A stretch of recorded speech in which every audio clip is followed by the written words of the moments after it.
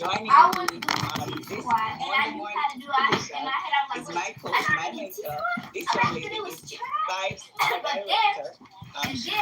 Janelle, hush. Alabama area. Ladies and gentlemen, currently leading an organization in the top 20 income earners. I know I can't meet y'all. Marketing wide and proudly fifth diamond ring, which indicates that her earnings has eclipsed well over $500,000 on an annual basis.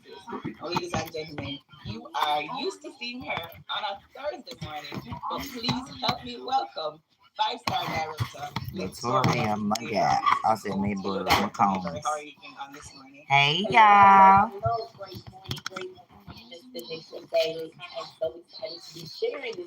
And then she had texted me Saturday and was like, if I should even talk to you about your ticket, I got you.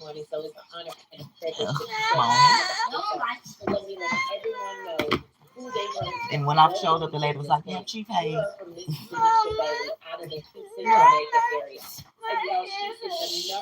She's trying to let that damn fish listen to some music. Look at her. She put the earphones on.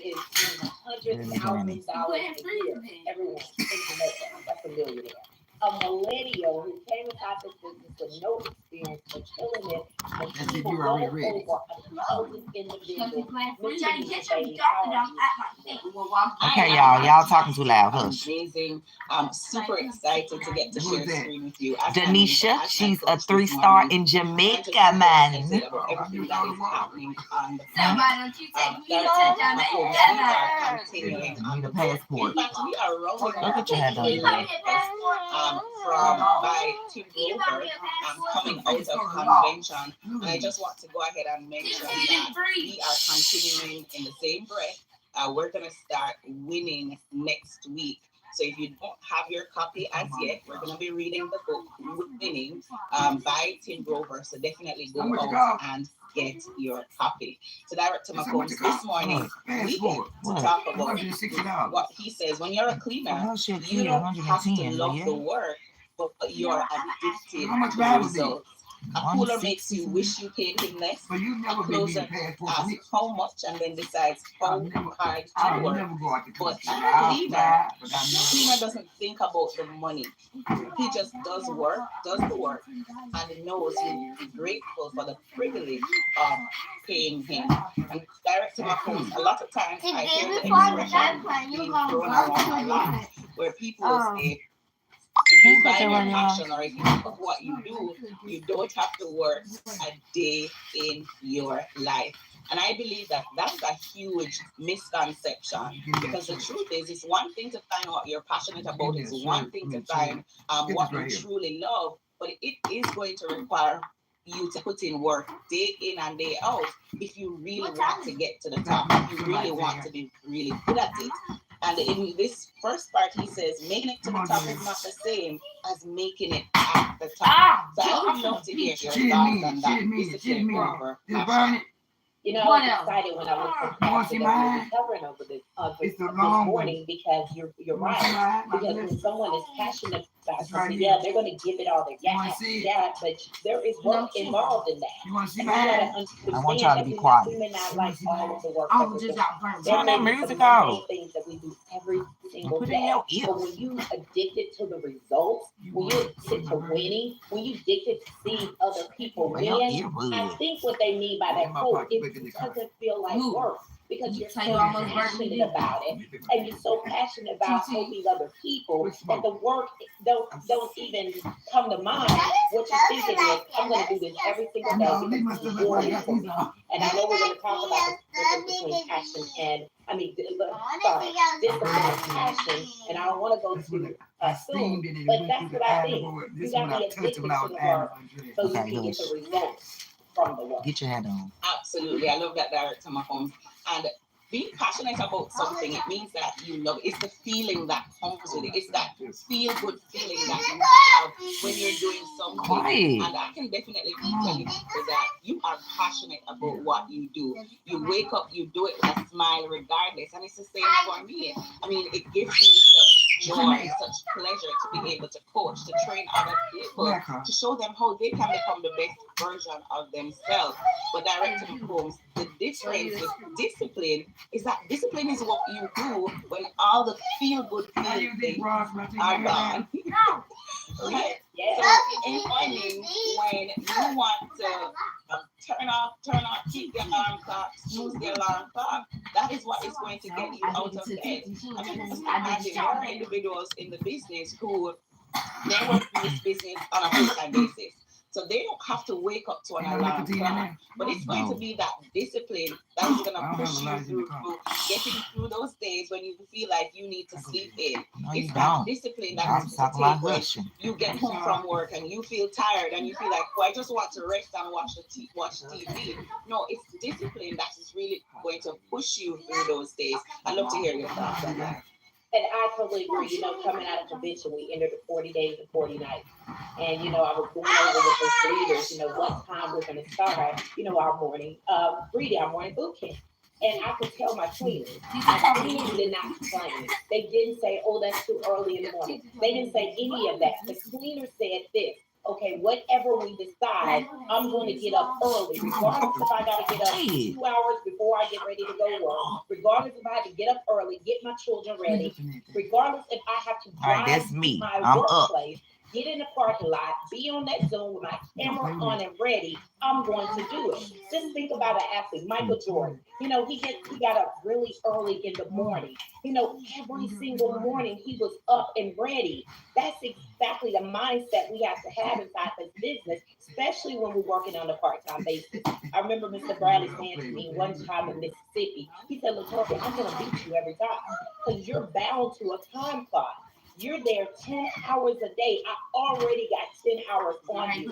And I said to myself, he's right. So I got to change this thing up. I got up 2 hours early before I went to work. And I started my day. I didn't go to sleep. I fell asleep. I was still doing the follow-ups. I was still doing the calls. I was still doing the I was still building, record, expose, and close. Now, we might not like the work, but when you do the work, you get the results. And that's what keeps you going. That's what discipline is about. If you discipline yourself to get up early in the morning so you can do those necessary things before anybody else gets up. See, millionaires get up before anybody else get up. Right. Because they understand that I got to beat time. In order to beat time, I got to be disciplined. Miss Denisha Bailey. I love it, Director McCombs. I'm just understanding what the work looks like. It's those mundane things that you do every single day, the simple things, the PS3, right? Handing out business cards every single day. Ensuring that you're doing your follow, whether or not you feel like it, whether or not you like it. The truth is, Director McCombs, there is no shortcut to success. There is no luck. And a lot of people are depending on luck. And I always use the analogy with my organization where I tell them, listen, Mr. Bradley is not spinning a wheel and saying, Director McCombs, you get $500,000. Director White, you get $1 million. You get a Rolex watch. No, you have to put in the work. There is no luck. This is not the lottery. And even if it was the lottery, you still have to purchase the numbers, right? He says when you're headed to a job interview, you don't need luck. You need to know you are prepared and in control, and you're not relying on some random event or mystical intervention. It's the thing in this business. Somebody else is not and wait for someone sharp. She don't look like she talk like that. Drop in your organization. But another person is not a sharp or just don't understand. They'll be like, well, why would you even want to go if you don't got the money? I hear it all the time. Somebody else is doing it. Oh, if this person joins my business, they believe in you. If that person joins my business, you know, my business is going to blow up. No, but what are you doing? You have to be willing to put in the work. And the truth is, you may be able to get those people in the business, but can you keep them in the business? Director McCombs. Hurry up and cut it off. See, I want to be a teacher. What made me go to the whole No, I don't want to be the person just waiting for somebody to don't gotta respond, just do it. I want to be the mover of the matrix. I want to put people in other people's matrix. That's what it looks like. Good morning, Cheryl. And then you got to think about it. With that comes discipline, as you said. but there's also I didn't come up sacrifice. now, babe. I just So did. you gotta ask yourself, what is really sacrifice at this time? A cleaner understands that word, Just and look they're what I'm willing telling to what you're gonna sacrifice do. anything. I was gone from my house this past week. On Wednesday, I flew back in on Friday morning, got in my car, drove to Nashville, stayed in Nashville, came back on Saturday, My boo. stayed away from my home for 3 days. And you know what? For that moment in time, because the first time I've done it since I'm married, I'm like, man, you know, this is the way it feels.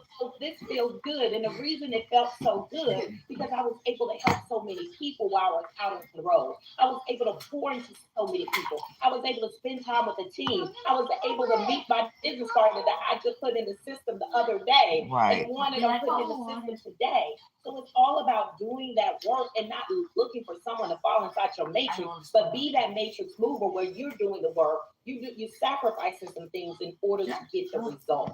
Yeah, I see them That's hard. what a cleaner does.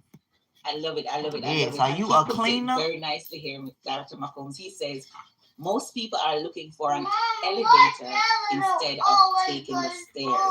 They want the easy route. People quit their workouts and diets because they're too hard. They start advancing in their careers and lives because it's too much work. That's not a cleaner. And we see it every day over. Just this week, one of my Johnny, go get business him up when partners you said, get your deal done. I don't think this is for me. It's too hard. It's too much work. And my question was, compared to what? Hey, you ain't doing You no still lashes. aren't where you I got are in time for life. that. You still don't like what you do at your 9 to 5, and you're going to complain about a business that can put you in position to make life-changing income. That's the reality, Director McCombs. And you talk about the sacrifice. I have not been home since convention. I am still in the US helping my business partners here. But at the end of the day, again, if you really want to stay at the top, not just make it to the top, but stay at the top, you have to be willing to do the work. Like, there are no shortcuts. It's not about luck. The grit, the grind, and Director Natalie Graham, she talks about that a lot. And then one of the points I mentioned before we close out, says don't be jealous of someone if you have the same opportunity and let it slip away. Your thoughts on that? You all right? I love it. I love that, because everybody has the same opportunity. Everybody paid the same $200. Everybody got the same tools. We got the same resources. We got the same IMB. We got the same training. We got the same meetings. Everybody has access to the same information. Shame on you if you do not take advantage of this opportunity right now. But I do want to go over one other thing that Tim Grover said. He said you want to be obsessively focused on results. Obsessively focused. See, people want to take that word and they think, wait a minute, you don't need to be obsessed with anything. They think of it as a negative thing. No, you got to be so focused on the results that you know every time that you do something, there's got to be a great outcome. He says Jordan was obsessive, with the results, where he did wake up in the morning, where he did watch his opponents, where he made sure, that he knew exactly who he was playing. So you got to be obsessed with the results, because he said they're not the cleaner, and the cleaners are focused on the outcome and are driven by the need to achieve. They're not necessarily in love with the process, but addicted to the feeling of accomplishment and after results that it produces. Y'all know it may just be a little thing. And I say this all the time. You may have set a goal to really have just call 10 people, talk to 5 people, expose 3 people that day. Even that's an accomplishment. But if you don't ever set the goals and be addicted to the results, where you're okay if it doesn't happen for you, then you'll never be successful. A cleaner wants results. They want to achieve, and then they set their next goal so high that they know they got to work for it to achieve it. That's a cleaner thing. I love being obsessive with my results. I was looking at the top 20, and that man, Miss Bradley, had a talk at convention. I said, no, I will not be there. I will not be at that number. And I kept just moving and encouraging the team and working with the team. And, I'm like, okay, all right, this is it. I'm not satisfied where I'm at, but every time I go up a rank, I'm going to be obsessively focused on achieving the next level and helping my people do the exact same thing. Because it's not just about me, it's about how many people I can help get that ring on their finger, the next dimension. And you're going from sapphire It's to Orlando, ruby. This is the what it's all millionaire. about, everybody. Latoria, the half a other millionaire. people. And Rashiva, results. the 6-figure earner. Like this, I love that. And he also says that like I'm not in between or on somebody else that's on the connected to title. Latoria. I'm actually on the Orlando, limelight. And over Latoria, here, me. we see it a lot where, okay, you hit 1-star director, and then instead of focusing on what you need to do to get to your next level, guess what? Now you become a motivational speaker. Right? Right. So it's not so much on focusing on what you get out of it, but focusing on the work that you need to keep doing to get. She makes 6 figures in this business, U.S. money, which is $4 million in Jamaican money. And he talks about I like to make sure I convert that. Like embracing the grind, because again, it's really the work. The $200 that we pay U.S. dollars is 32,000 Jamaican money. Mental toughness. 200. Yes. Because I say it all the time. And that's because Jamaican money is like this. Major corporations, if you look at other businesses, if the owner gets sick, $1,000. $10 shut down. That's $10. A lot of people, their business has mood swings. If they feel great today, $10 in U.S. money, but it's Jamaica's Jamaican. $1,000. Tomorrow, It's 100. nothing is done. It's You just can't $5. operate your It's business on mood Here in swings. America. It's not just about those For feel Jamaican. good moments. If I get into You're gonna have just give me a life dog. going on. Right, I don't even know if we can convert Jamaican to Life US. is life. We can Yes, convert you should US be to grateful Jamaican. that life is lifing, because you are alive. A cleaner understands that regardless of what happens in your life, if you have to if show you're up, making you US have to money show up. in Jamaica, When you understand yeah, it's bigger that's than a you, big it's not just about your goals, but it's about the people who are attached to you. You are going to do what you need to do. And he talks about Kobe, Director McCombs, how he played even though he was injured. And the only time he sat off all these sounds was when going, the it radio. was too difficult for him, when he had injured, when he got kicked in the shin. But he played through 3 injuries for the season. So it's the same. It's going to require some mental toughness on your part, right? Regardless of what is going on.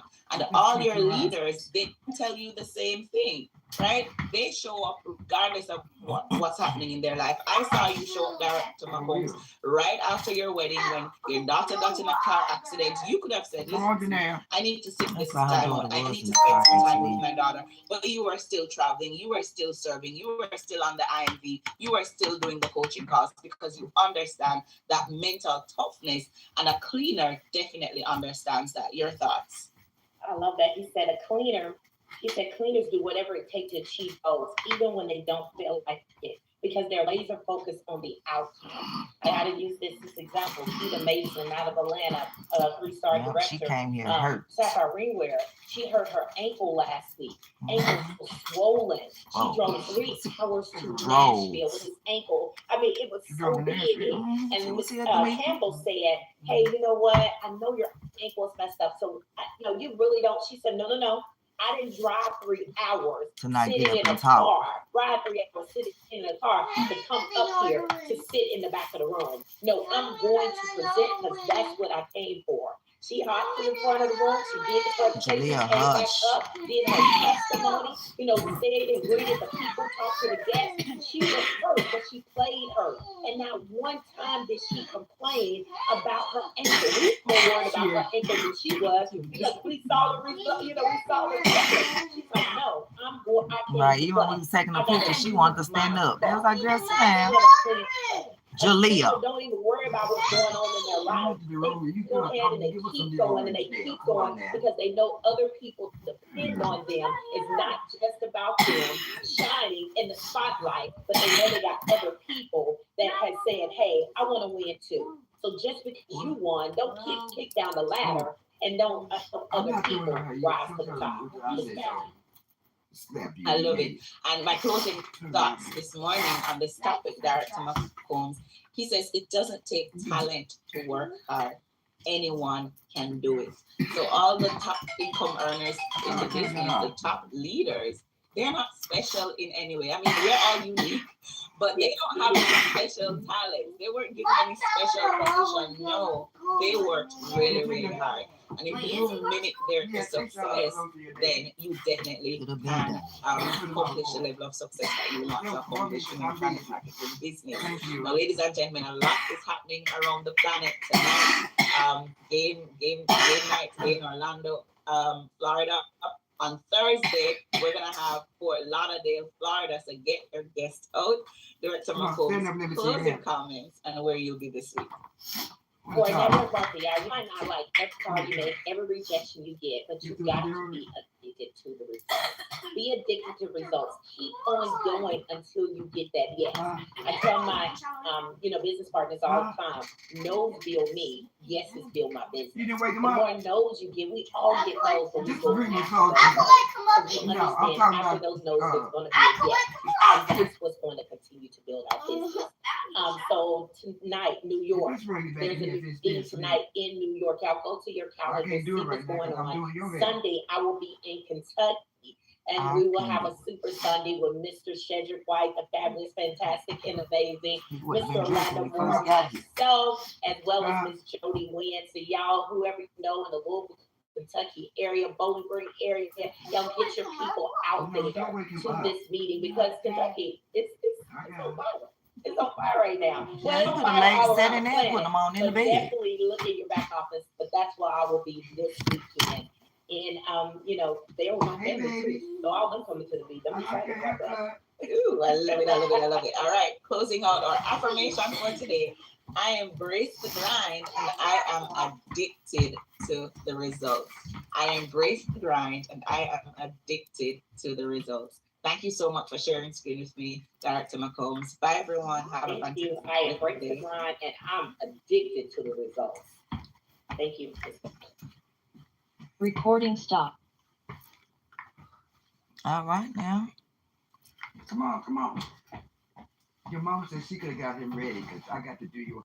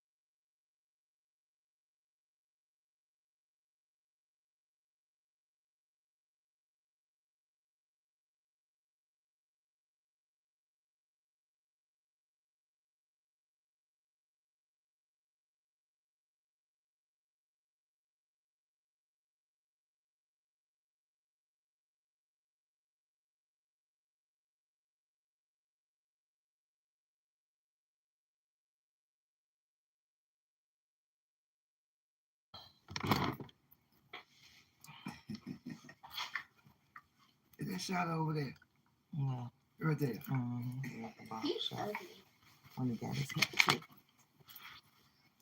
Good morning, y'all. Y'all enjoyed so far. That was our inspiration morning vitamin. Embrace the grind, and I am dedicated. And I am addicted to the result. Yes, sir. Let me see. Travel party. What would be your option? You just flip it. But you're not by yourself. And just to show you that, all the way here from Madison, Iowa, 3-star director. This was our travel party Friday, y'all. Team of over 500 independent travel agent. She is a travel ambassador. She's a member of the 40. That's the one that hurt her leg. She's a That's Sheena. I'm talking about when they start talking about. No, she's talking about Rashiva. She's her, what's her name, talk at the meeting Saturday. That's is our travel party for our team. But Rashiva for us, Sheena. Who was brought in by Dion, who was brought in by me. Good morning, Lovelace. Hey, Lovelace. There she go. Hey, Lovelace, good morning. And I am glad I'm doing hair this morning. just to have a conversation. That's my daily job. Not too long ago, She paid me $50 a week. I said, what is your why? Right? And this is That helps me out a whole lot. I don't need it, but thank there you. is a reason You don't why have to, but she you do. desire something different. Right. And I was sharing with Cassandra. You know, it's Motivational Monday today. You know, of course we're making money. That's a given. You know, her passion to want better for her family literally had me in tears because I watched my mom do the same thing. Who was watching this? My mom Listen. was murdered when I was 15, and my dad raised us as a See, remember when I told you and that? I watched him do the same thing. I watched him With my business partner. This was our travel party we had Friday evening. I was there. This is me and the Electric recording, of course. And I just want y'all to hear her story. Entrepreneurs, because there is a reason why you desire something different. Yes. And I was sharing with Cassandra, I was like, I'm marrying her why. Her why, her drive, you know, her passion She said, hey, to TT. want better for her family. She said she looks so beautiful. Literally had me in tears because I You look so watched my beautiful. mom But you look do the okay. same thing. She always say that. My mom was I'm sorry, murdered when I the way was she can- 15, and my dad She raised can us text as me, a but she can't single call me on father. that And I 629 watched number. him She do want the to same call thing. me. I watched And him say go good to the morning. We'll mailbox tell her every month off of here. to look for that check. But I'm going to And I make was like, sure girl, I get the phone next month. I don't Okay. want to get that check, right? I want to make sure I go to school, make a grade, get a good job, and make money. And not just make money, They gonna say but scam boss ain't got because our he auntie no made phone. great money. That's what they gonna say. But he wants They say some stuff like that. But I got a whole lot of phone. Just what hold on. leverage income was Come and here, residual boy. income was. Still. So, you know, when he did that, and I watched him in my mind growing up, I was going to do something different. Come on now, this cold. So, came to Alabama and never left until Alabama. Loved it. Got a job, my sophomore going into my junior year. Went to school for education and never stepped foot in the classroom. So again, realize what you like to do is totally different from what God has done. And that's my belief. You just cry, baby. I was introduced to this business. It's already on because you just cry, baby. He called, I was traveling. Hey, Coach, what are you doing? I said, and that's when Says she calling you right now. Is your phone ringing? right in my business, and I want you to take a look at it. No, 629. You got to hold up, Lovelace. I need to send you the right number. Don't say your number on here. And I was like, okay. So y'all know I didn't call her. No, you ain't scared nobody to call you that. But she called. There you go. And first off, she was 19, and I got her business, so my posture changed. There she go. Hello, sweetie. She said, it's okay. How Can you you doing? meet Happy me now? Monday. And I was like, you know what? I canceled practice. Like this. When I leave work, I'll meet you. Thank you. When she showed me what Sheena and I are about to show y'all, I know you do. I was on the edge of my seat. I said, show me how to do it. I love you. I really do. So if it ain't 500, it ain't worth it. Show me. I'm And feeling so, good. I'm over here in getting a the kids ready to take them to school. 2 to 4 minutes, I kid you not. She told me to tell y'all old people to I hurry book a up. trip and earn commission of over $800. I know that's right. They sure do. I can rebuild my savings, right? I can, at least put back what we were replenishing when life was lifing. I said, I'm giving you a Like phone a so whole you can nother call me. story I'll with call you, but I'm giving you a layoffs, phone. my husband and me having a baby, my house, the tenant from my Yeah. wasn't paying the rent. So we Yeah, I'm on somebody else's line. They didn't So pay the phone bill. that's all I kept thinking about. And I was like, oh, sign me up. We So sure is. started I'm this gonna get my business, phone. and what was so powerful is I'm not a business. So I called people and I was like, I own my own travel business. I want you to support me. I want you to hear about it. I want you to really understand what I do. Yeah, I know. I'm thinking I got a phone. It's just it ain't on. I just need to get it on. And earn that You $800. don't have to give me no prepaid. Never I'm did I gonna give me think a phone. they would want me to answer too. You the one. Half of my circle Brush your teeth. started their business. I need my phone because he the person that paid the bill, so I don't have a phone. I'm on somebody else's line. Of referral marketing. I realized the benefit of networking. Now I didn't just get paid for travel commission. I got paid every month in addition to that weekly income. So I'm working my plan A job, getting twice a month. But now I have my business where I'm getting 7 additional checks a month. Right? Now I'm calling in leave almost every other Friday. I'm off this Friday. But I realize when you're helping us people get what they want, you by default get what you want. We're teaching people not to be super ignorant. It came down to this. I'm sorry, your phone. It came down to this line. How easy it quickly started turning to business, and we started with travel like the American way I did. The day she started her business, she wanted to go to Atlanta. It was a dance competition, and she was like, "Show me how to book a trip." And we booked a trip. That's right. She did not take the commission; she took the perks. Right. So when Marriott was $150, her price was $79. Right? And I was like, girl, me and you almost alike. I like the commission, but I love the benefits of being a travelpreneur, right? Being a merchant versus a consumer. So in addition to that, when she started advertising her business, the marketing company that's attached to the travel agency is incentivizing you, right? Multiple ways. So I always tell business partners, if you are truly wanting to make an additional stream of income, refer 9 people, right? So once you have referred 9 people, you have a true franchise, just like a McDonald's, a Starbucks, etc. Refer 9 people. I knew 9 people that could make a $200 investment. I knew 9 people who traveled. I knew 9 people who did a tax write-off.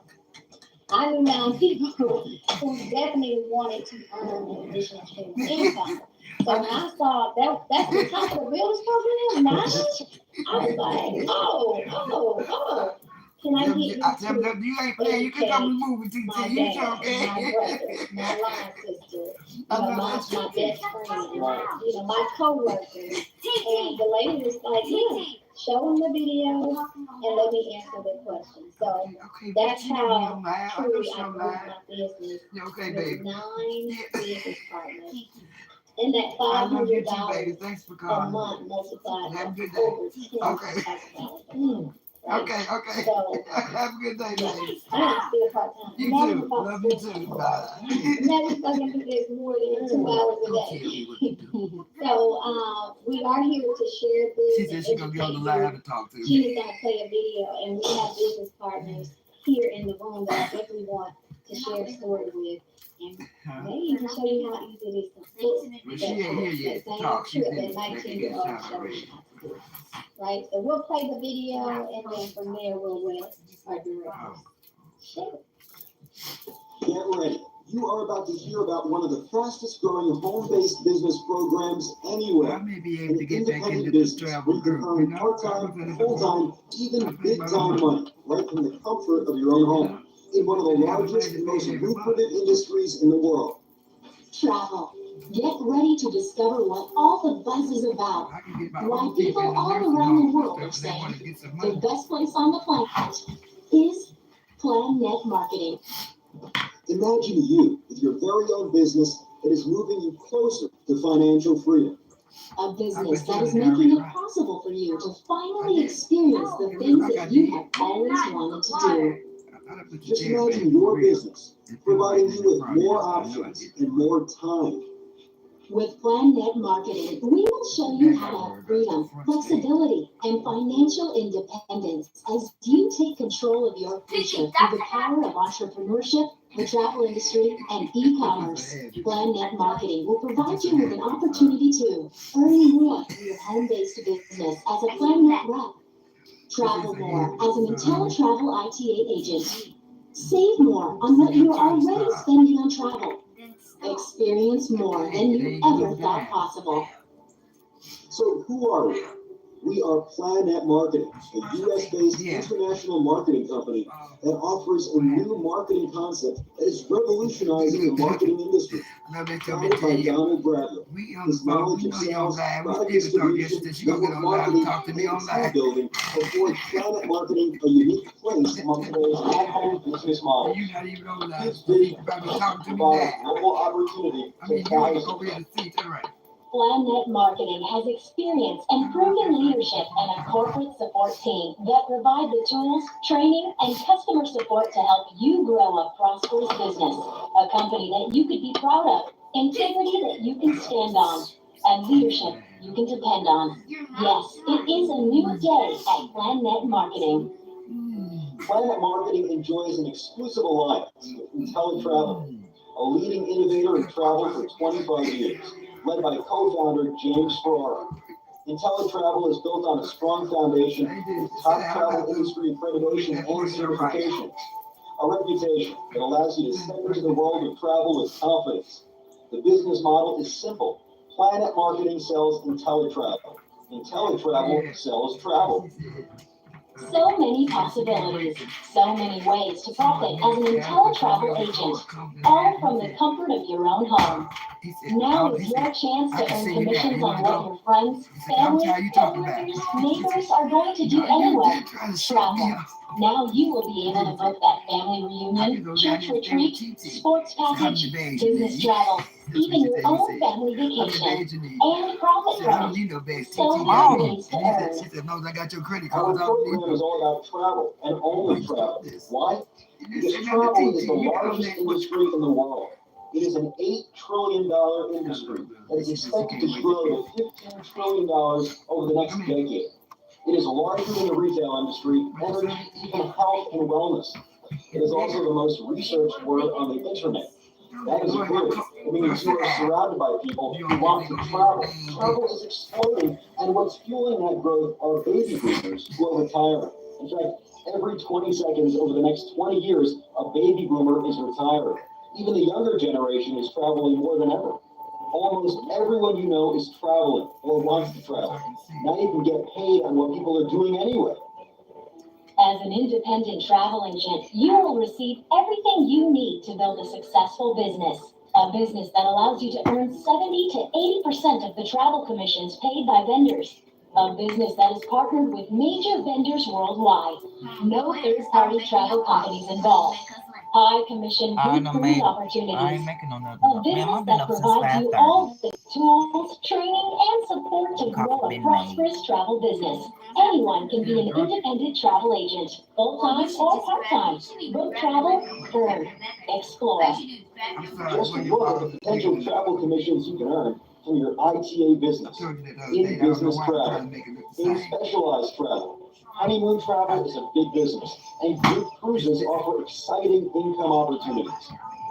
IntelliTravel believes you should have fun while learning and earning. With IntelliTrips, you can educate yourself by experiencing travel from a client's perspective. Want to learn more about cruising? What a better way to learn more than by experiencing it firsthand with IntelliTrips to the Caribbean as an IntelliTravel agent. IntelliTravel provides you everything you need, and they back it with the IntelliTrust guarantee. Best travel price. IntelliTravel will match or beat it. If during your first 30 days of an ITA you are not completely satisfied, IntelliTravel will give you a 100% refund. IntelliTravel's unique home-based agent program is so easy, powerful, and fully supported. They offer the only known profit guarantee for a home-based business. If you do not earn or save more in your first year as an ITA, IntelliTravel will refund the difference. Let's look at the Plan Net Marketing Compensation Plan. Gosh. This is your chance to capitalize on the power of leverage and residual income. This is your opportunity as a Plan Net marketing rep to earn part-time, full-time, even life-changing income. Earn from direct sales and from building a team of Plan Net marketing reps. When you, as a Plan Net marketing rep, sell the IntelliTravel Independent Travel Agency, the ITA, you are paid a direct sale commission of $50. That's on every ITA direct sale. And you earn a 50% check match on every direct sale made by your personally sponsored reps. Open the door. And you earn additional bonuses as your team continues Get your to own grow. stuff. Advance through the builder program. When you have 9 personally enrolled active ITAs, you'll unlock an additional income stream. As a gold builder, you'll receive team bonuses paid on every ITA sale made by you or anyone on your rep team, down to the next gold builder, plus a 10% match on the travel commissions earned by your personal active ITAs. And that's not all. You will also receive a 10% match of the matrix commissions earned by your personally sponsored reps. How big can that be? Next comes residual income.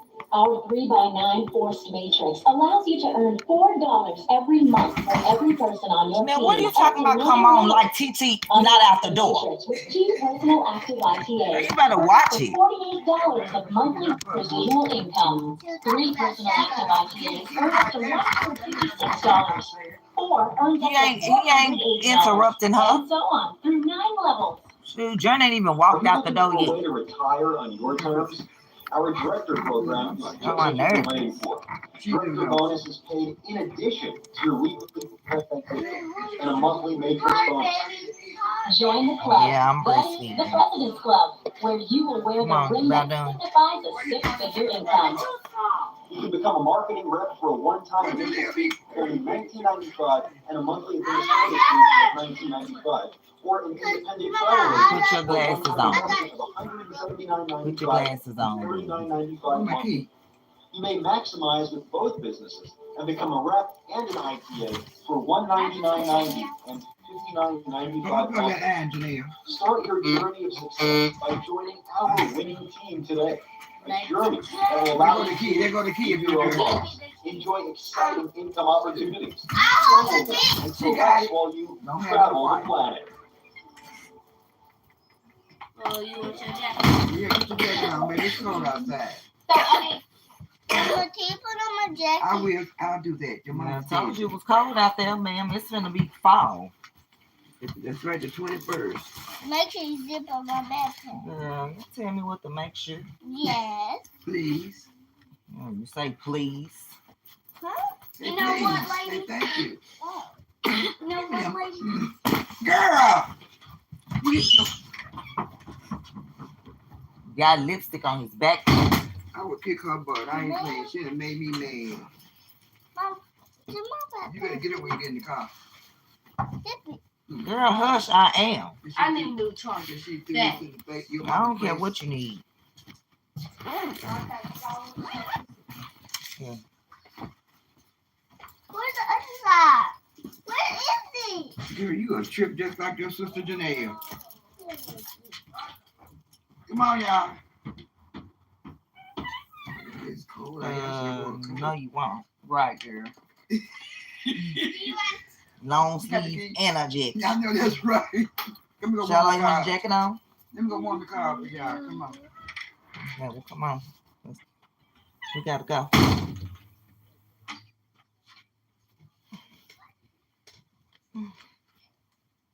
Yeah, he gonna hold on for dear life.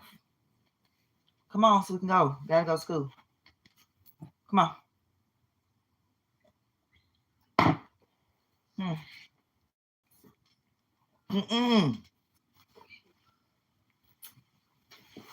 Let's go. Life of a breastfeeding mom. Come on. Let's get your jacket.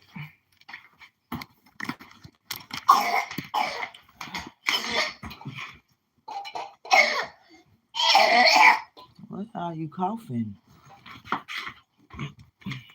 Here. Girl, wait a minute. I'm trying to get him a jacket. Yo, notebook. Want this red jacket?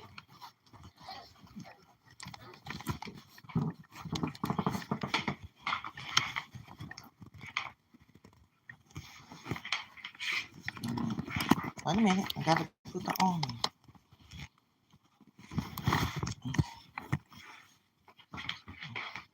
Come on. They got your backpack already. Come on, Johnny.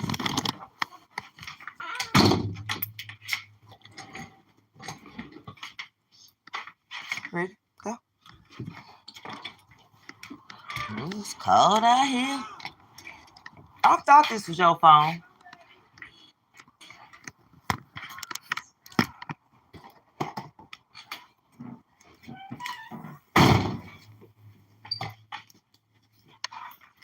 Come on, let's shut the door. Make sure you cut out the lights off.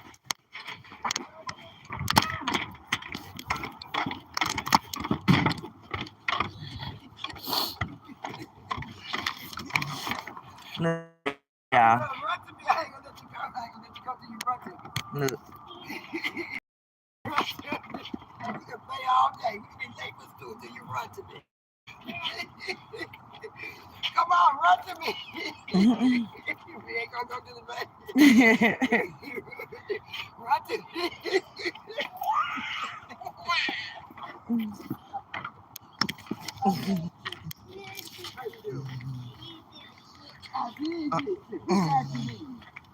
Yeah, me How you gonna TT. get yourself? Girl, come and warm this man up. Come on, man. It's cold in here. Why you being up? What you doing here? You did something too in the house, didn't you?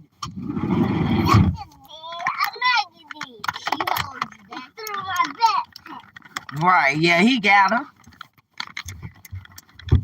He got her for throwing his backpack. He said you threw my backpack. Oh, that's right. Yeah, he got her. He got her for me. Yeah, it is cold, honey. Come in and brush your hair.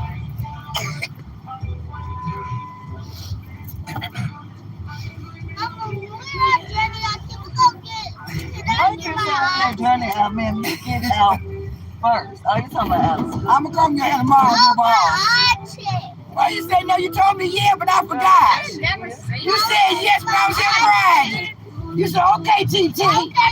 God don't like her because you did. No, he don't like lying. God says keep your word. Yes means yes and no means no. Just learned that. Well, I knew that yesterday, but I'm saying. You put your seatbelt Put your seatbelts on. on. That was part of my lesson yesterday. Jehovah is my refuge. Well, You keep your word. I didn't ever say I promised. And I always say we may go. I always say, no, I don't like the selections they have this week. That's what she said. We definitely gonna, we definitely gonna have these cookies. Yeah, she done said that before. I believe you. Love, they said she gonna take you to the. Look, you don't got on your arm. You ain't got on your arm, man. They do. They just added it. I fixed that just for you, so there wouldn't be no problem. You hear what? He didn't even want you to touch. I told them Love Lace. She said she already spoke to the teacher. She wait. You told me, Johnson, that you didn't do that. Yes, we ready for fall, honey. It is cold. You got the heat on. Let's defrost a little bit. Yeah, I got on a long sleeve maxi dress and it go all the way down to my feet. I had my dress like I normally would. I put some pants on today after that. I said, no, my legs are done. Girl, whatever, December, baby. Yeah, I'm a August baby. I love heat. I'm a March, baby. She just be between. She just fall and spring, so she don't like cold no hot. 7:30. It's not no 7:30. It's 7:50. Lady, we know the time. We don't have to tell. You turn? I'm gonna turn on, baby, because he's coming. Thank you, baby. He ain't gonna turn. You know that first couldn't turn. That's our third first call. Don't play with me. You know that. What country language is this? What then? America. Florida. Where you from? That's the language. Where you from? America. We from Tennessee. Yeehaw! Oh, no. Hot to it on that thing. Now, that's where we from. That's where we from. Yeah, you got that language? That language.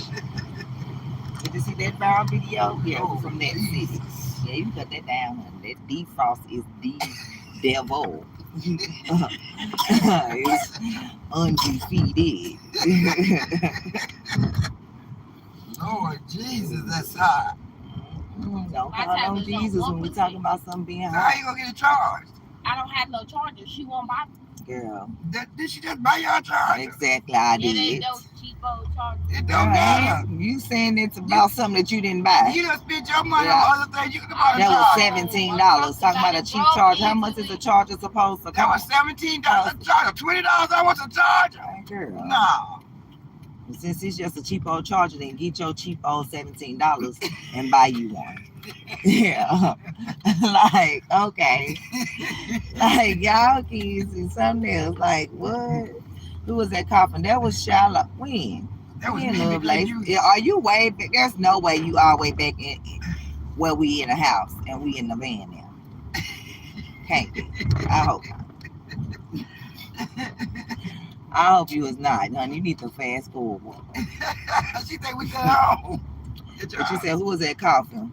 Bro, I did cough, but I got choked when you said what oh, you okay. said. She just coughed because whatever.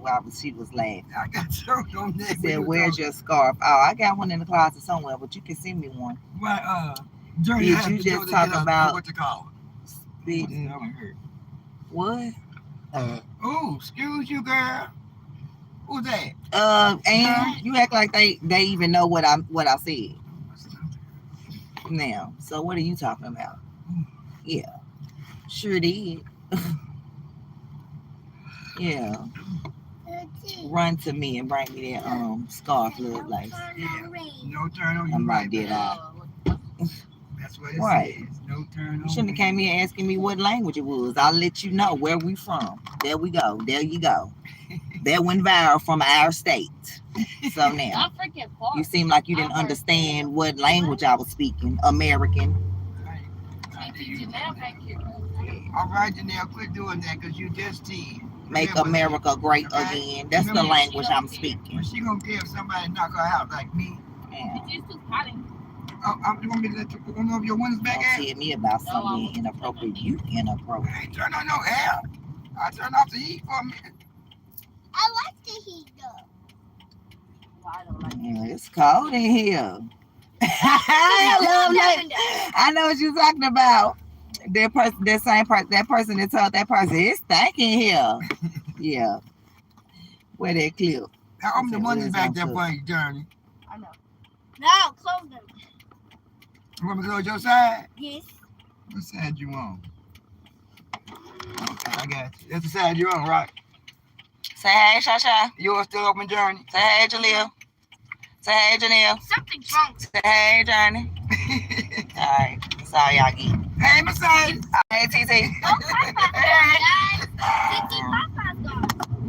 You ain't out there today? You got your green tea. Oh, wow.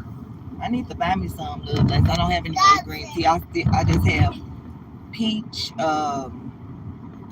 peach ginger. I don't like green tea. I just like regular tea.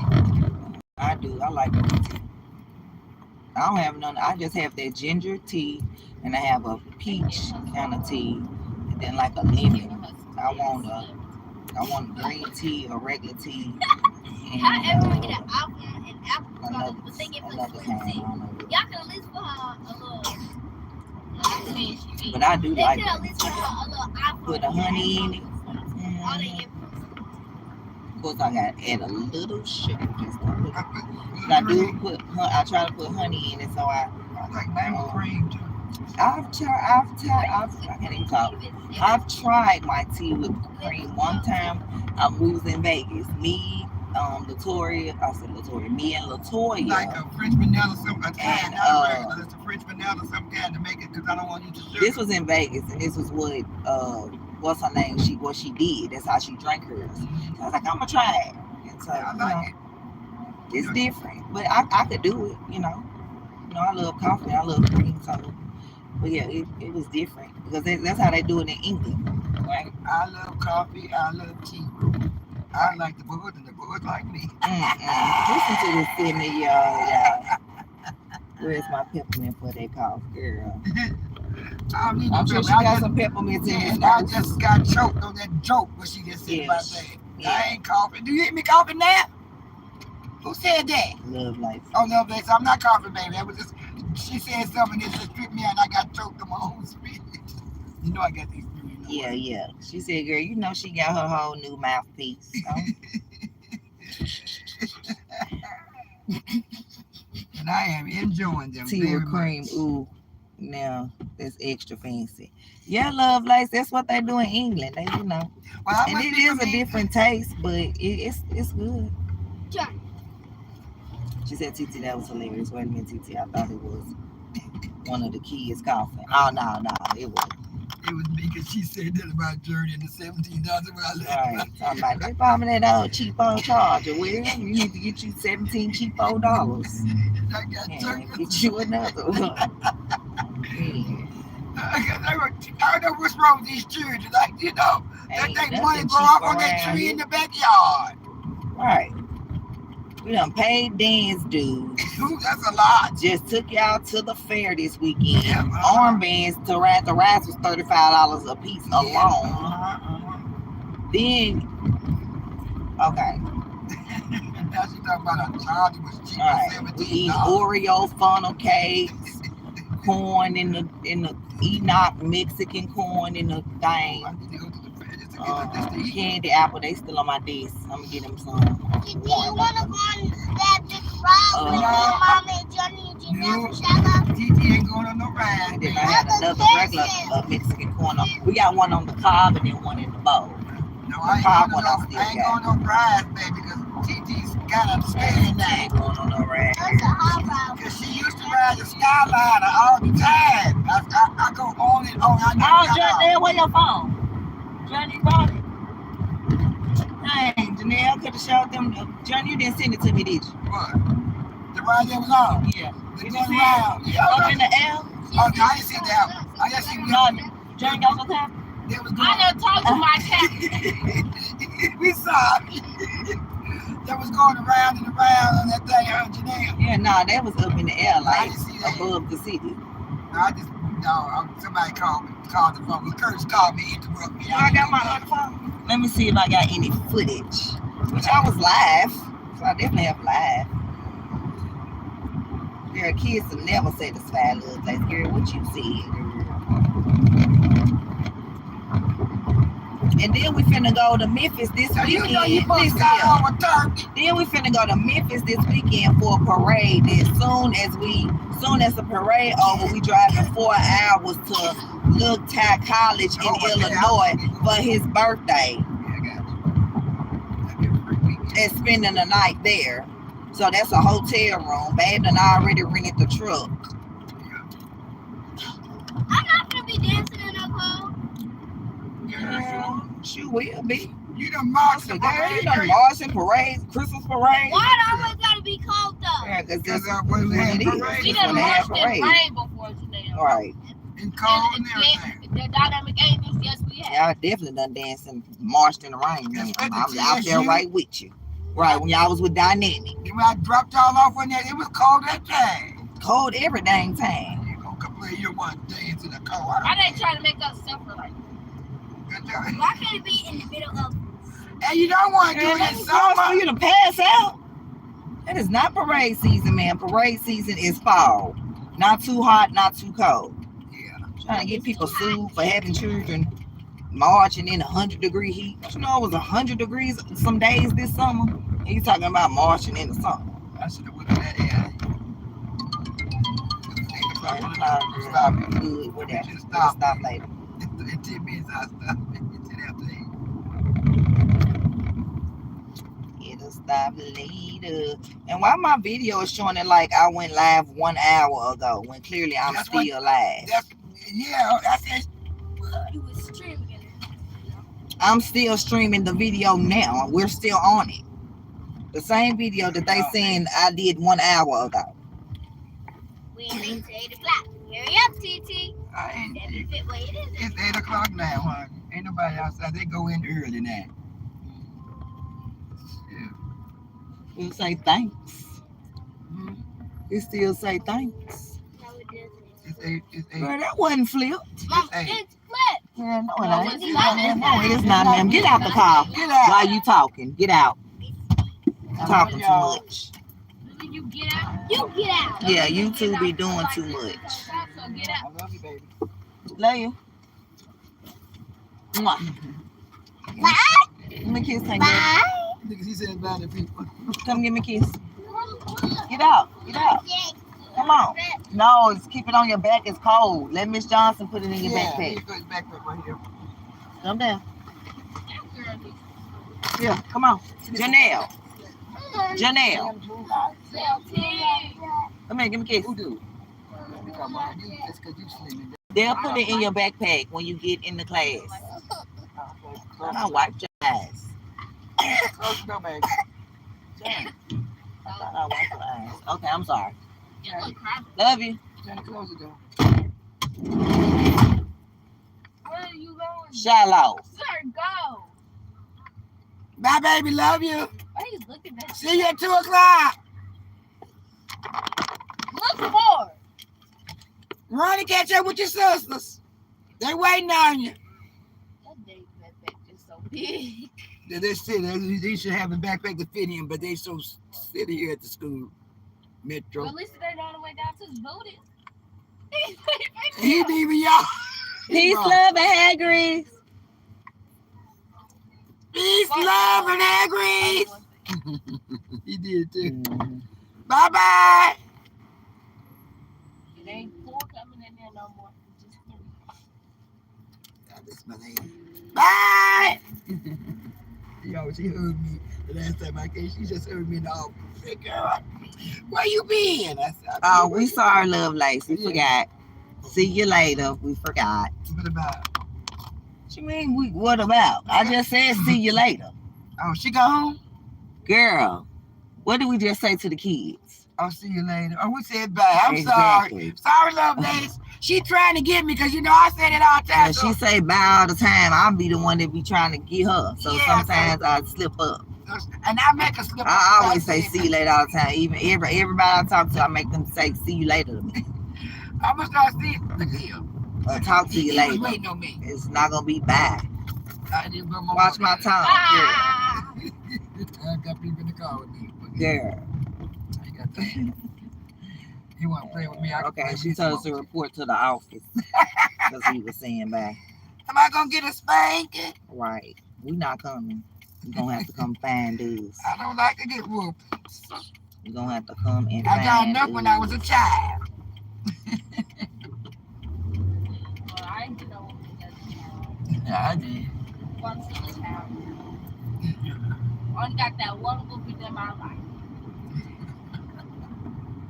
Oh, video not playing. I was trying to run away, but she caught me. Every video is clicking except for this one. Mama, When? got my first whooping. When you get your first whooping? Remember when I told you I was trying to run away? I couldn't, because you grabbed my leg. You whooped that child like that. He grabbed her leg and whooped her. I do not know what she's talking about. When me and Janelle broke Shiloh's sweet, she pulled my leg because I was trying to get away. Because she was whooping Janelle. I was trying to get away, and she got me. So I couldn't run it. Now you remember. You still don't remember. She getting old, baby. You know, old age. Maybe I do. I mean, they rarely got good whooping, so. All y'all need a whoop. I ain't never whooped none of y'all, really. I don't want any more whoopings. I That know. really hurt. I got no whooping, so why would I want to whoop you? She woke me up the night before. See, they both run the red light. Both of them. Not the face. Look, Mom Boss, don't make me jump out on you. Spankings all let me hush. You're right. We don't spank. I got whoopings. I ain't And getting Titi said she got whoopings. Lovely said, all y'all need a whooping. Oh, I got my whooping. when I was 5, 6, or 7 years. Girl, you are 11 now. So I don't need no more whoopings. That hurt. Exactly. All it takes is like one. And DT was just sitting there like, what are you supposed to do? Get hit too? I wish I was there to see your mom whoop you. Y'all need a whooping now. So you didn't watch our live at all at the fair yesterday? I watched some of it. So what ride you seen them on? The one that was going so fast around with the people ever sitting down. Oh yeah, that one, the Blizzard. Oh no. They going around so fast. Yeah, we got on that. You remember when we was in Kentucky with the church? We got on that one. We, them, Sharonda. Yeah, Sharon didn't want to get on nothing, honey. So if Kyrie would have got him, he is not here. They is good. I know he should have been, but teacher should have been with you, John, because you don't like to do nothing either. Yeah, he didn't want to do He didn't try to win, so. Kyrie didn't get on nothing either. Taylor got on 2 things. He got on the Ferris wheel and then the tugboat. He wouldn't even get on the Dumbo. He wouldn't even get on this. Janelle had to get on there with Jaleel. What? Turn on your hotspot so I can send it to you. Girl, wait, child. Okay, it's on.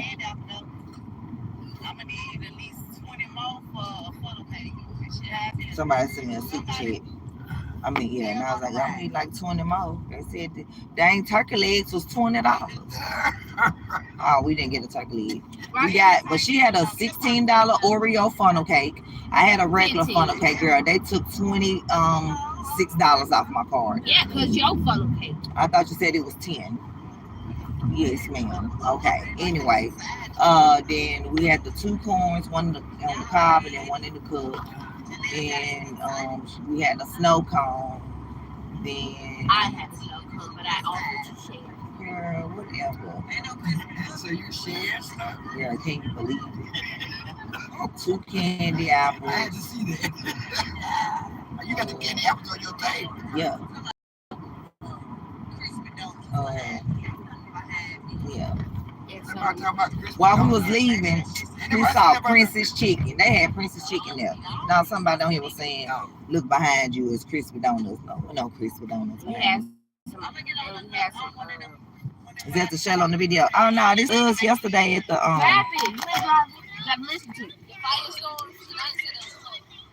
Y'all going up? This is us at the fair.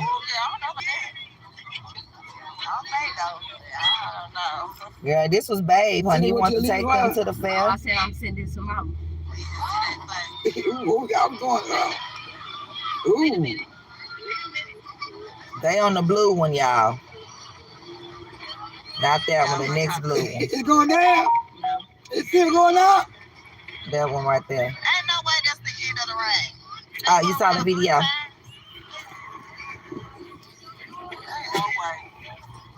It came down yet?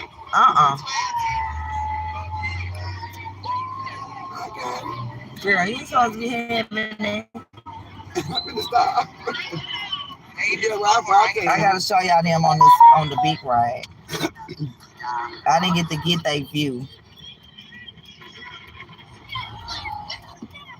They going down? Yeah. Y'all just drop it? No, they like swinging, going down. Oh no. No. When the prize was on. And I'm about to hey, mama. Did you see them? Hey, No, mama. because they was up at the top. Yeah, we're gonna try to show y'all. You know, the tablet is a little. Are y'all down yet?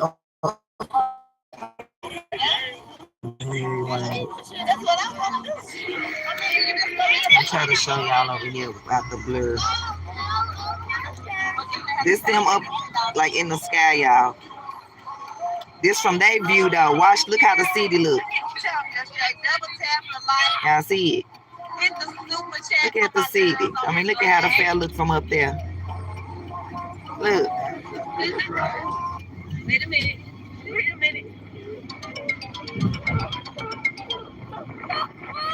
Look at Janelle, y'all. She was scared.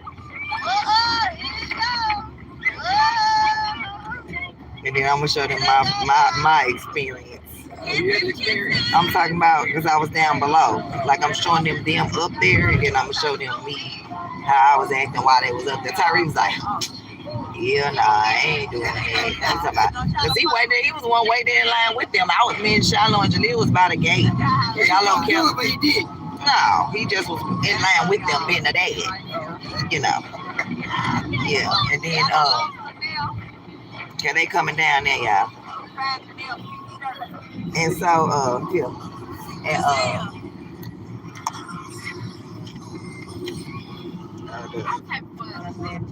okay, now here go my view from when they went up. Tell them just Jay, double tap the light. Tell them just Jay, double tap the. Just Jay was on the live. Oh, what? I made Janelle go on the ride. She sure did. She made Janelle go, y'all. I was starting on the live when y'all was walking down the street. Wherever y'all was going. And the kids was running for Janelle and Janelle was in front of y'all. I tried to follow y'all. I lost y'all at first. Was the daytime or night? Good day. There they go, y'all. You're right there. Shallow and Juliet got like the hard. Y'all done lost the They film. shot the fish and then got like Christmas. Back to that picture. You see him? Yeah, Babe had to keep finding y'all. I had lost y'all. There they go. And I saw Janelle's shirt and her pink, her shoes, her Jordan. There they go. Yeah, right there. He like, yeah, nah. Leo went in daytime. Oh, did? And then she went at night. Oh, so she went off. Journey was with her. Journey been to the fair 2 days in a row. Oh, really? Right there, y'all. I went yesterday. Her grandmama sent her $50-something. She spent it all on food. And getting eaten. Well, okay. You gonna stay slim if you keep on eating all this food, dude. I got these exercise for your belly that's in the bed now. You lay in the bed and do your exercise and do the way. Yeah, Lovelace, I wanted to get on there, but I didn't have an armband and we didn't have no more tickets on the kids' card, so whatever. I wasn't finna go wait in line to go get no more My tickets. God. Didi tired of me going all the way over here. Yeah, we don't care what she's tired of. Going out with where? All the way down there, all the way to right here. Yeah, Where she she right at? here. School don't even start yet. She cold too, ain't she? Is it cold enough for you, baby? Ain't it cold, girl? I see a new color. Look, let me tell you. Oh, your hair? Let me see it. All right, girl. Let me show y'all her friend hair, y'all. Make sure I'll show y'all they school. Check it out. Do a spin. You a spin. Check out her hair. Boom, boom. Hey, you got a new color. Journey can't get her braids yet. When is you? You waiting until after the dance the parade? Oh, that's right. Khalil's on you in, girl. I forgot, girl. But let me tell you, My hair. Yeah, let's October. go to Didi Mama. Let's her. Okay, you can when Khalil go to college. She stayed here though. She said she might stay here. Who can live? Oh yeah, and go virtual. And then, Like go from Tennessee. Like, girl, I want her to go to Alabama A&M. Don't worry, I'm finna call some connections. But yeah. Okay, bye. Nah, we not finna leave yet because I'm finna tell y'all a little secret. Hold on, I gotta meet y'all. Lovelace, you know the deal, but hold on.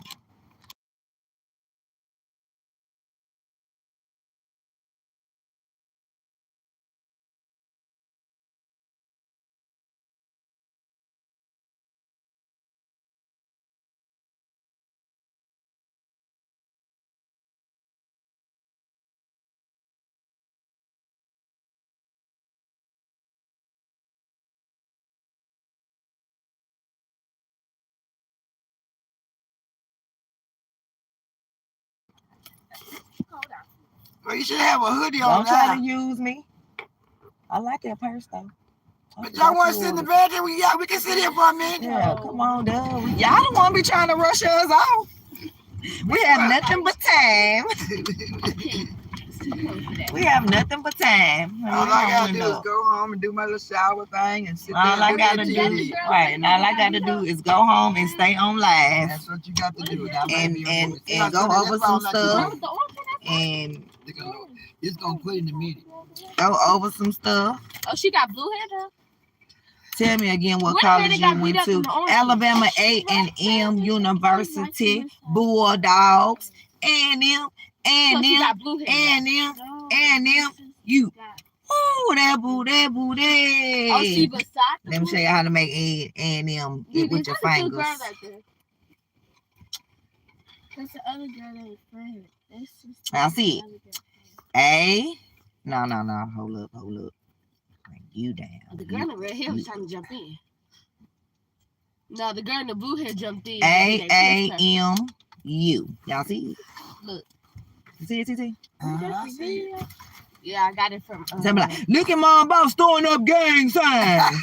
Look at MomBoss throwing up gang signs, y'all. Oh no! This is AAMU.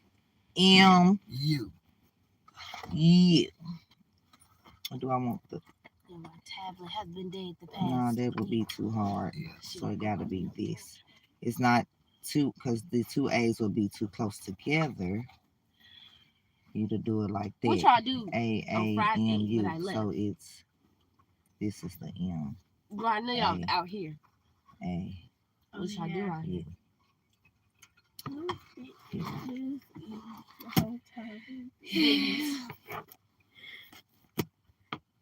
Why that light on? I'm gonna have to fix it again. It's coming down. I'm gonna put some super glue on that stuff.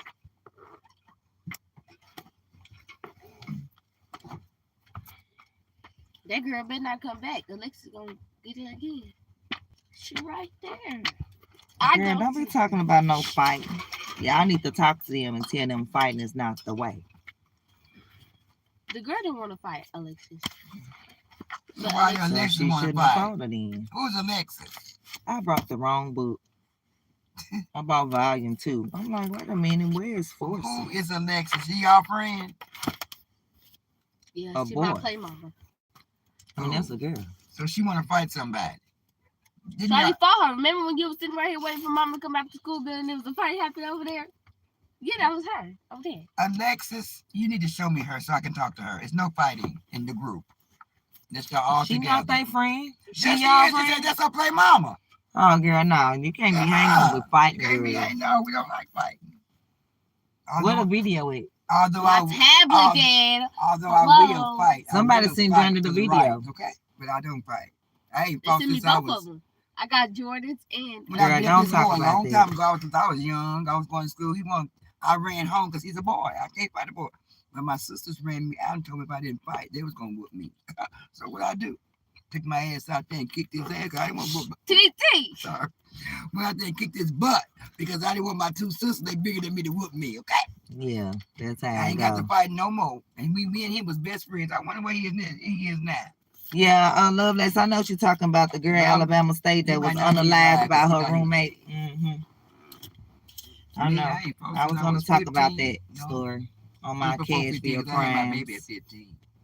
Yeah, it's Alabama State. 15, I didn't fight no more. I wasn't a child anymore. That's our rival for I haven't seen her stand in a long time. 70 plus years. We have been playing them in what we call the Magic City Classic, where we come from Huntsville, which I'm not in Huntsville now, but I'm talking about the school. Alabama A&M comes from Huntsville, and Alabama State comes from Montgomery. We meet up in Birmingham at the Legion Field and play the Classic every year. Where is it? Which pocket? The older I get, the sillier I get. What? Baby, you can't even spell. Let me get it. Her feelings in the front pocket. What is it? Down is spelled wrong in president. You can't spell. I don't know. Could be a child. I hope it is one. That's why you holding it. Because if I was an adult, I would it's called spell check before I'm a post something. My all legs spell check right when I be studying. Mr. Reed. That's who? Mr. Reed. His music teacher. I see, because he be sitting all the time. No wonder. You sit all the time, you're going to get big. You sit and eat. What you going to do? I used to be 300 and some pounds. Look at me. Come on now. I don't do it now. Where's Chloe? I did. I'm trying to get under 200 pounds. I hope I am one day. Look at what's her name coming? Yeah, we know. Is that the reason you can't spell, or is it your mama's fault? Yeah, her mama and the mom said her. Yeah. It's not my fault, baby. You had teachers like me. That's why you can't spell, baby. No, because I had 100s on my spelling test. I was valedictorian in my high school. Went to college on a full academic presidential scholarship. Graduated magna cum laude. I have a master's degree in biology with a concentration in pharmacology. Graduated with a 3.8. Boy, don't come for me. Don't come for her. Yeah. Yeah. Don't come for her. Come for me. I went to college for just 3 months, so I don't know really know a whole lot. But I know what's right and what's wrong. Baby, don't blame me for the reason you can't spell. And don't blame your teacher either, because if she assigned you the words to learn, that was on you to learn how to spell them. Write them 3 times so you can learn them. Put them in a sentence so you can get acquainted with them and know what they mean. Like, don't blame me. Jordan. Yeah, that's how you learn them. You write them. You used to have to write out spelling words 5 times each. Just right here. We used to have to put them in a sentence. But she was small. We used to have to write the definition of each one. Yeah, that's how you learn your spelling words. That's not her. She not here. Y'all need to gain her. Yes, that is. Who gang who? Leave her alone. She like us. Oh. She don't like Jordan. That's her They always sister. beefing. That's her sister, right? Yeah. But they don't got the same father. Well, I can tell that, but thank you, Ronald. They got the same mom. Washington. We got a new Ronald, y'all. Ronald Washington. It don't matter. They What happened to siblings. Ronald McDonald? Girl, I don't know where he at. I'm gonna take his moderator stick. He ain't never over here. Because all my sisters and brothers got one dad. Oh, you do. Except my older sister. Side. I ain't like that, but You gotta he's push that not. button. Oh, you I'm gotta do gonna that, go right? through our moderator sticks Push for it way everybody back. that's not here. I understand No, for you ain't pushing certain it, dirty people. guy. For certain people, you don't even Yeah, show get your them out face. I here. haven't Get seen them you out. in months. Get out. Don't even know Y'all if want you to get in? It's still cold on out social there. It's media. cold out there. That's why I Y'all want wanna, to get in? that's why I want to be in You contact sure? with You my. take that piece of crap out Calm your hair. down. Your hair. Everybody that got new hairstyles except for you. Leave Didi alone. Her hair ate. Her mama bust down. Sure did. That's me. Okay, so don't do that. Don't say that. What? What did What I she even just said. What she just say? You didn't hear? Let me mute.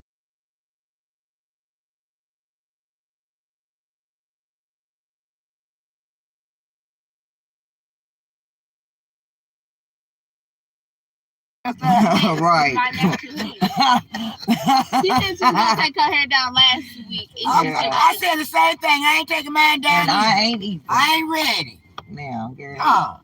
They can talk about me all they want to. They better not put their hands on me. Now, take it down when I'm ready. I said I'm gonna take mine down 32, but I doubt it. My boss, have you seen the young boy speaking about the election? He I was doubt on it. the interview giving his perspective. I don't like sitting there. It hurts They my so head. loud in my ear, I can't even They read braided 'cause properly. they done. So, and I'm getting back to You'll to have my to send it scalp to me, this time. Lovelace. I'm And I not don't sure. want to, because it hurts. I ain't used to braids. This is my first time having braids. So I told her to do it like this. But now I want them, yeah, I'm thinking about it. Girl, you all right? I was playing. Lord Jesus. It's not a magic trick. What is that? Girl, you gonna hurt yourself? Who hurt that Her cootie? sister looking at her like you're Who hurt smart. that cootie? How you know if she's a big sister. not? Hey, y'all. She's pretty though. Tell her I said that. Your sister's pretty. Look at my sister. Okay, time to get out. Okay, y'all have a good day. Your sister's at school This is my school already. sister. Okay, school, so say that. What? Y'all have a good day, ladies. Peace out. I'm going home and do nothing. You know what? Peace, love, and hair grease. I'm going home to do this. What grade y'all in? Yeah, look, I'm going home to do this. Come and look. Girl, That's why you get out gotta come look. Is that a science book? Mm-hmm. Well, you're gonna love it. You want to do science? Kingston want to see too. You want me his teacher?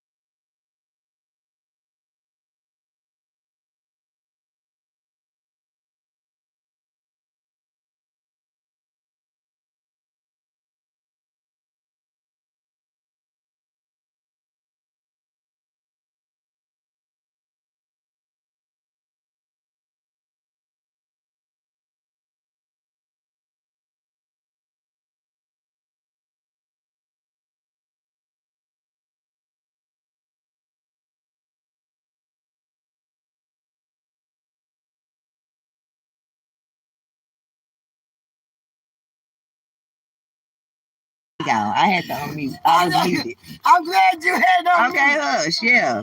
Okay, ladies, y'all have a good day. And what's your name? What's her name? That's Jordan right here. Yeah, we know not about her. She the new girl. I don't know her. We don't know you. Hi, Sarai. This is Journey's mother. Right, she looking at me like, who are y'all? And I'm her TT. Tell her I'm your mom. I'm her TT. You'll see us all the time. What grade you in? Oh, you lucky. You lucky because she got... Girl, hush. Don't be telling me that I'm your auntie. I'm finna be telling.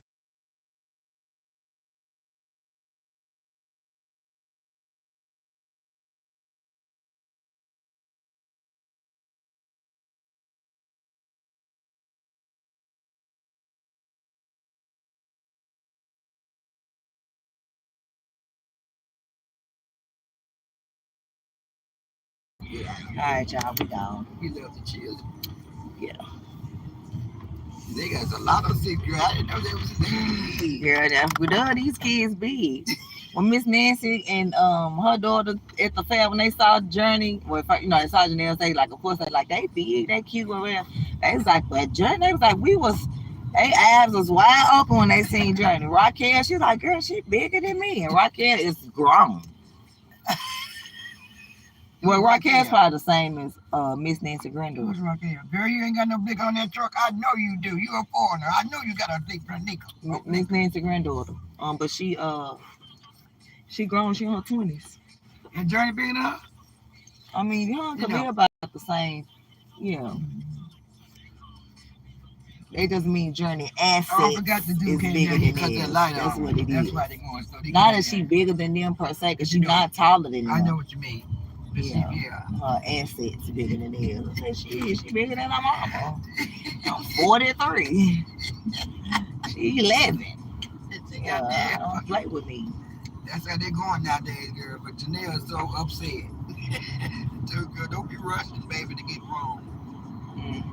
Please stay young, little bit, girl. Okay, Lovelace, I'm gonna scroll back up and read your comments about the young man, and you scroll up and get him up out of here. Okay? Yeah. I won't say no name because he won't get no shine over here. I know that's right, girl. Well, they ain't gonna be late. They walking to school. They ain't gonna be late though. His name is Noah. Okay. When we get home, you're gonna hear my tape. Baby, my kids love their mama. Yeah. You probably wish you had a mama like me. You better go watch them 1,400 videos on this channel. Yeah. Yeah, baby, you come on. I ain't gonna hurt my vein for that thing. You can hit me in the butt if you want to, miss. You go on and go to work and serve if you got a job. And if you're a child, go on and go be a servant at home. Yeah, I don't know what you're talking about. Serving. Yeah, I'll show you a serving. That's why you can't talk no more. That's why you got flew out on a Southwest non-stop, no return flight. One way. Yeah.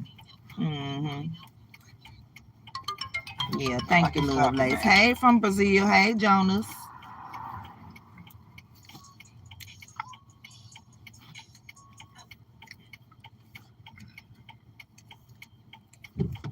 Ignorant success.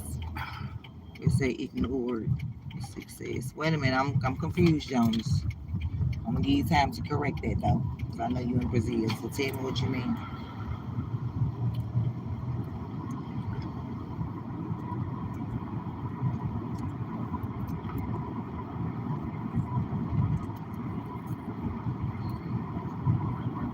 I like all people from everywhere. Yeah. So it don't matter where you're from.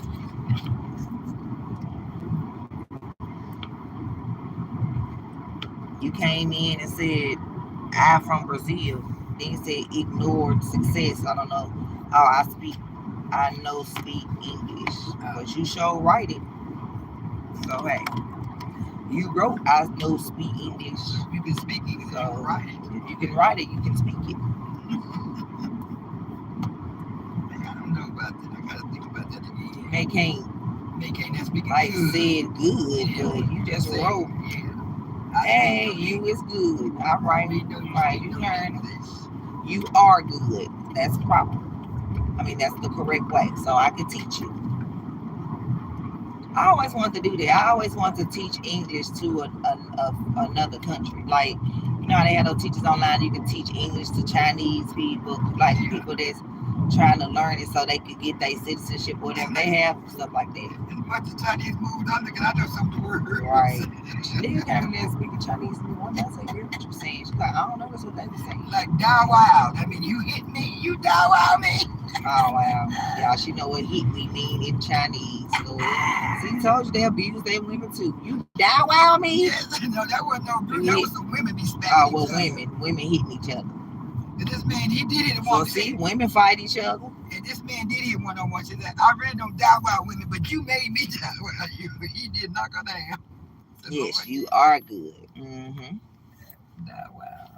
It can be hard but rewarding. I bet it is rewarding, Lovelace, because you see your work when they actually learn it. Like that, I love teaching, so. And I'm patient. Very patient. Girl, I want to learn Mandarin too. Let's learn it together. Thank you. You are patient.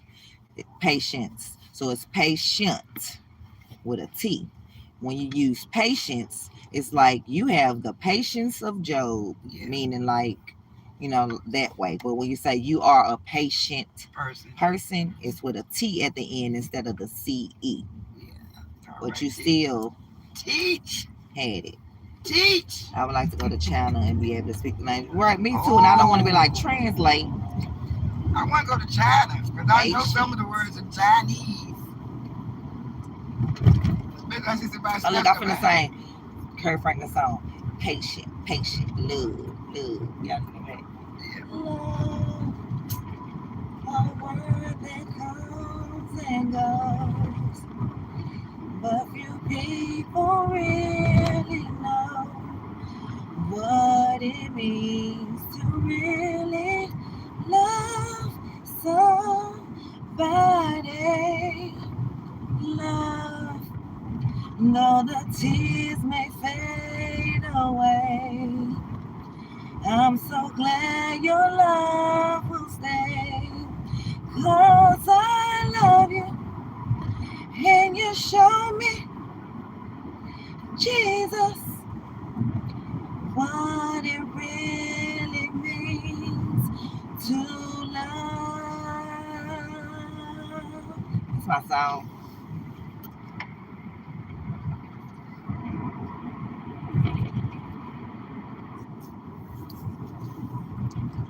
Oh, now Jonas done start speaking Brazilian. All right. Are we saying that right, Jonas?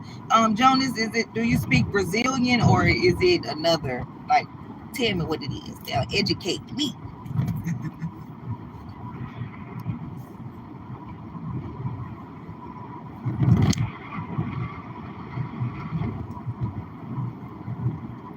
Thank you, Jonas.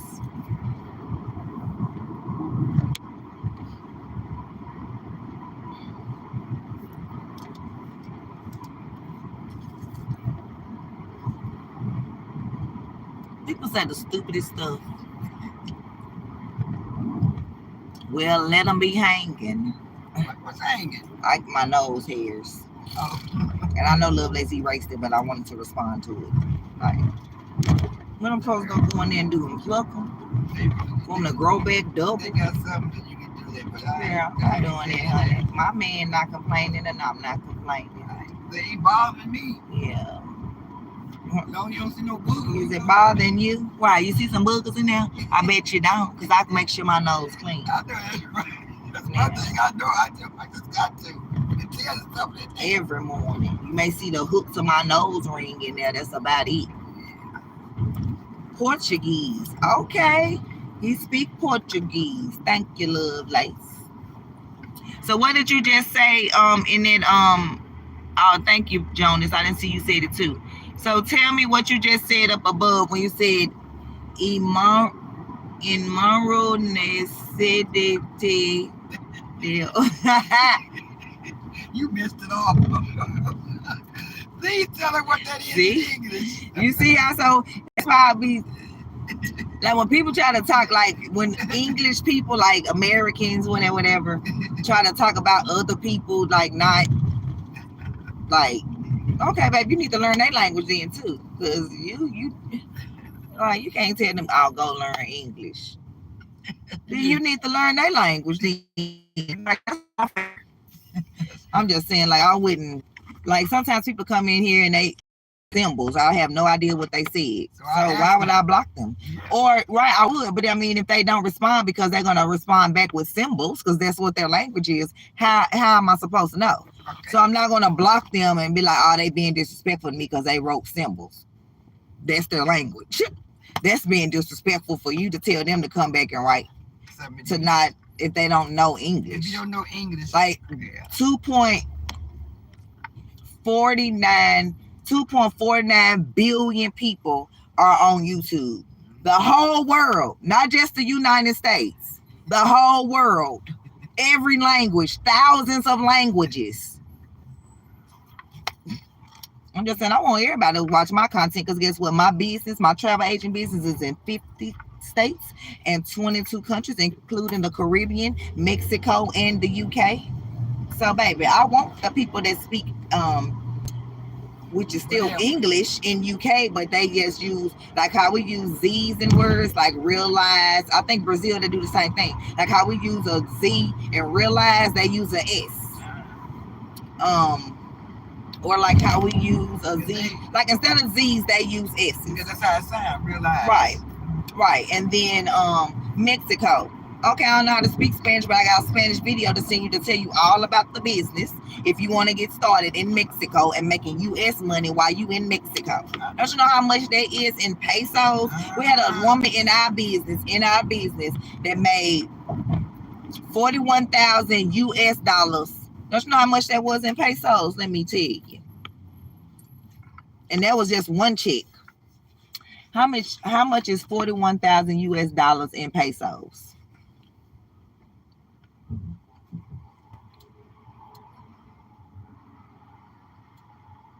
One US dollar is almost 20 pesos.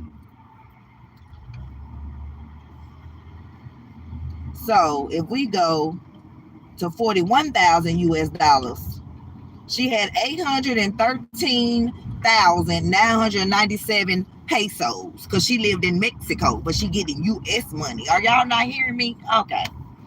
Like my Jamaican business partner, she makes 6 figures in this business, over 100,000 a year. And that's 4 million in Jamaican money. You don't believe me? Let me show you.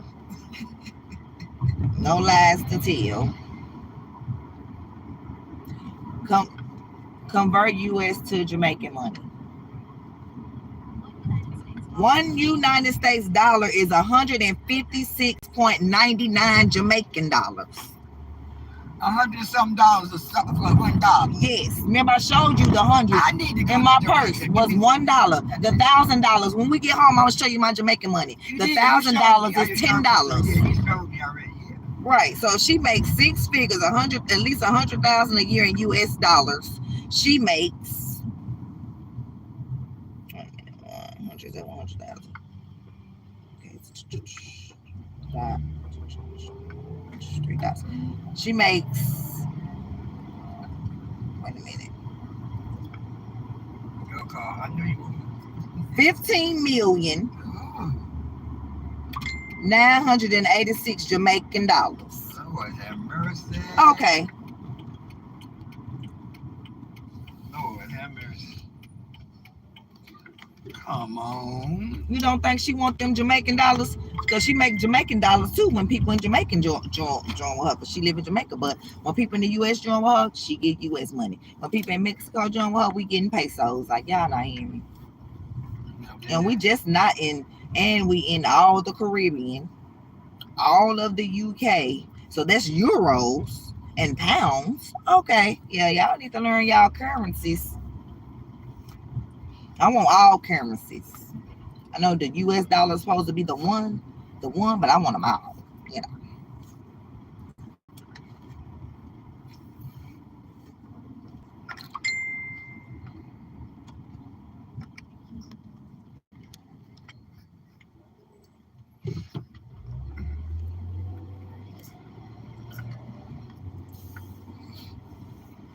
What you say, love likes?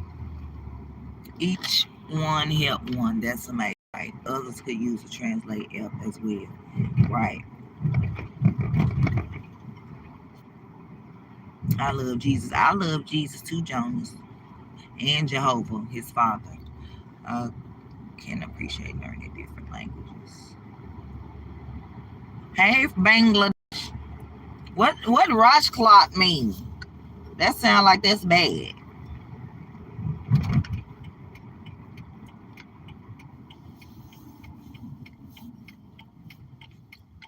We need to dance to the blinker.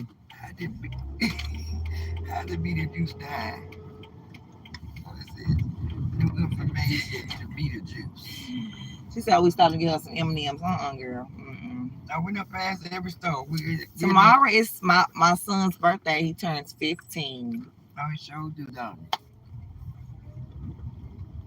I need some M&M's too, love likes. But babe bought me some Reese sticks last night at the store. Hold on, y'all gotta tell TC something funny and I can't let y'all hear it.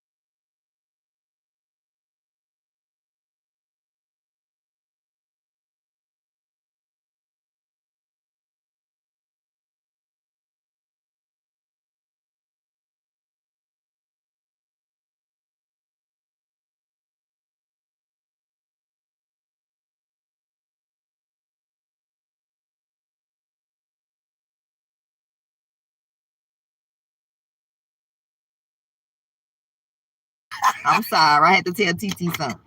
It was a good one, girl. It was juicy. I had to tell you too, love. Like she gonna laugh, girl. No, we can't tell everybody, you know. But it's hilarious. Yeah. Okay, I'm finna walk in his house. Make me a coffee. And then I'm gonna look at that story you sent me. You see how I see it. Alright, I may go get this child glasses. I'll let you know. Bye, Lovelace. Bye, Lovelace. See you later. Let me know if they go get my shower. I usually don't tell you to. Hey, tell the world. Girl, right. Ooh, yes, peanut M&M. But yeah, I love Reese sticks. It's a peanut butter candy.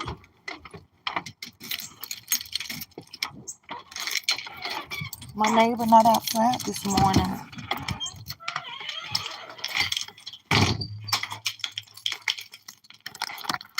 Okay, hold on. Got the wrong book with me.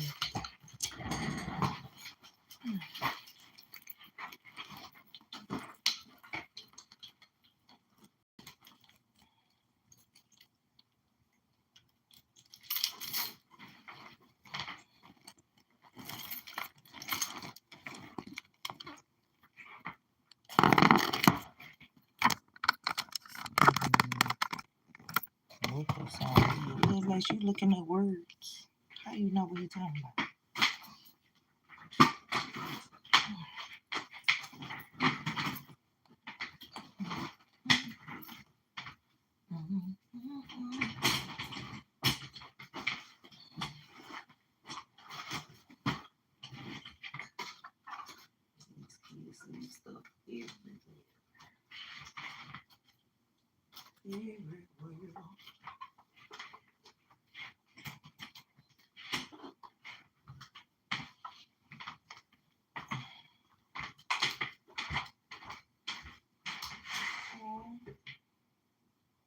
I love that you want here, so I sure know.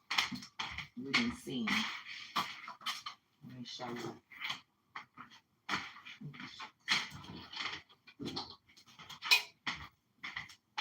I'm trying to clean that tank already.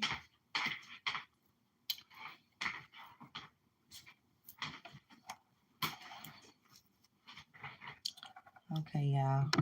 Meet Trump Memo. Oh, look. Let me put it down on the Jalea one is at the fair, y'all.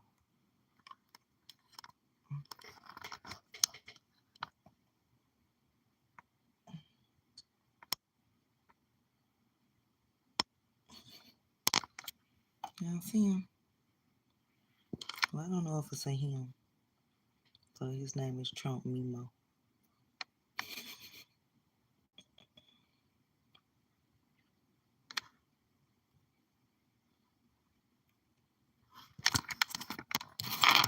Okay. Well, did you send me that story? Oh, no, you sent me the name to look. So I'll look up the name. I'm gonna look at the name.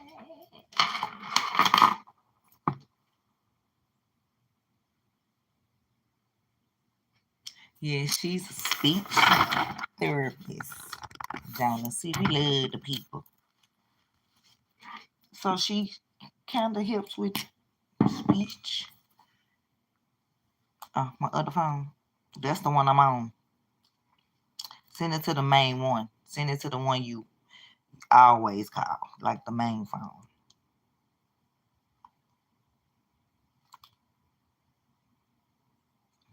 You can always send it on IG.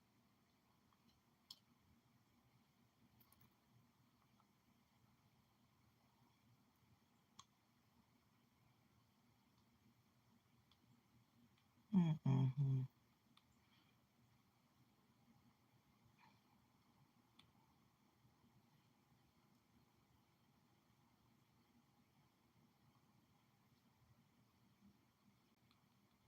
Oh, I can show you how the Jamaican money and stuff while you send me that link. Like this. Because I've been to Jamaica 3 times. Bank of Jamaica. And you see how they say $1,000. I already told y'all this is just $10 in US dollars. $10. This is $100. No, it's 1,000. Okay. Yeah, I'm probably like, girl, why you didn't convert that money back? This is $100 in Jamaican money. This is just $1. $1. So right now we have $21 right here. Even though it looked like 1,000 and it looked like 2,100. It's really $21. And then it's another 1,000, so it's another $10. I know, Lovelace, huh? I have like I have money from everywhere I've been. I just gotta trace my steps. Like this is Bahamas. This is a Bahamas dollar from the Bahamas, which of course is worth more than $1. Let me see how much this is. How much is a Bahamian $1 in US?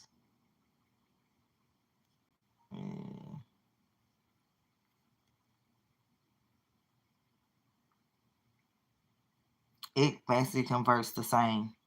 So $1 in Bahamian is $1 in the US.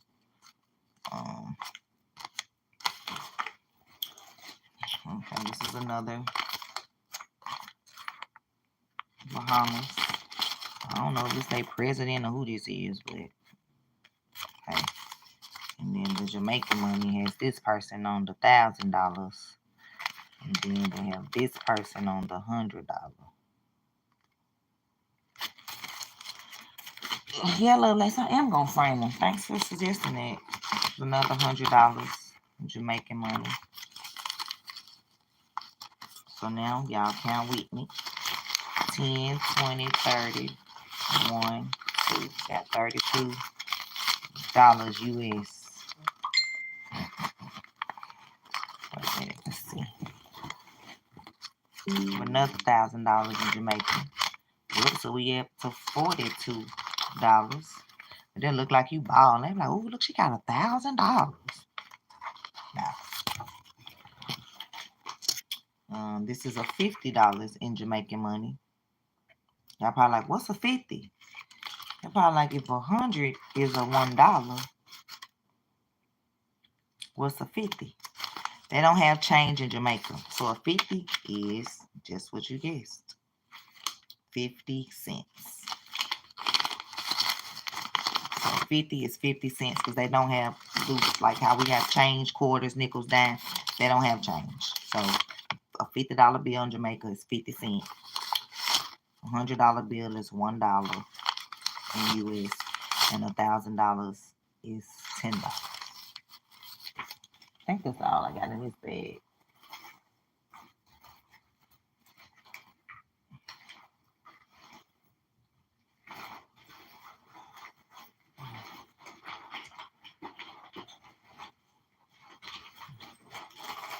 Yeah, that's all that's in that bag.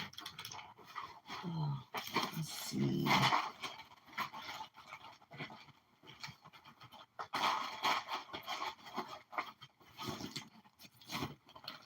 Let's see if I can find any change. I like your kindness. Thank you. I'm not gonna forget it. I had some change from some other countries. Let me see if I can find it.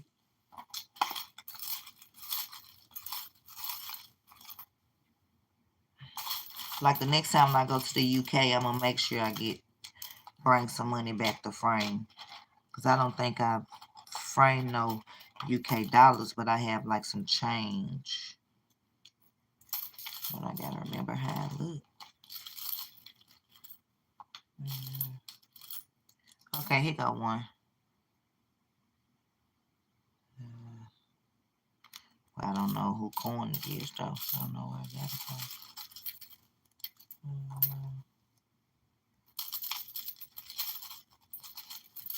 Oh, I think I'm not, no, that's a hit after hit. That's not the same thing. This is,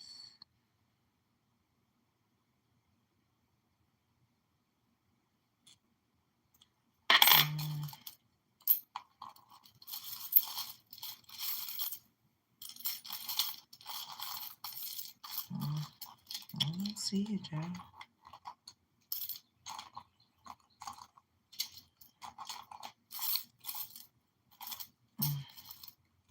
It's gotta be something, because I got two of them.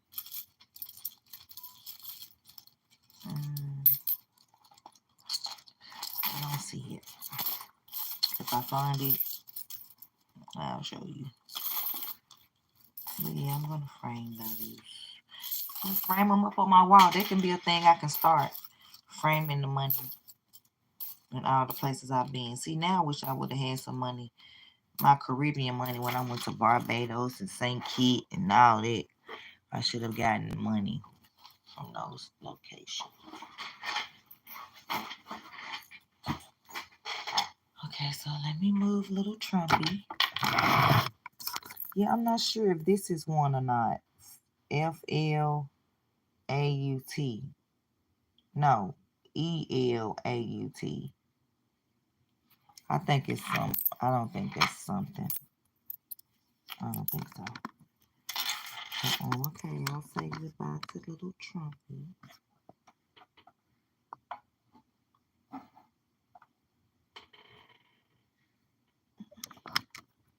turn the light on. Y'all see him?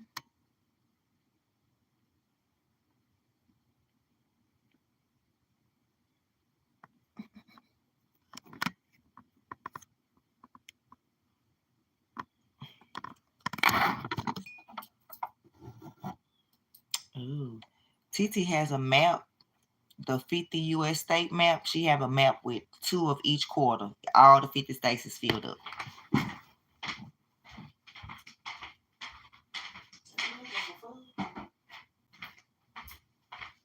Yeah, food in there. Oh no, y'all gonna make a call.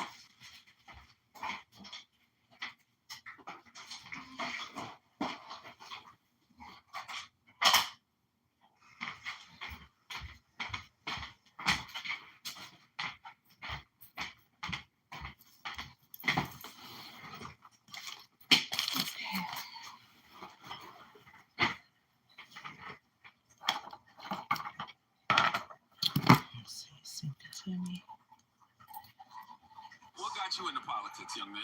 Stacey Abrams, who just walked by us.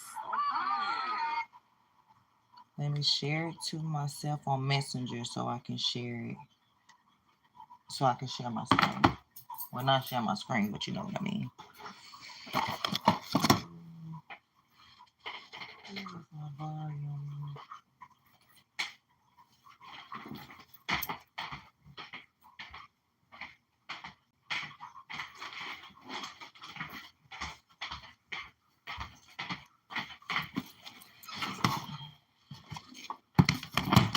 This video needs to review. Get y'all set up proper. Hey, greetings from Germany. She wants to get my thoughts on the video, and I want to give them. So, my country, no war. Good, Jonas. Hello from Germany. Hey, Berg. Send some of your German friends over here.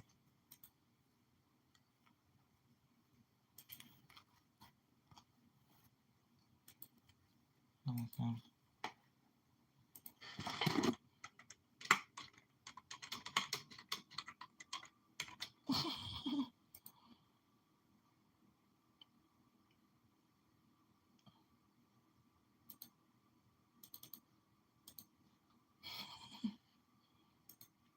Okay.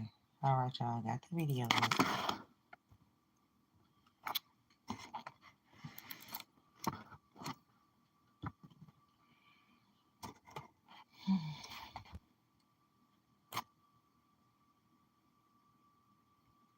Hold up.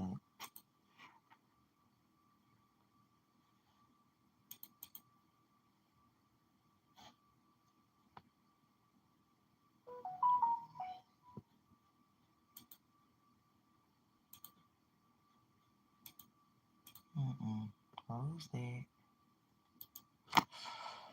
Reopen. Close that. No.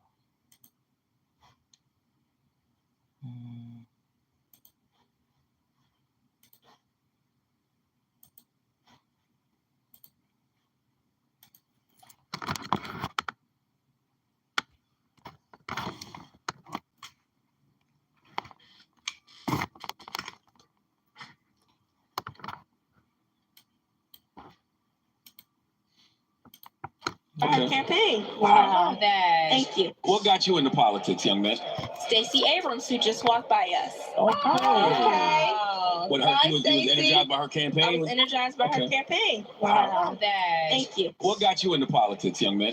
Stacey Abrams, who just walked by us. Okay. Wow. What her, you was energized by her campaign? I was energized by her campaign. Wow. Thank you. What got you into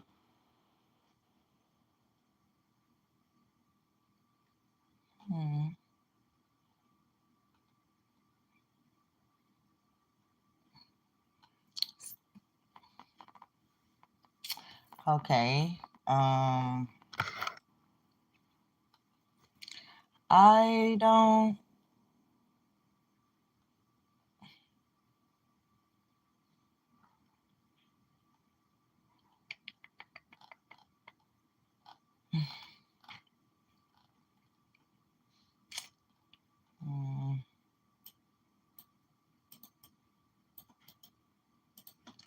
I don't know, Lovelace. What are their policies?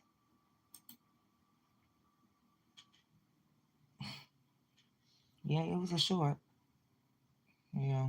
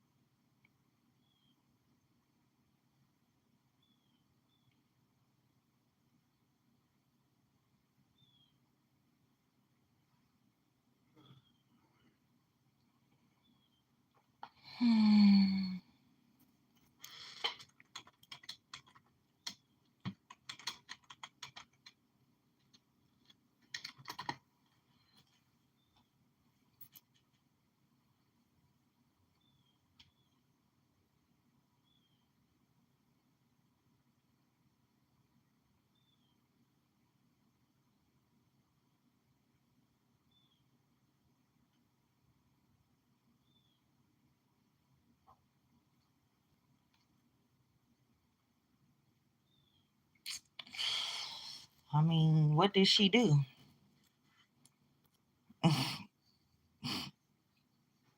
Yeah, what I I'm gonna have to see more than just that little short.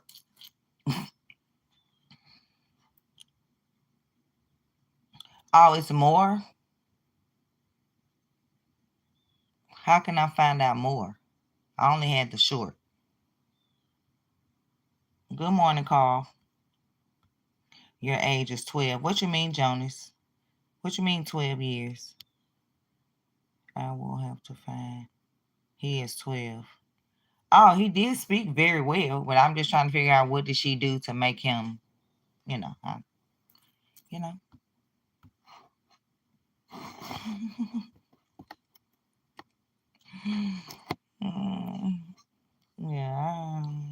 Yeah, we'll have to talk about that later then, some. Because, I mean, I see it says she served the Georgia House of Representatives from 2007 to 2017, became the minority leader from 2011 to 2017, became the first African-American female major party gubernatorial nominee in the United States when she ran for governor in Georgia 2018, ran for governor again in 2022, though she was not successful in either election. Founded Fair Fight Action in 2018, an organization aimed at addressing voter suppression. Her efforts through Fair Fight Action have been widely credited with boosting voter turnout in Georgia. Like, booster turnout for who? Are they getting illegals to come vote? Or is she getting real Americans out to vote? Yeah. And then other than that, they say she is assisting Kamala. She is currently, where is it? It says she is active in supporting Vice President Kamala campaign efforts in Georgia. Was this the same? You know what? Let me look her up on YouTube. I'm sure somebody on YouTube has done a reaction to something she said, and then maybe I could give you a better, because I honestly don't even know.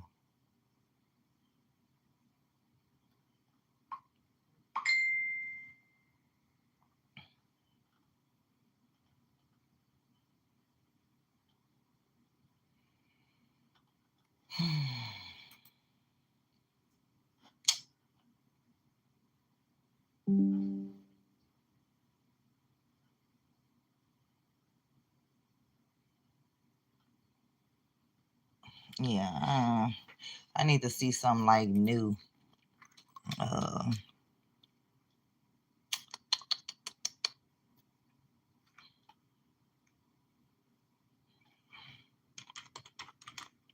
Let me see something.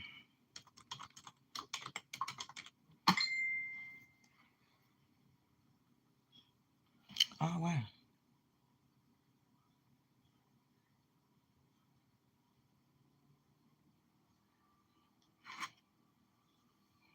Yeah, I don't see nothing. I see where 2 weeks ago, Stacey Ingram tells MSNBC how Kamala could win Georgia. But other than that,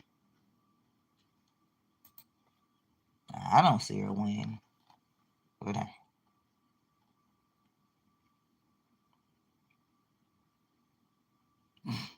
here go Ricky Smiley. Vice President Kamala Harris discusses the economic proposal she hopes to enact.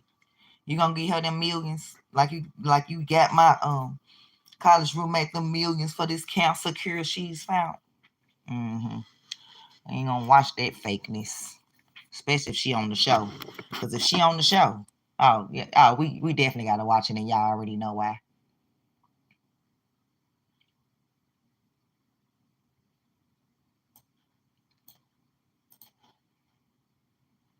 Hold up, y'all already know why. Okay, go back to work, Jonas. Enjoy your day.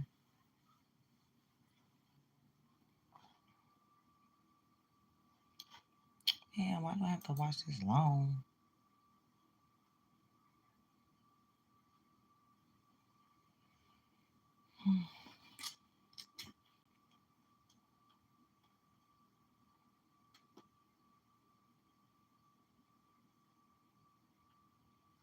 Y'all know Dog the Bounty Hunter.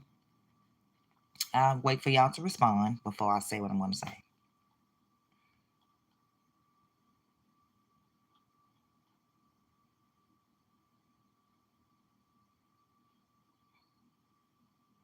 Okay.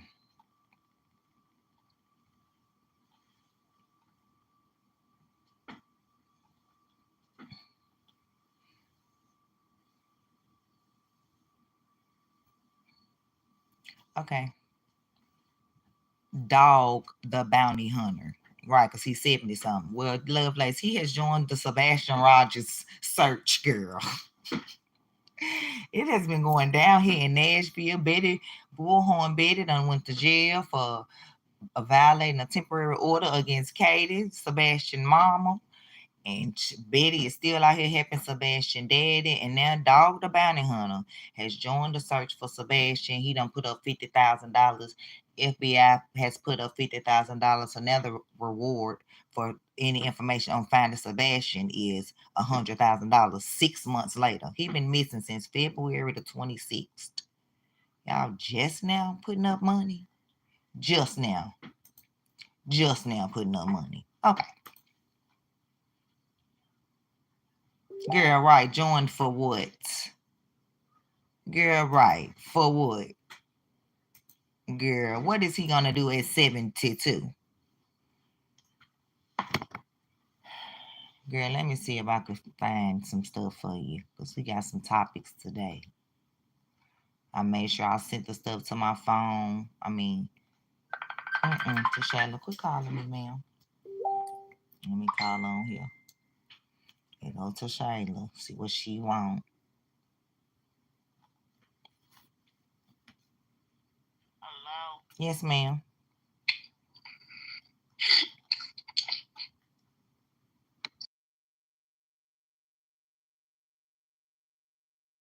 Girl, you supposed to call her. You know I be lying.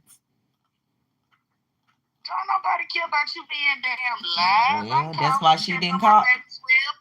Well, it's 9:11, so you should have called 2 hours ago. Shut up. What time my baby go to lunch? 10.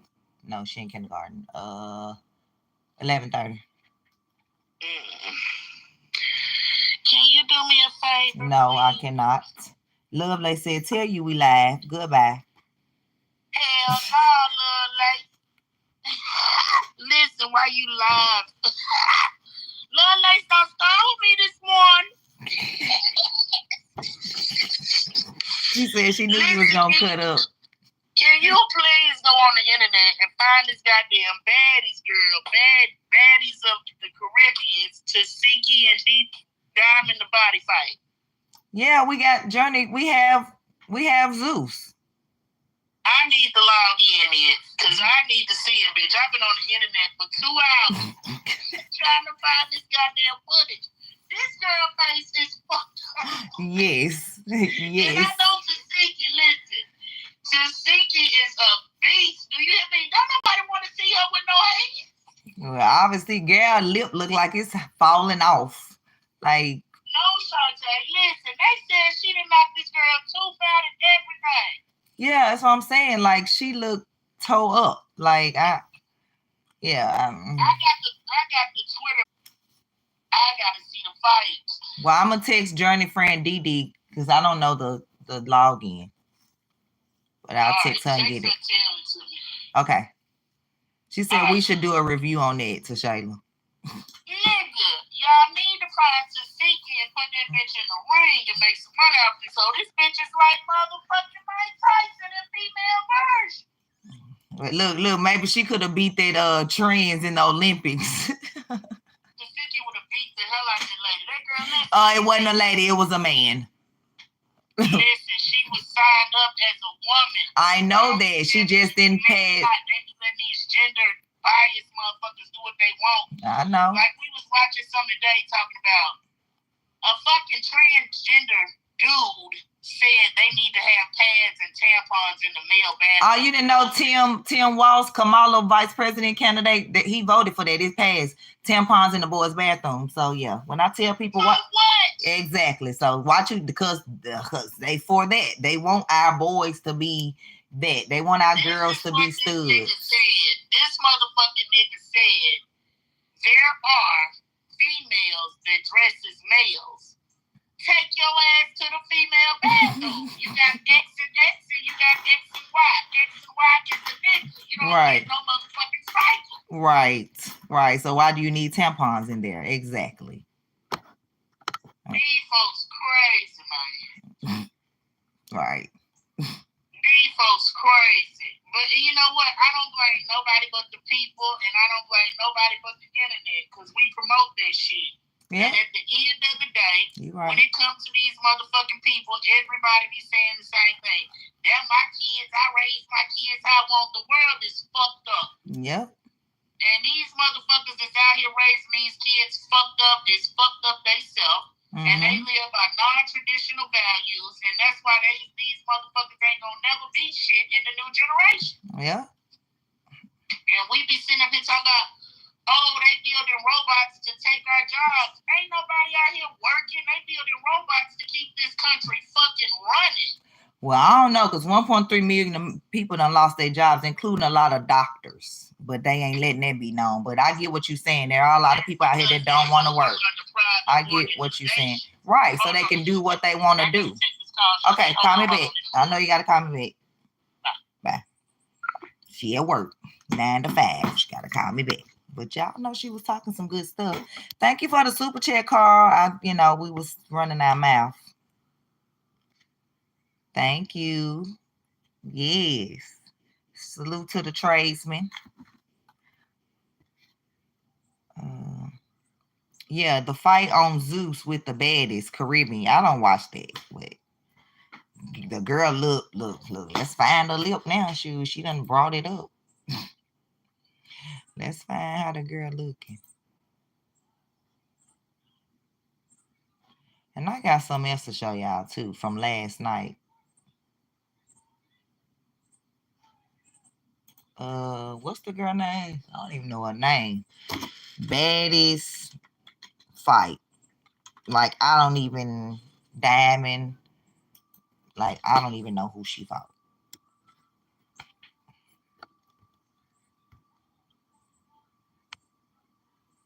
Girl, it is hilarious. So let me see.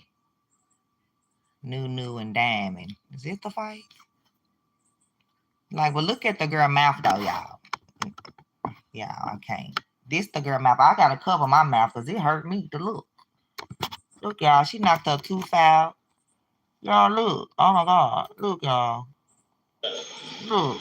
I'm good though. For everybody that's Girl, concerned, y'all, she said she good. I'm okay. I am okay. She good. I'm at the hospital. Oh, my mouth. Oh, no. Oh, no. Oh, no. No. No, no, and no. No. I can't watch that. Let me scroll up. No. No, they just mess with my spirit and my stomach. Did y'all see her lip? Her lip looked like my lipstick. Itself, it was.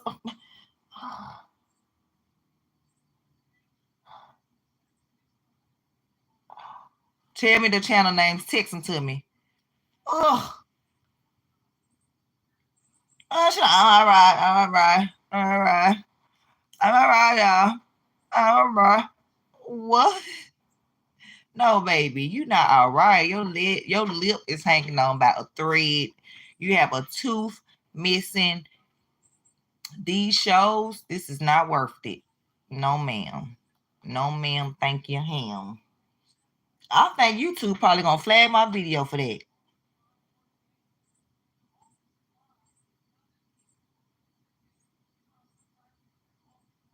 And that's the Diamond the Body girl. Okay, this I get. Wait a minute. Is this still her lip? Oh my God, y'all. Okay, this is it after the blood not showing. I can't even look, y'all. My stomach, Lord Jesus. Y'all look at that. I can't. I got my eyes covered. That's her lip, y'all. Oh my God. Oh my God. Oh my God. Oh my God. No. Next subject. No. No, I'm sorry, Carl.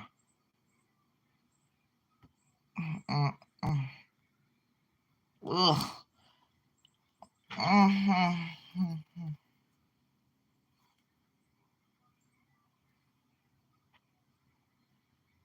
That is very disturbing.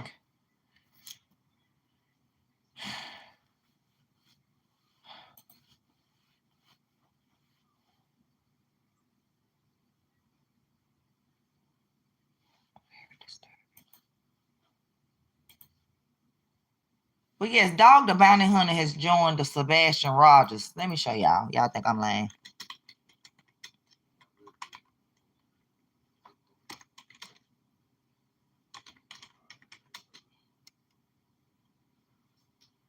Y'all gonna be like, what he gonna do? What is he gonna do?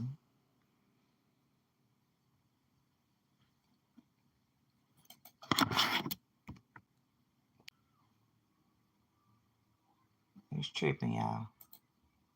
Hold up. Wait a minute. Hold up. Well, celebrity bounty hunter is now joining the search for missing teen Sebastian Rogers and is also good morning, no else given. Several agencies, including the Sumner County Sheriff's Office, leading searches for the teen before eventually I'm sorry, Lovelace. Dwayne Chapman, better known as Dog the Bounty Hunter, tells News 2's Caitlin Quisenberry his team will get answers. In the last 6 months, the Sumner County Sheriff's Office, along with several other agencies, searched for a little over a week before officials said they were scaling back to focus efforts on the investigative side. Following the search for Riley Strain, search groups like the United Cajun Navy have helped look. The outpouring was just so strong for us to stay and look for Sebastian. We said, you know what, since we're here, let's do it. But that team withdrew from search efforts with no sign of Sebastian. Bullhorn Betty, a true crime social media influencer, also joined in on the search efforts, supporting Sebastian's biological father, Seth Rogers. Our opinions are that few people have more information than what they're saying. Since Sebastian first went missing, his father, Seth, has not given up on searching for his son. The search that we're doing today is a recovery effort. And I'm praying that we don't find him. Now, celebrity bounty hunter Dwayne Chapman, known as Dog, has stepped in to help Seth. This is one of the most horrendous cases of missing children that we've ever worked on. Law enforcement has not said anything criminal happened to Sebastian, but Dog says he wants to find anyone responsible for Sebastian's disappearance. The bottom line is, if you hurt a child like this, you've got a problem. So that is the main motivation for me to be hunting who did this. Dog and his team created a new missing persons flyer for Sebastian Rogers. In it, they explain how they're working independently from law enforcement, reevaluating the information collected, and following up on new leads. They also say they've added $50,000 more to the reward, making a total of $100,000. You know, because that is a lot of money. I don't care if you're rich, you know, that's a lot of money. Dog tells me he believes that by working with Seth, following up on leads, and an increase in the reward money, they will find the answers they've been looking for. You can run, but you can't hide who did it. We're going to find out. In Nashville, Kim Quisenberry, News 2. Yep, he's still alive. You play too much, Millie. Tell my wait, that dude's still alive. Yes, he is. Let me see.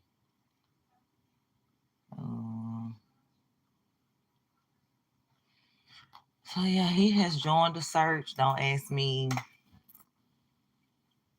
It's just been a lot of crazy stuff going on. A lot. They say, and dog, he did a short saying he think he's still alive. Sebastian, look.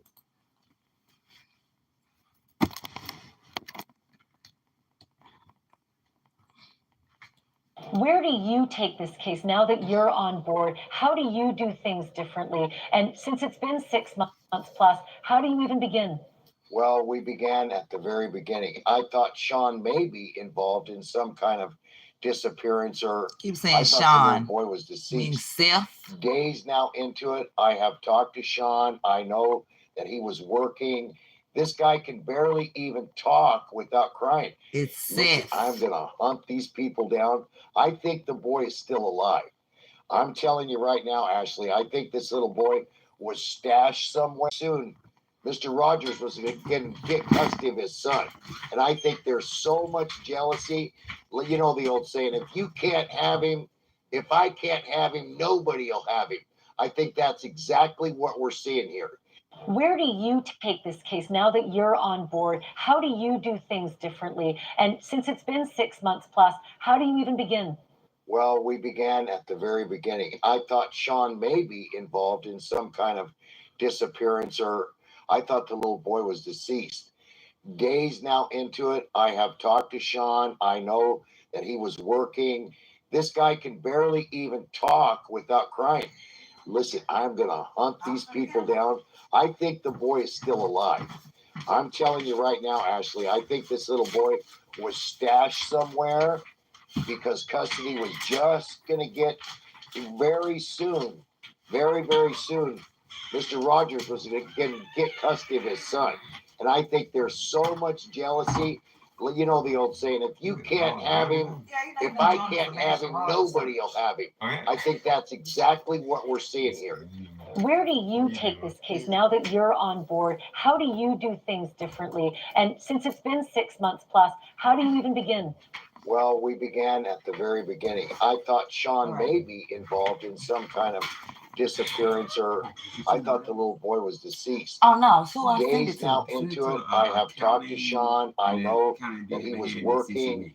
This guy can barely even talk without crying. Listen, I'm gonna hunt these people down. I think the boy is still alive. I'm telling you right now, Ashley, I think this little boy. He keep on calling Sebastian Daddy Sean. Who in the world is Sean, dog? But okay. He keeps saying, I talked to Sean. And like, who is Sean? His name is Seth. You could at least make sure his name was right the whole time you keep saying it. But hey, he did an interview. Let me see. Somebody named Lauren Conlon. Who was it? Let me see.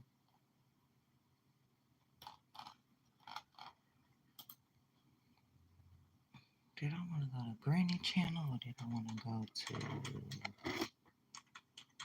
who? Kristen. Yeah, wait a minute. Brittany. which Brittany she talking about? See, y'all, these true crime people, they be in like they be into it too.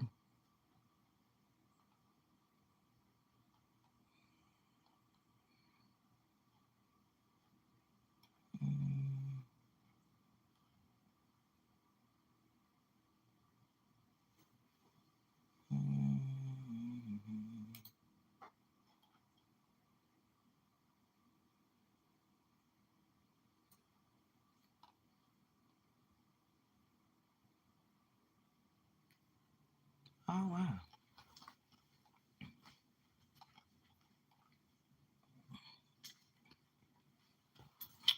Yeah, so I don't know. I think maybe the FBI may know something, and that's why they put up the $50,000, and Dog or whoever put up the other 50,000, which made 100,000. So I don't know, but they making it seem like they think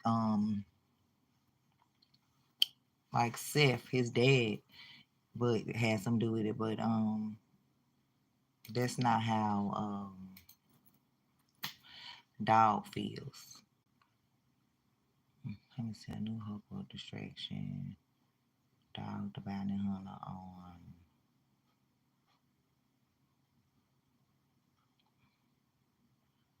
I really.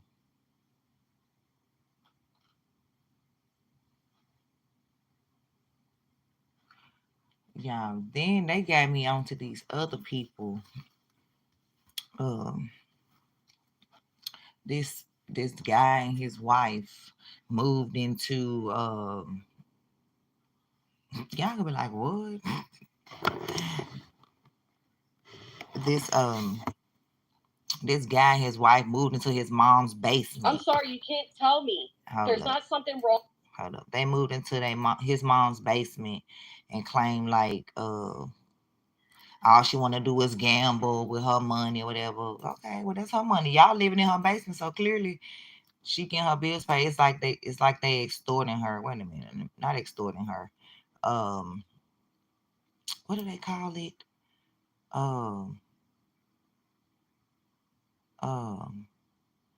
What they call it? Not extorting her. I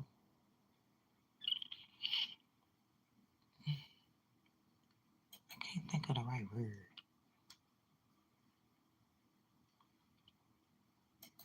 Like, look.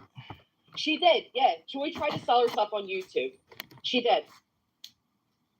This is the mom. It's absolutely sickening. I'm trying to let y'all hear it. Like, she's being cornered in her own hand. And then today, we told herself she wanted to go do the lotto. Here's the when we moved in, Annette was in such a horrible condition. She was on every day. Gloria didn't even know she was on that. She gave her $45. She would walk 5 miles. She was on that. Like, she didn't even realize she was on that because she was whacked out of her head. So they saying she was on meth, the mama. But this is not her mom. This is her guy's mom. But wait till when you see him. And so when people be like, oh, it just happens in the black communities or in, honey, cut it out. Like I said, this is a true crime channel, but she talking about how it says this is unacceptable. Screaming, shaking, and pointing your fingers in an 80-year-old woman's face. Oh, I didn't know that she was just going to hang out with you. So she's saying here that Gloria would spend $40 a day. I love Granny. Her channel's Granny's Watching if you want to go subscribe. On meth. But they did another video I played you all the other day where they totaled up how much Annette allegedly spent on meth, and it was well above $40 a day. They're just liars. And how did Joy gamble all the money away but managed to give Annette $40 a day? Right. Okay, keep listening. I'm gonna speed it up a little bit. This area. Just a little Midwest, bit. that the poor woman that with the hair like that is schizophrenic. So it's really sad. It's not. She would send her. She gave him $45 just to get her out of the way so she could go gamble. Look at this house, y'all. Who films this shit? Look at this mama. Now,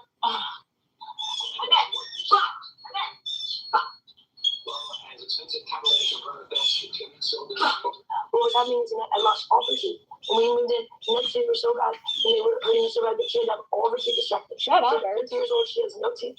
Her feet were about to fall off because she had the most horrible fungus. Look at these feet. She's been putting so many fungus. Are you gonna clean them first? You're really loud. Jessica, you and them birds. Do you really believe, aside from the videos they took, that they ever took care of Annette? Do you run there and clean? First off, I get like, all right, thank you for putting cream on her feet, but how about cleaning them first? They did, Remy. She's just full of crap, man. She's so abusive. Her feet are still the same because she enjoys walking around outside. They are still in need of professional care. Hey, SoFlo Mama. Oh, they would never, Remy. They would. Where would their content be?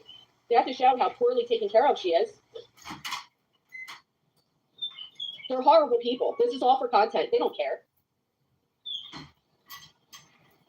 Appointments and things. Her hair was awful in knots. She was just berserk. She would just go crazy every day, just violent and stuff. Because that's what she'd seen from Gloria. Who the fuck in your face? Dad! To say she was violent because that's what she saw from Gloria, I've never seen a video of Gloria being violent until she was pushed to her brace by Psycho Joy screaming in her face and then jumping on the couch like a toddler.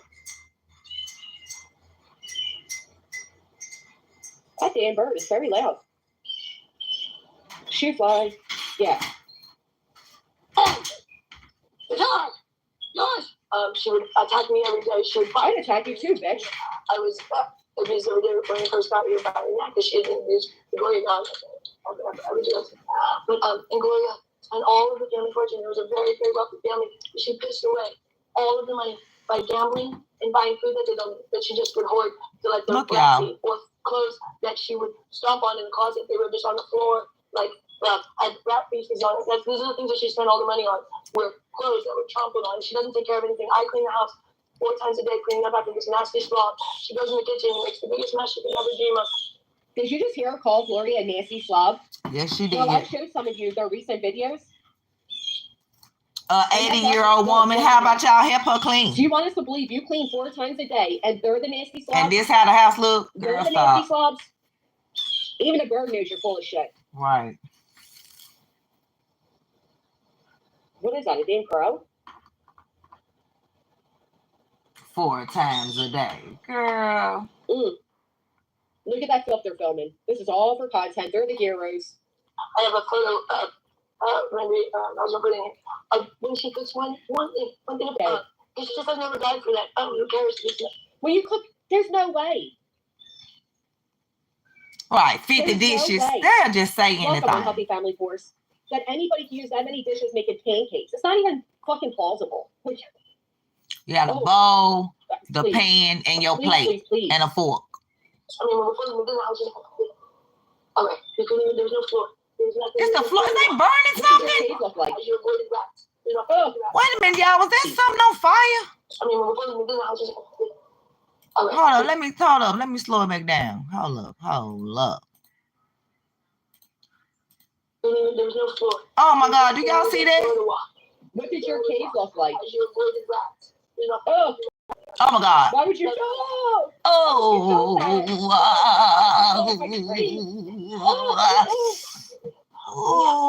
Jesus. No.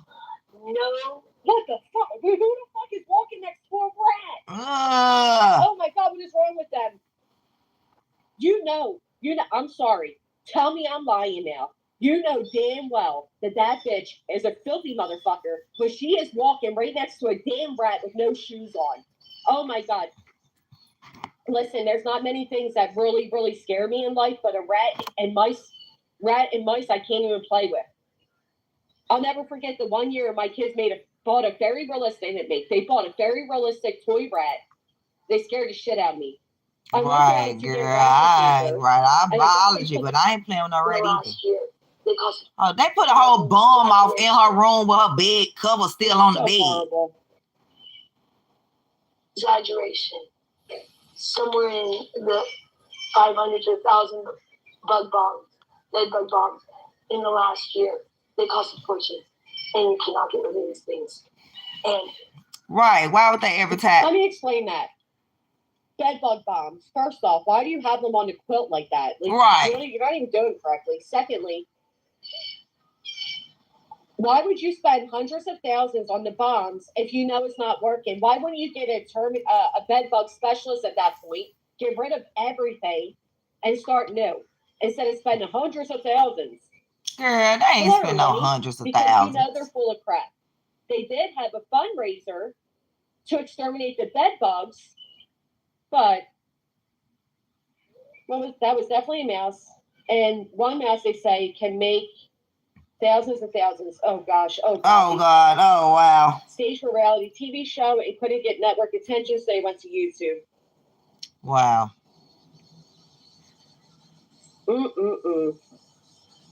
Bitch could look through a Cheerio. Well, she does have an ED, like Eugenia, and I don't think she should be platformed to teach her audience that her ED is the healthiest way to go. I don't think they should be allowed to be platformed with that. Hey, Air Force. Oh, really? Wait a minute, listen. Now, bitching us the other day. Huh? Oh, really? They've been getting us for a year. Every fucking night. And then that, and we deal with it. And she just, I was like, oh, no. Oh, what's going on? Oh. And then today she wanted to play the lotto. We have no money. We have no money. Gloria has money, and Annette have money. You, Joy, have no money. You have no money. Secondly, Gloria always looks very well kept, very well put together. We're talking about grown-ass people crying to the 80-year-old woman that there's bed bugs. How about you go and do something about it? How about you take your grown, goofy, meth-out asses and go do something about it? What do you want 80-year-old Gloria to do? Right. What's she supposed to do at 80? Tell you you'll be okay? Go do something about it. Hey, Ma. How's the health department not stepped in? Little Daisy. There are organizations that would help Annette and Gloria. But that's not what these two, Joy and Richard, want. No. They want to keep this going so they have content. Bitches be making me want to smoke and crap. Mice try to get in once in a great while. Luckily, controlled with glue traps eat houses clean. Right. A mouse is one thing, but to go walking about as you're filming a rat or a mouse, I don't know which one. Walking right beside you. Hard enough. I couldn't even look at the screen. And come, nonchalantly walking by it barefoot. They have been reported. They've been there 4 times since May when they showed up on shorts for no good reason. I worked my ass off to try because Gloria didn't pay her bills, so all of the bills are like double or triple now because she didn't pay. So like I can say she didn't pay the rent, their mortgage for years. So now we have to pay like double mortgage. They were going to for about a month, and we came in and saved her, and I fixed this house from complete utter disarray. There was no doors on any of the rooms. Nothing worked. She had good stove didn't work anymore because she didn't realize the rats had just chewed through the wire. I bought her this beautiful. Let me ask you all a question. We got to get serious for a moment. Let me ask you all a question. Ask us, girl. Hey, Tammy. What's the question, Jessica? Come on. These two buffoons, in the words of Betty, came from living on the streets. They came from living on the streets. They at one point. What made people on Skid Row live better than they do? The fact that they lived in the cave. Okay. They lived in the cave, y'all. Where do you think these two came up with money to pay off all these bills? Where do you think these two, or how do you think these two? Somebody said not another Skid Row, and you just said people in Skid Row live better than them, and somebody in this chat said not another Skid Row. In her bathing suit. Some people are old-fashioned. You know why she was doing that? To embarrass her, to insult her. These two came along and they saved the day. But where were they all these years ago? Where were they when Gloria was getting elderly and was having a harder time keeping up with the net before and she the house turned 80. and the rent and all the things. Where were they then? They didn't care until they needed a place to live and they needed content. That's when they suddenly cared. She looks amazing. She looks amazing. Yeah, Gloria looked good. Gloria, not the skinny lady. They have all this money by the fridge other and the lady. stove and all of that because they don't shopaholics. They're full of shit. Right, where do the bed bugs really come from? Good point, Elsie Weiner. Thank you. Joy is escorting all Good across point. the LV strip. Maybe Where do you the think woman the that's bed randomly bugs meeting up came with random from? men in hotels. Seems like Joy hotel and her rooms. job. You know, the cheapest of hotel rooms because she's a filthy POS. So obviously this girl is a hotel prostitute, hopper, escort. That's where the bed bugs came from. Should we go? Well, let's get through this. We'll go Let's to that. watch the video.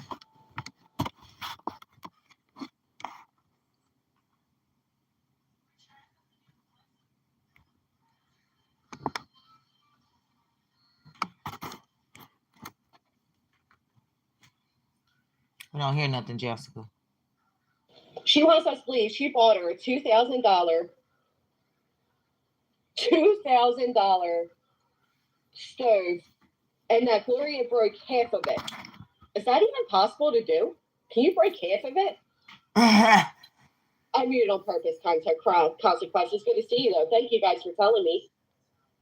Oh, when I'm muted, you can't even hear her. Duh. Right, duh. Sorry. Won't work anymore because she didn't realize the rats had just chewed through the wire. I bought her this beautiful stove several years ago. It was like a $2,000 stove. It's like double decker. It's got 2 levels. She broke 1 level. Only 1 works now. And it wasn't working at all because the mice had chewed through the thing, and she didn't realize that she was cooking on a burner on top of the stove. Nothing was working, and that had windows. Have no windows. She broke them out, and that was getting swished through the wind, coming through her room. She'd set up stuff that would get knocked down every day, just fall on net. Boards are falling on the net. They had no doors. Let me tell you all something. And that could not have been easy to deal with. And that could have not, Gloria's getting older. Somebody said Gloria and Annette haven't seen their monthly check since they moved in. Stronger. They're expecting a lot from an 80-year-old woman who spent her entire life taking care of Gloria.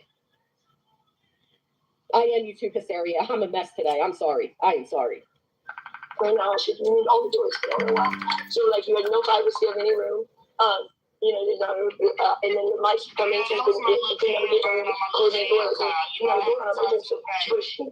and look at you, trapped down, motherfucker. Look at her. She's the one that's trapped down, drugged out. I'm telling you. I'm sorry. I'm calling it. And you know what else drives me nuts? You had no privacy. Get your own damn house, you bums. Get out of Gloria's house and go get your own. Who is signing up to live in a house that's this horrible? As she's saying, hey, look, I didn't even see you. What's wait till when they show it? Who is signing up to live in such a horrific house? I don't believe it. Hey, Jasmine, it's good to see you. Right, mortgage and rent. Doesn't that not make... There's 90 traps every day. And this has been going on for years. Every day I clean all day long after I could go in the net to the net can help it. She's just the biggest slob, and she sits on the couch and watches Novellas all day. And we'll maybe once a day go to the gym that we are letting her go to because we're letting Gloria go to the gym, she says. We're letting her. Let me tell you something. Gloria's in her 80s. She should be able to sit back and kick up her feet and enjoy her TV shows. She 80. She worked her entire life to have what they have. How dare she? They let her. They let her go to the gym. They let her go to the gym. That's her money. That's her cheat. Team Gloria, get ready to go out and go to I can show you the part I want to show you. And that maybe wasn't so bad until Rich showed up. I believe that. And you know what else I believe, Abby? If there were ever a chance that Annette was on fire using meth, I'll go as far as to say that they were providing it. That they brought it into the home. You don't tell me a man like Rich loses the weight he lost in 1 year and aged by 100. And this woman, you know what she feels. That's drum mumble. On down. Like way on down between the Gallatin and Trinity Lane. It's right there. Really do. This backstory, Boomer, is this man Richard Gallatin Road and his Trinity wife Lane. Joy, who were homeless, decide to move back home with his mother, Gloria, in her 80s here, and his sister Annette in her 50s, who's schizophrenia, and exploit them for content. They are being held hostage in their own home. They're being told what they can and cannot do, what they can and cannot eat. What you mean? Where do we hit it? is abuse. Trinity Lane come on. Money Mary, we need a little more thumbs up and here, then hit people. Gallatin Road. Hit the tour. Right. You do YouTube this area, so I'm not alone in that. I'm not alone in that thought. If Publix on your right, keep going hit the up thumbs up. If you don't believe that these way, two like stable, maybe platforms 2 with more this title. miles, and it's right there on the left. Now, you know what? After you If I'm pass actually Cookout. I'm also exploiting them by furthering their agenda with this video, so I'm going to stop this video, which is labeled "The Link Between Parents and Eating Disorders." Guess what?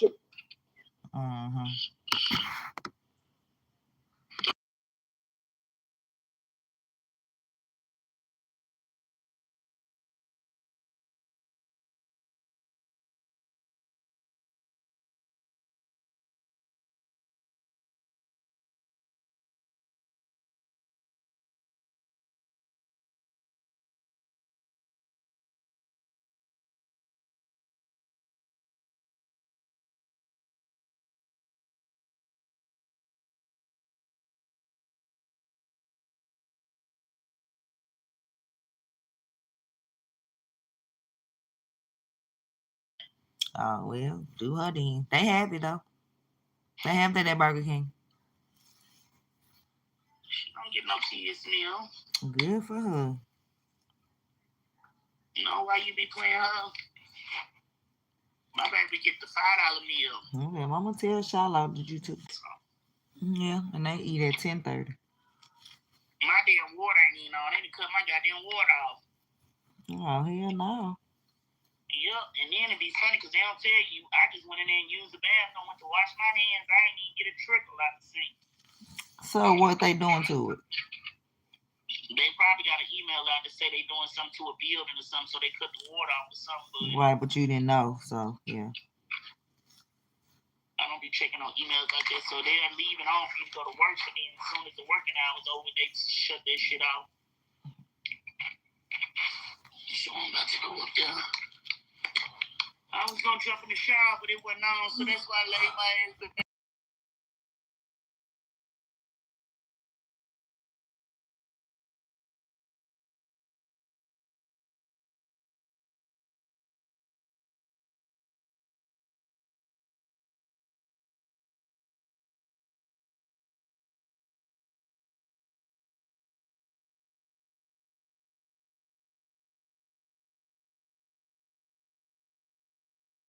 It's full. You know what I say yesterday? She answered the phone. She answered the phone like, "What you want, bitch?" That's how she was looking. I was like, "You so cute. Look at you." I said, "Oh hell, this ain't Jalea." I know.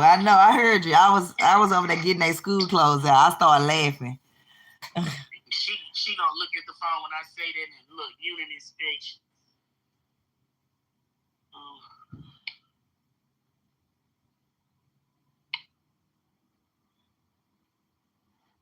They be talking about doing inspections and walkthroughs and shit. Show me where you told me my motherfucking water was gonna be cut off. Right.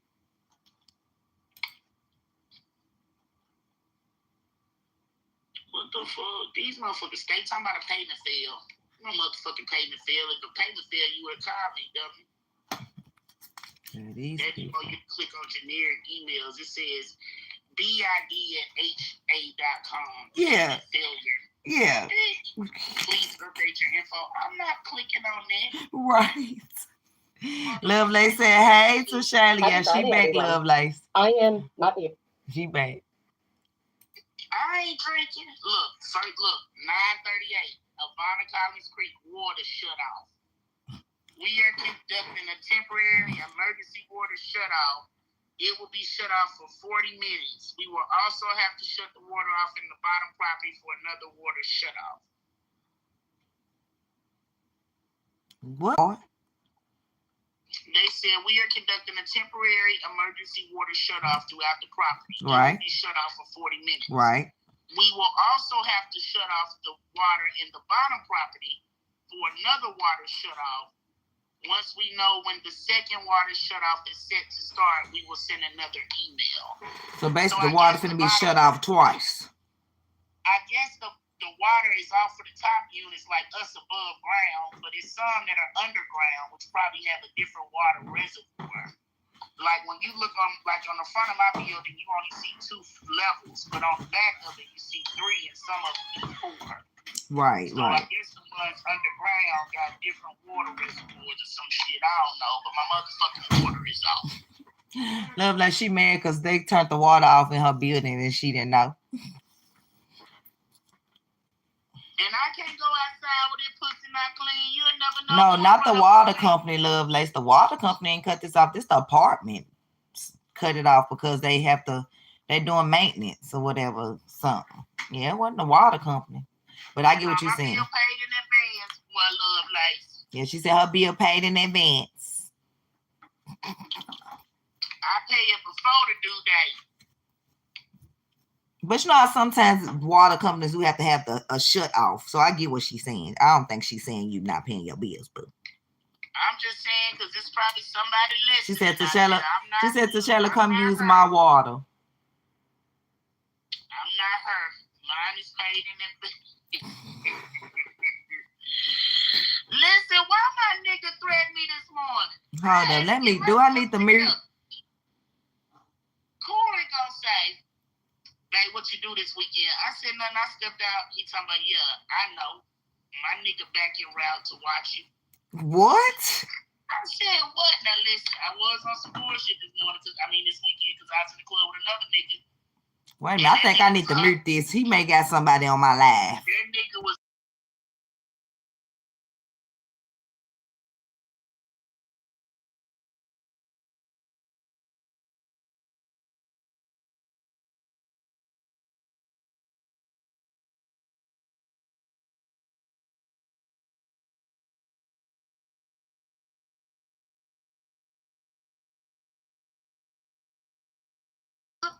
don't you have your motherfucking nigga approach me in no motherfucking club talking about correction?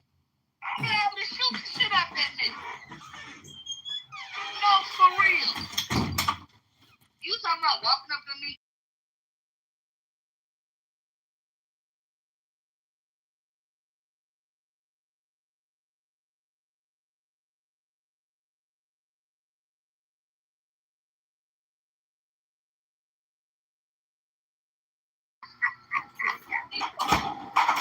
Fuck around and shot the shit out that nigga in the club. Right, talking about my homeboy told me to what? Talking about he told him if he had to, he could slap the shit out of me. I said, nigga, you will get your homeboy. So he can down wow you? That's slap in Chinese. TT taught me that. You know, she be watching them Chinese movies. So I'm like, you down wow me. And me. It's gonna be a down wow, all right. Yeah, a pow pow. A down wow and a pow pow. Yeah. He said we be cutting up. Yeah, we be cutting up. Better get his shit together. Right. Hell, I thought I was gonna have to run up on Tyree the other day. Come back.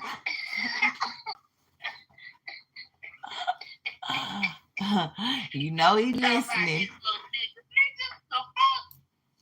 I said, let me get off this phone with Tyree for Tyree be the baby run up on his ass over my motherfucking baby.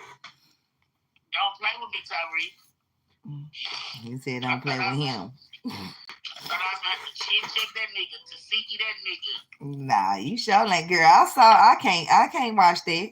Bitch, her lip is. You gotta send me the I ain't got the login yet, but I typed it in on YouTube just so I could see. So I saw like her lip right when it happened in the tooth and all that, her lifting up her lip and she, bitch, I can't watch that. And then another one update one where, you know, all the blood off, but of course it's still hanging. And I'm like, girl, she's talking about, I'm okay, I'm okay, y'all, I'm okay, y'all. Like, what?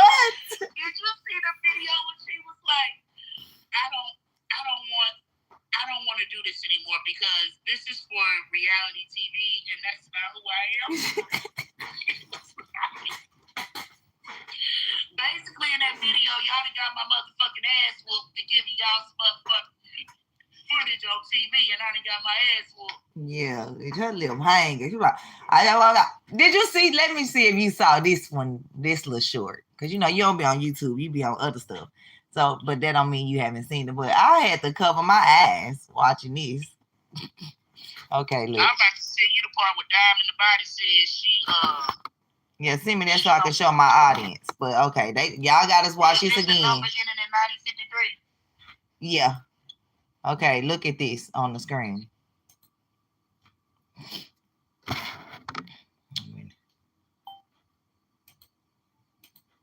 Who is that? That's her. That ain't Diamond the Body. Fucked up. I'm yes, good, it is. Concerned. Everybody just want to know if I'm okay. I'm okay. I'm at the hospital. Okay, yes, this is. I'm getting it together. But yeah, guys, this was not my reunion. That do not look like her, girl. I guess the video I sent you was after the swelling went down, bitch. Yeah, it's this one right here. Let me show. Did I just screenshot? Look at this one.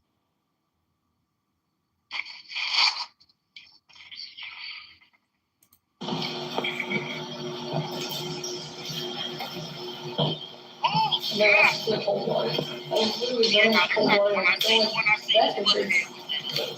Right, but you seen that first look.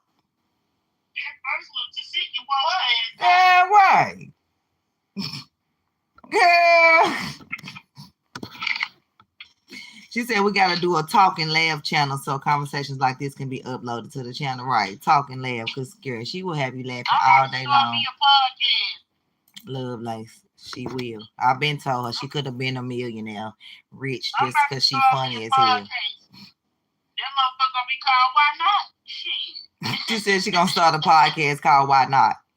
Shit. Shit. Why not? Shit. Right, yeah. Everything else happening. Yeah. I can't even get damn dressed. Oh my God.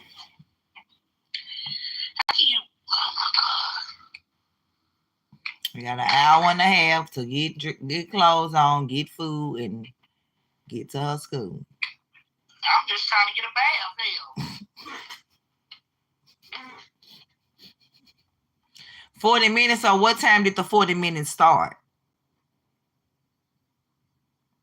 Obviously, whenever they wanted it, because it ain't the damn email time. Okay. I know, Love Lace. You know, I done got used to going. I'm gonna start going live like this and on StreamYard at the same. Like, I'm trying new things. But yeah, so they can hit the link.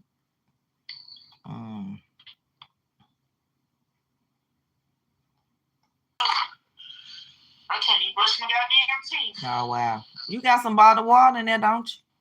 Shit, I just drunk the last bottle of that motherfucker.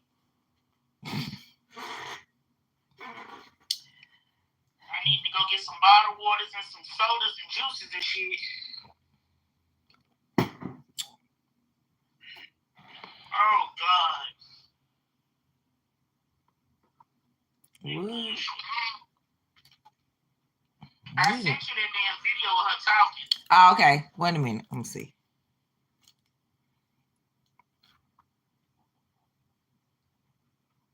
Okay, let me send it to my messenger. Oh, it's on TikTok. So if I go to TikTok, I can just find it. I don't think that was on TikTok. I got that off of it got TikTok though. It's a TikTok thing in the thing. She probably did it on TikTok. Yeah, that's what I meant. Yeah. I'm finna send it to myself on Messenger so I can show them.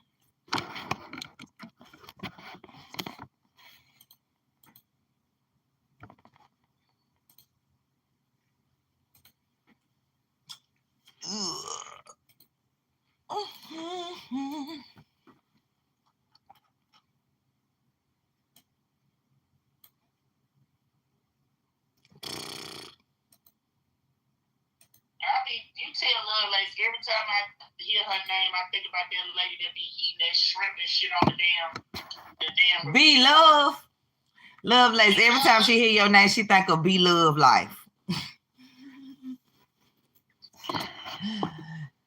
TT got a TikTok, Love Lace, so honey, you need to get you one.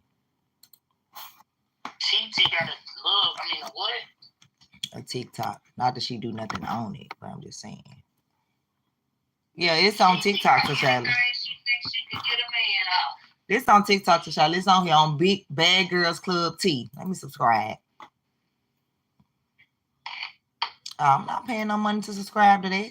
Shit, me. I don't know what made you think you was, bitch. That's why I only like it. I didn't mean to subscribe. I meant to say follow. My bad. That's what I'm doing. I'm just following. Tasiki really made me realize with this whole situation that this character that I'm playing is not. It's not me. It's not me. And you know, if people gonna hate me, I want y'all to hate me because of who I really am. You know what I'm saying? I don't want motherfuckers to just hate me because of this person that I pretend to be on TV. I don't want nobody to hate me because they think, oh, she do too much. She's a clout chaser. I really don't. Like, I'm just doing this for TV. You know what I'm saying? Like, I'm really not like that. Like, Tasiki really made me realize with this whole.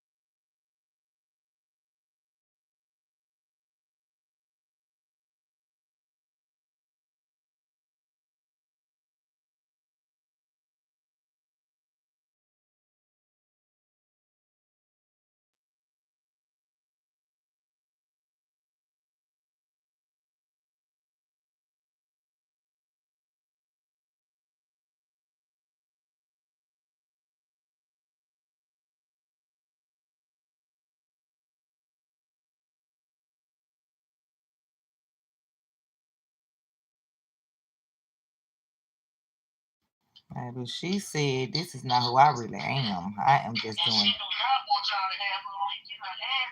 Right. She said, I'm just doing this for honey. Yeah, I did meet y'all love life. Yeah, she said, honey, this is not me. I'm about to go in here and watch it. She said, no ham, no ma'am, thank you, ham, bam. Man. All right, let me figure out what I'm gonna do. I'm gonna call you to Hub. I'm headed to Hub. I'm making, but my board ain't on. All right. All right. Later.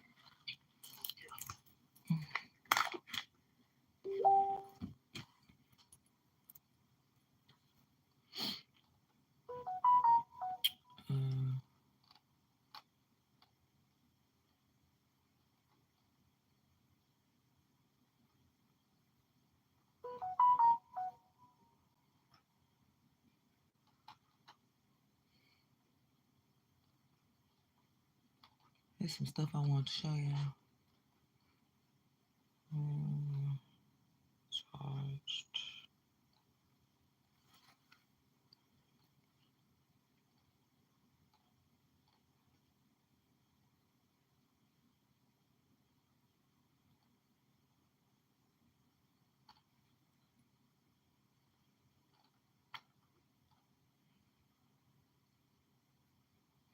Did y'all hear the story about the lady Ellen Greenberg? She's alleged she died by suicide with 20 stab wounds.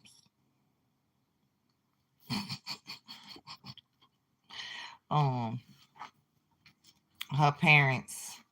Yeah. Did y'all hear about that? Let me know. 20 stab wounds, y'all. Let me see if I got my little notes.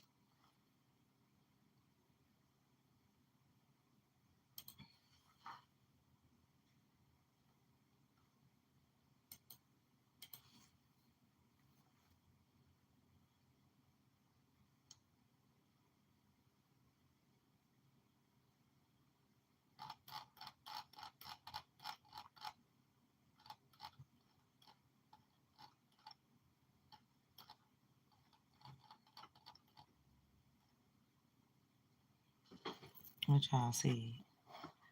Not me. Y'all haven't.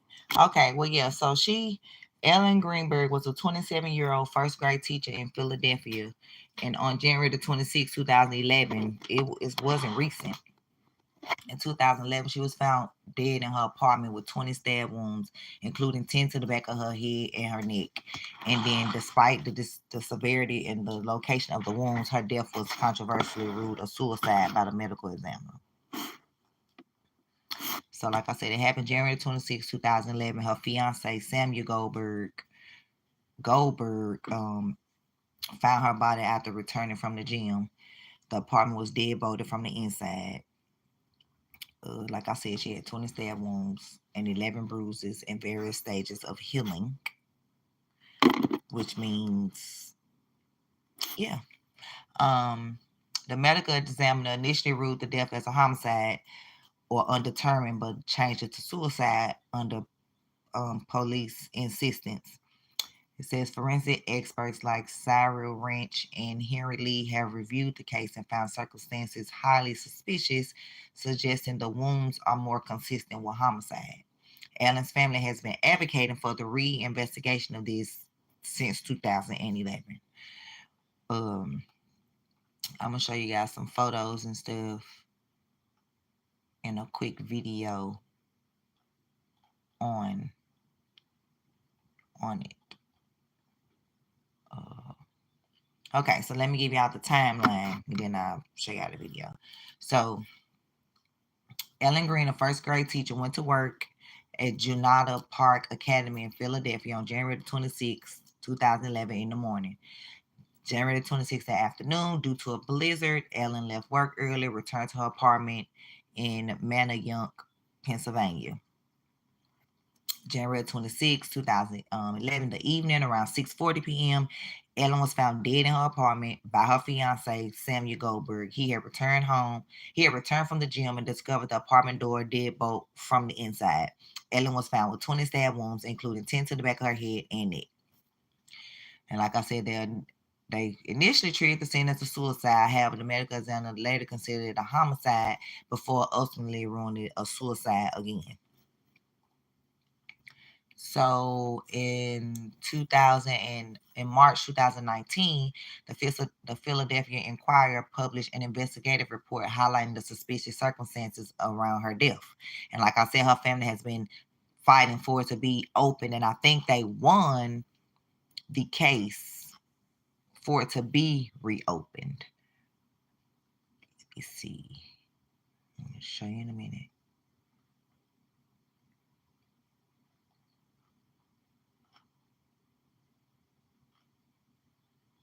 Okay, and the 911 call went like this. It said the case began with a panic 911 call by Ellen's live-in fiance, Samuel Goldberg, placed around 6:30 p.m. from inside the apartment. Goldberg: I went downstairs to work out. I came up and the door was latched. My fiance is inside. She wasn't answering, so after about half an hour, I decided to break it down. I see her now. She's on the floor bloody. She's not responding. Asked by the 911 operator what happened, Goldberg responds, she may have slipped. There's blood on the table. Her face is a little purple. The 911 operator asked if Ellen is breathing, instructing Goldberg to look at her chest. And I'm going to let y'all hear the 911 call because you have to hear it in order just to hear me speaking it. He says, I don't think she is. I really don't think she is. She's on her back. I don't see her moving. Remember that part. She's on her back. She's on her back. You don't see her moving. Okay. He's instructed to attempt CPR. As he draws near to Ellen, he sounds shocked by what he sees. Oh my God, Ellie, please. He's instructed to bare her chest to perform CPR. Her shirt won't come down. It's a zipper. Then he glimpses something more. Oh my God, she stabbed herself. Where? The operator asked. The knife sticking out. There's a knife sticking out of her heart. She stabbed herself, the operator said. Goldberg: I think so, or she fell on it. Okay, with a knife on her chest, it's going to be kind of hard for you to do CPR, the operator says, then asks, don't touch it, don't touch anything. Asked to check for signs of life, Goldberg says, her hands are still warm. I don't know what that means, but there's blood everywhere. I'm not touching anything. I can't believe this, though. We're the only ones here. The operator asks about signs of a break-in. He responds, no signs of break-in. There was there will be when you get here because I had to break the latch to get in. I went downstairs to work out. When I came back, the door was latched. It was locked from the inside, and I'm yelling. Okay, so they say, was the door locked? One of the things that caught Brendan's eye when he decided to take the case 2 years ago after Ellen's death was the police and the medical, photos or whatever. So it said the device is similar to a bar latch found in numerous hotel rooms. When connected, the latch, you can open it or crack, but that's it.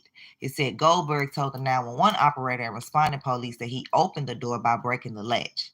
Brendan said it's his professional opinion and that the limited number of police and medical examiner photos of the scene show otherwise.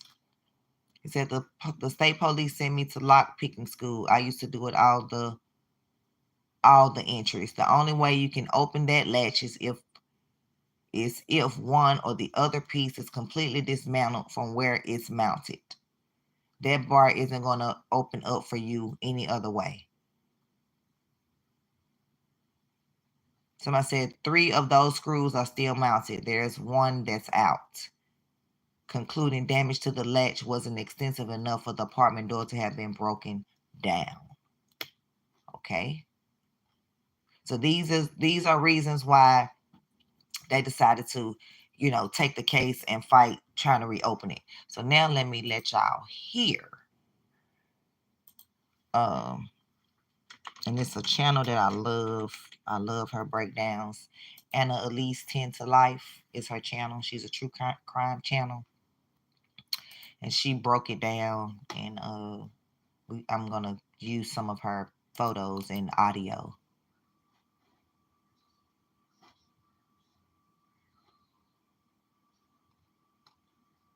Right here. Like, there's no way you stab yourself 20 times, including 10 times in the back and head, and not ain't. Okay. The screen may be flicky if I'm showing you a computer. And I am so excited to share with you that Seriously is officially hitting the road and coming to... Hold up. Close this. I want y'all to hear this 911 call. I already told y'all the beginning part, so... deeper insight into their experience throughout this entire ordeal. She was enthusiastic with her children.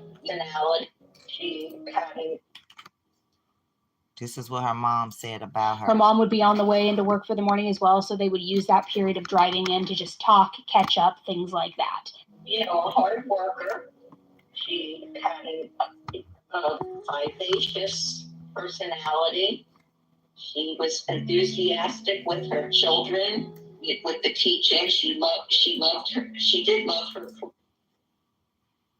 career. She put a lot into it, but a lot of it came very naturally to her. As a child, she was, fun-loving, normal. She was athletic. She was artistic. She, loved fashion. She loved sports. She loved school, and she just had a knack of bringing, her friends from different parts of her life together, and never thought twice about, just because they didn't know each other. She says to me, Mom, I can make them be friends. Nothing was out of the norm, and it seemed like it was just going to be... Like I said, I told y'all it was a blizzard that day, so she went home early. I want to show you a picture of the knife. Okay, so this is how the door... over, and it has like the barbell. That's how the door looked right here. The door latch looked like this. And like I said, you can't...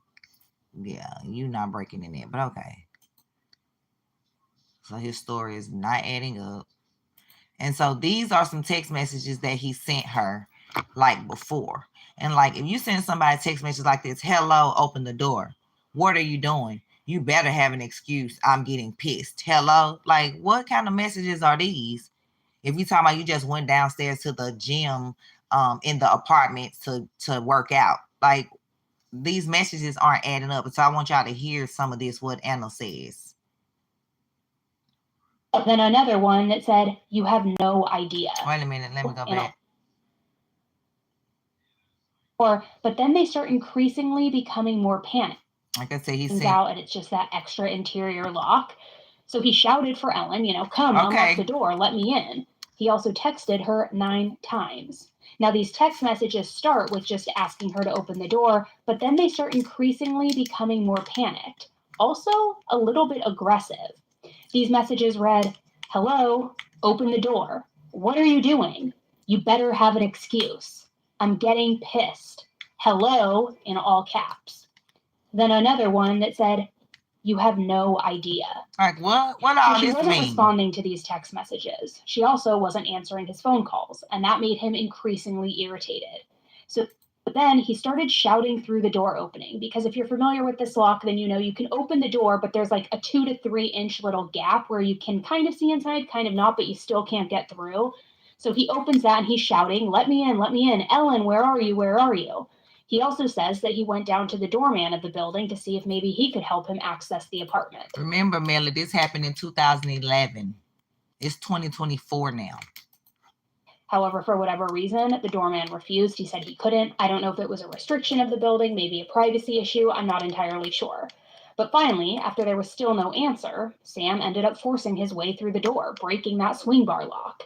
And what he found inside was his absolute worst nightmare. Ellen, his fiance, just 27 years old, was lying in a pool of blood in the kitchen, and she had a knife plunged inside her chest.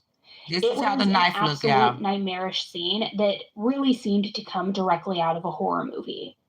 Now, quickly before we move on, I want to talk about the timeline of events and Ellen's movements that day, starting from when she left school to then when she... We already did that. Oh, shoot, my bad. How to do CPR. Wait a minute, my bad.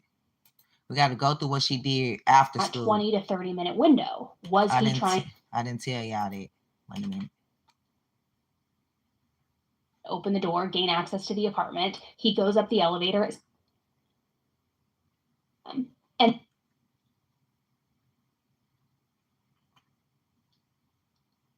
fiance Sam went to the gym downstairs of the building.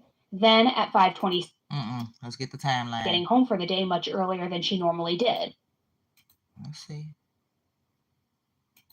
Let's get to the timeline. My bad, I shouldn't have skipped I feel like it's something we need to go through so that we can understand what could have happened in that window of time and what the events were leading up to her being found dead on her kitchen floor.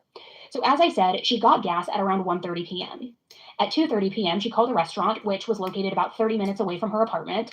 It's unclear if she was calling this restaurant to make a reservation, to order food for pickup, to perhaps cancel an existing reservation. It's unclear. But it is possible that she was calling to make a dinner reservation, since now she was getting home for the day much earlier than she normally did. It's also possible she was trying to order food for pickup later. But regardless, we know that she did make that call. At 3:47 p.m., she sends a text message from her phone, and then at 4:45 p.m., there's activity on her computer. A few minutes after that activity on her computer, at 4:50 p.m., is when her fiance Sam went to the gym downstairs of the building. Then at 5:26 p.m., Sam leaves the gym, and as I said, their apartment was on the 6th floor, and the gym was on the 1st floor, so that would allow him just a few minutes to get upstairs. So if he left at 5:26 p.m., let's say he arrives to the apartment and starts knocking around 5:30 p.m., give or take a few minutes. So he tries texting her and gaining access for 22 minutes, putting it somewhere around 5:50 p.m. to 6 p.m. He's also seen on camera entering the 1st floor elevator for the last time at 6:28 p.m. And then a 911 call is placed 3 minutes later at 6:31 p.m. So going off of that timeline, it indicates that he's downstairs talking to the doorman, trying to get him to, come and open the door, gain access to the apartment. He goes up the elevator at 6:28, breaks down the door, finds Ellen, and then calls 911 3 minutes later. However, if we go back to that timeline, there's a window from when the texting stops after 22 minutes, around 5:50 to 6 p.m., and then when he is seen on the elevator at 6:28 p.m. So what was going on in that 20 to 30 minute window?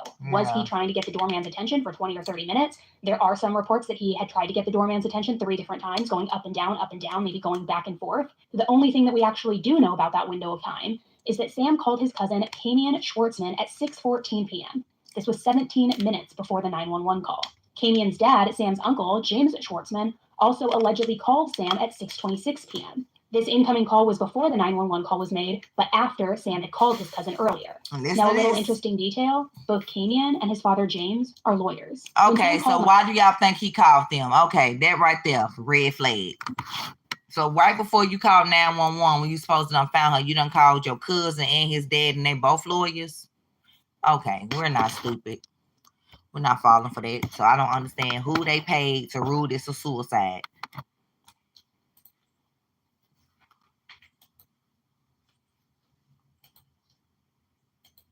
911. He was instructed to start CPR until he noticed that knife that was plunged in Ellen's chest. Then he was instructed to stop. Listen to this. I gotta slow it down so I can hear it. 4601 Flat Rock Road. Please hurry. 4601 Flat Rock? Yes. What's wrong? I went downstairs to go work out. I came back up. The door was latched.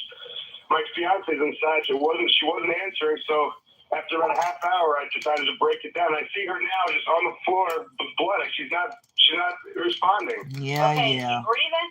This don't sound like nobody just found their girlfriend dead. I need you to calm down. I need you to look at her chest. Calm down. He calmed to me. Listen to me. Someone's on the way. Look at her chest. Is she flat on her back? She's on her back. So how he didn't see this knife sticking out her heart? Up and down, up and down. I don't see her moving. Okay, do you know how to do CPR? I don't. Okay, I can tell you what to do, okay, until they get there. I want you to keep her Oh, God. Hello? Yeah, hi, okay. Willing to do CPR with me over the phone so they can... I have to, right? Okay, so get her flat on her back, bare her chest. But this don't sound like nobody that's trying to save their fiance. Kneel down by her side. Oh, my God. Ellie, please. Listen, you can't freak out, sir. Okay, I'm trying not to. Her Yeah, this won't is come definitely off. not a freak off. Oh, my God. She stabbed herself. Where? Listen to this, man. Come on now. This does not sound like somebody that found somebody. Girl. Oh, God. Hello? Yeah, hi, okay. Willing to do CPR with me over the phone so they can... I have to, right? Okay, so get her flat on her back, bare her chest, okay? You want to rip her shirt off. Oh, shit. Okay? Kneel down by her side. Oh, my God. Ellie, please. Listen, you can't freak out, sir. Okay, I'm trying not to. Her shirt won't come off. It's a zipper. Oh, my God. She stabbed herself. Where? She fell on a knife. That oh my God sounds so fake. What? Oh my God. She stabbed herself. Oh, she stabbed herself? I guess so. I don't know where she fell on it. I don't know. Okay, well, don't touch it. Okay, so I just let her down. Here now, I mean, what do I do? No, I mean, you can't. If the knife is at her chest, it's going to be kind of hard for you to do CPR at this time. Oh, no. Oh, my goodness. Okay. Police, which operator? 277. Is someone coming here? Yes, they are. You said 4601 Flat Rock, right? Yes. Okay, someone's on the way. And the knife is still inside? Wait, so what? The knife is still inside of her? Yes, I didn't take it out. Was it her chest or what area was it? It's in her chest. It looks like it's right in her heart.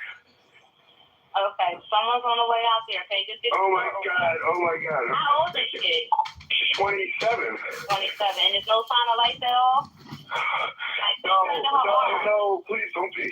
What? Then turn to her arm and tell me. Oh, this sounds so fake. Ellie. It's not her So arm. Her fake. hands are still warm. I don't know what that means. But there's blood everywhere. I mean. I know, but you can't. And the knife is still inside of her. How far? Can you see how far it went in? It looks pretty deep. We know it's pretty deep because you done it. It's a long knife. Don't touch anything. Yeah, don't touch anything. Okay? I'm not touching anything. I can't believe this though. So wait, it was just you there with Can't her? believe this though. We're the only ones here. And she ran in the door, you said latched it shut? No, I went downstairs to work out, and when I came back up, the door was latched. It was locked from the inside. Yeah, and I'm yelling. So I was Was the house yelling. broken into? No. So there's no sign of a break-in? Even this lady not buying this. There will be when you get here, because I had to break the latch. You look like a creep. Look like he. Yeah. 4601 Flat Rock, and this is a house, right?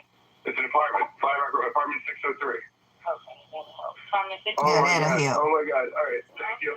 Listen to this. Oh my God. Like, man. What I do find interesting about this call Girl, I is found a lot that Sam interesting. says that she was on her back, that he can't get her shirt off. So how he But ain't if see the that's knife? case, He didn't notice the knife that was sticking out of her chest. Same thing I see. Now, in another detail, just referencing the timeline, Camion arrived at the apartment 3 minutes after that 911 call was made, at approximately 6:34 p.m. What, the cousin? So the EMTs arrived pretty much immediately, just 5 minutes after the 911 call was made, and they discovered that not only did Ellen have this knife in her chest, but she had been stabbed 20 times. 20 times. That wound in her chest Look at was this. just one of 20 different stab wounds. Even in the back of her head, like how? Her neck, her back. Once you sustain too many stab wounds to the back of her head and was lose so actually much blood, hold up, pause, Anna Elise, and lose so much blood, you weak. And how are you going to keep continuing to stab yourself just in the back of the head, in the back of the neck, and in the chest, and then leave one in your heart? Like, man, I don't know, honey. I don't know who they paid, but somebody got paid.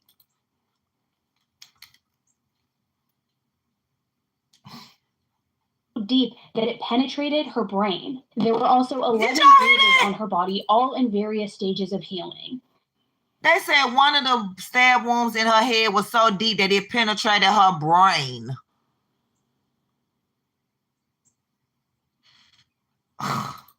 They were located on her right arm, her abdomen, and her right leg. There was clearly nothing that the EMTs could do to save Ellen at this point. So at approximately 6:40 p.m. that evening, just a few minutes after arriving, Ellen was pronounced dead. Yep. The EMS who pronounced Ellen as dead made a comment on the scene about needing to get back to the station, knowing that they would need to be interviewed by the homicide team, given this horrific crime scene. So as the police began investigating the crime scene, they ended up finding no evidence of an intruder. The 6-story apartment could only be accessed from the front door. Right, so y'all should immediately charge him with homicide. There was a complete fresh layer of snow outside from that snowstorm. Y'all would have charged a black man with less evidence. No footprints, no movement, nothing. Officers also noted that there was nothing to suggest that a robbery had taken place. There were plenty of valuables still visible all around the home. So the question that immediately arose, of course, was who could have committed such a heinous, horrific murder? Sam. But as the investigators began to piece together the scene, the case took a very strange and unexpected turn. And break. No, we're not for no eggs. No. Family. So when y'all can get y'all some bean. That damn coffee is $90 a bag. I wish I would, baby. Somebody can donate me some bean coffee, but I won't be buying it. She had bruises. Were they new? Were they old? Wait a minute. Go back. A bit more. Their escape side, leaving absolutely someone had murdered Ellen, but then locked the door from the inside, leaving absolutely no trace of them leaving, no trace of their escape. Now, my initial thought, I'll be honest, when I heard this was, okay, obviously it was the fiance, right? Right. He had access to the apartment. She had bruises. Were they new? Were they old? The amount of wounds would indicate a crime of passion and possibly even overkill, right? It must have been someone close to Ellen, surely, right? So the police took her fiance, Sam, away from the scene in handcuffs, and they questioned him some more. However, Ellen's parents told the police they had absolutely no reason to suspect her fiance. And yeah, Ellen's right. psychiatrist, No way. who she had been seeing for anxiety, said that Ellen was happy in the relationship. She had denied that any abuse people ever lie happened all in the the time. relationship. She was happy. She was in love. They were planning their wedding. I mean, they were just happy.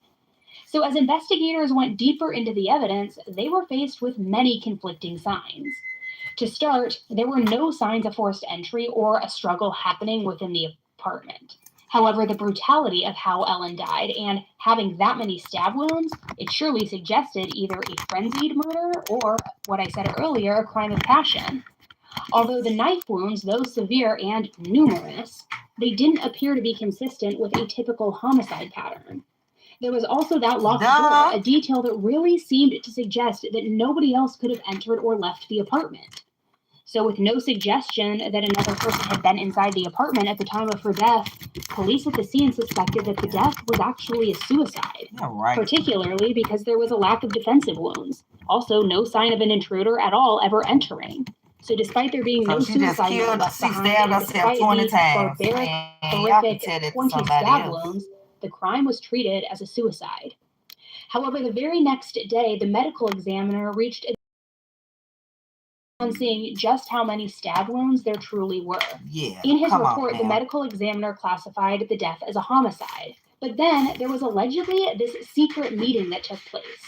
In the meeting, there were members of the ME's office, the police department, also the DA's office, and allegedly in this meeting, they had somehow convinced the medical examiner to change the manner of death to a suicide. How'd they do that? The Philadelphia Police Department stated, quote, "The death of Ellen Greenberg has not been ruled a homicide. Homicide investigators are considering the manner of death as suspicious at this time." So nevertheless, the investigation continued. But after learning about Ellen seeing her therapist for anxiety and her being on anxiety medication, police said that they were leaning toward the determination of suicide. Her psychiatrist had prescribed her Klonopin for anxiety, also Ambien for sleep, both of which medications do list suicidal ideations as possible side effects. However, nobody close to Ellen had heard her express any thoughts of harming herself. Never.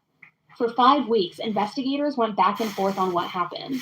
Upon the first review, there were no suspects. Ellen was alone inside the apartment, which had been locked from the inside with that interior swing bar. Neighbors didn't hear her reporting any sort of disturbance. There was also no security footage or stolen property to suggest that there had been an intruder. And what's more were those defensive wounds, or lack thereof. And in another piece of evidence, there was no DNA but Ellen's found on the knife. No DNA from anybody else found on her clothing either. So on March 3rd, armed now with more information, the medical examiner changed the death certificate to reflect that Ellen's death was in fact a suicide. As you can imagine, Ellen's family was devastated by her death, but they were also deeply skeptical of the suicide ruling. How could their loving, kind-hearted daughter have done this to herself? The sheer number of stab wounds alone seemed absolutely implausible as a self-inflicted act. Right. So Ellen's parents, Josh and Sandy Greenberg, began their own investigation. They were determined to find the truth behind their daughter's death. They hired private investigators, forensic experts. They even hired a renowned pathologist to review the case. The experts that they consulted were all unanimous in their findings. These wounds were inconsistent with suicide. Right. These wounds, particularly those to the back of her neck, were nearly impossible for somebody to inflict on themselves. And remember that EMS who declared Ellen as dead and mentioned how they needed to get back to the station because they knew that the homicide team would need to question them regarding the scene? Get this, they were never questioned, which let that just sink in. The first responders, the ones who saw the scene and declared Ellen as dead, weren't even interviewed. Never even questioned. Ellen's parents also uncovered new disturbing details about this investigation. Crucial evidence, like Ellen's computer and cell phone, had not been thoroughly analyzed. Blood spatter patterns, which could have provided vital clues, were also just overlooked. The locked door, once considered definitive proof of suicide, was also re-examined, and it revealed that it could have been tampered with, or it could have even been locked after the fact. And perhaps the most glaringly obvious issue of all was that Ellen had shown absolutely no signs of mental duress leading up to her death. Yes, she had been seeking help for anxiety, but nothing indicated that she was suicidal. I had asked, was there a fight or anything? He said, no, she was just really stressed with work. And so he left. When he came back, he said it was about a half hour later, and he, went to use his key to open, and he said that the door was latched. I actually had written all this down, so I just looked back, through my notes to refresh my memory. Think about it, this happened in 2011.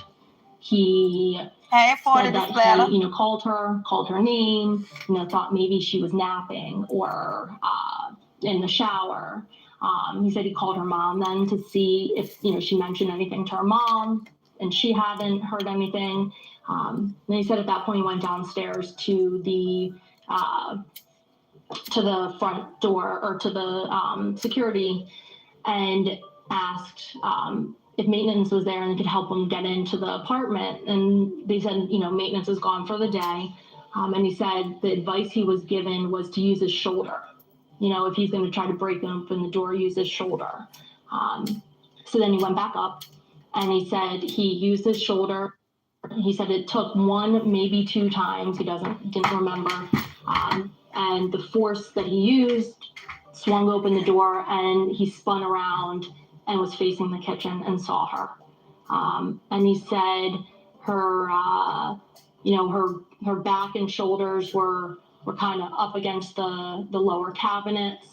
And he said her little fingers were blue. I remember him saying that her little fingers were blue.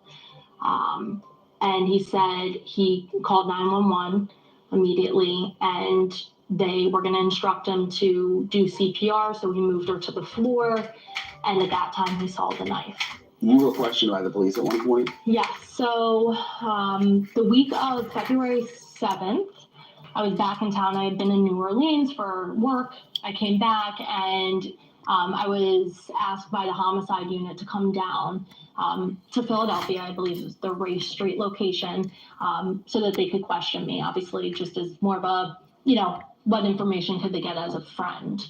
And I was interviewed by there. It was the strangest feeling to be in there. So I'm like, this is not my life. What am I doing here? I remember just feeling like they didn't care what I was saying. It was almost like they were checking the box that they had me there. And at one point, he even said, "Are you trying to point fingers here?" And I said, "No, I'm just answering your questions and giving you the information that I know. I'm telling you, giving you fact."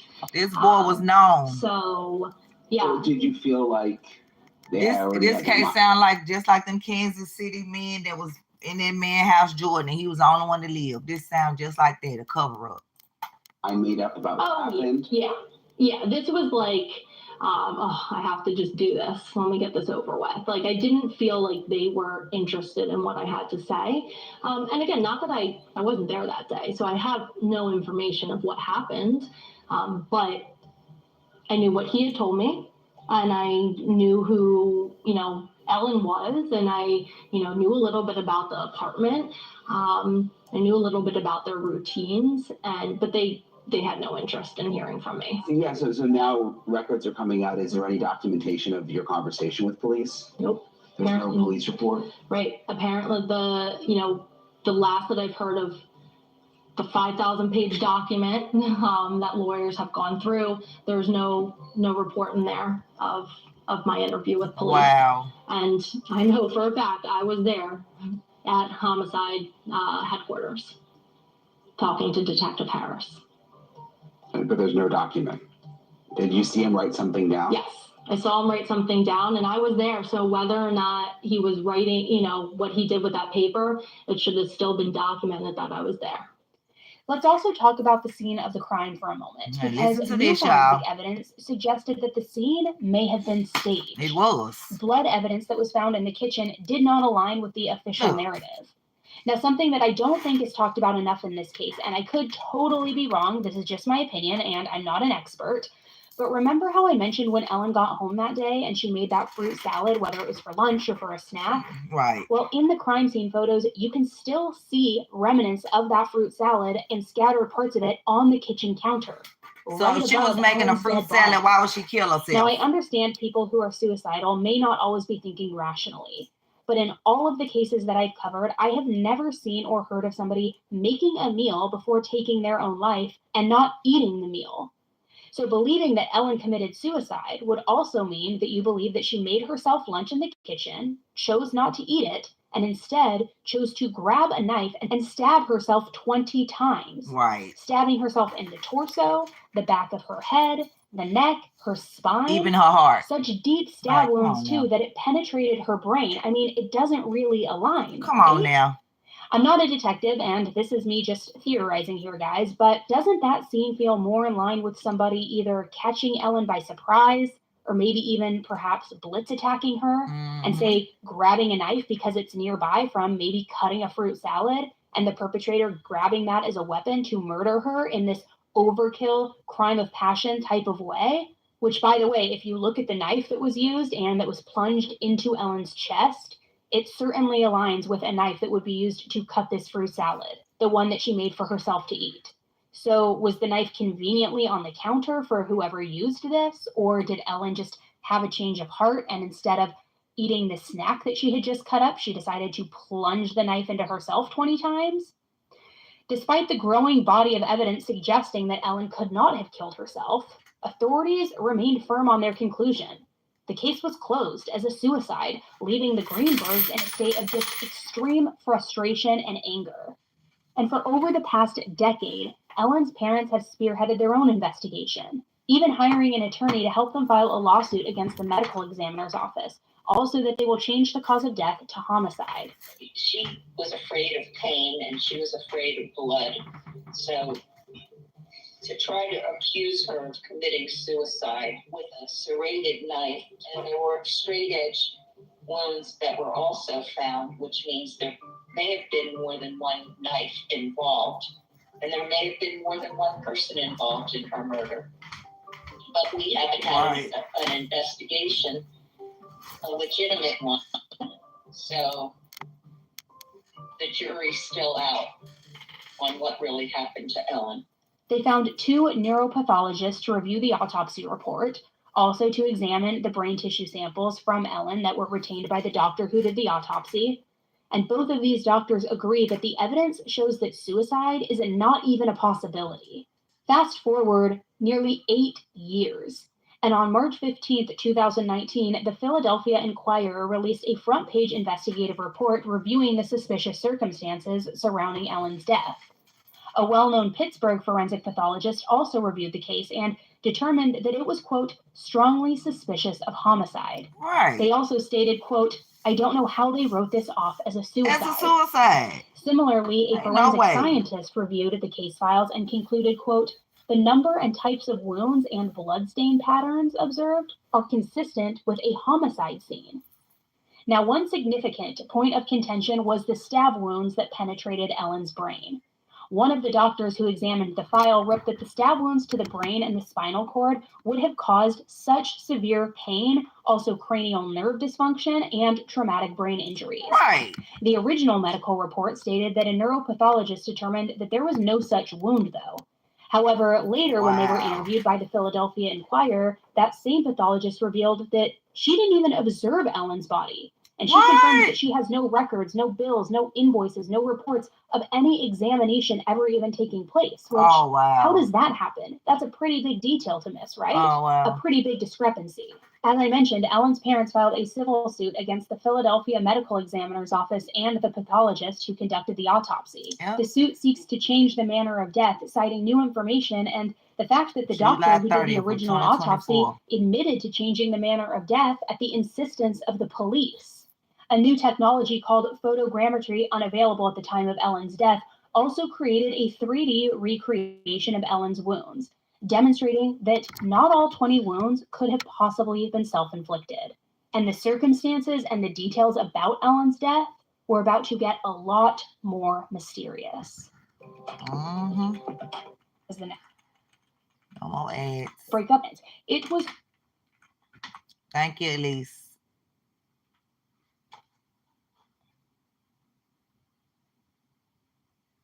Out. That's 20% off. No, it's 10 years later. Okay, Tom Brendan's here as well. Tom, thank you for coming in again. And their investigator, Tom Brendan's here as well. Tom, thank you for coming in.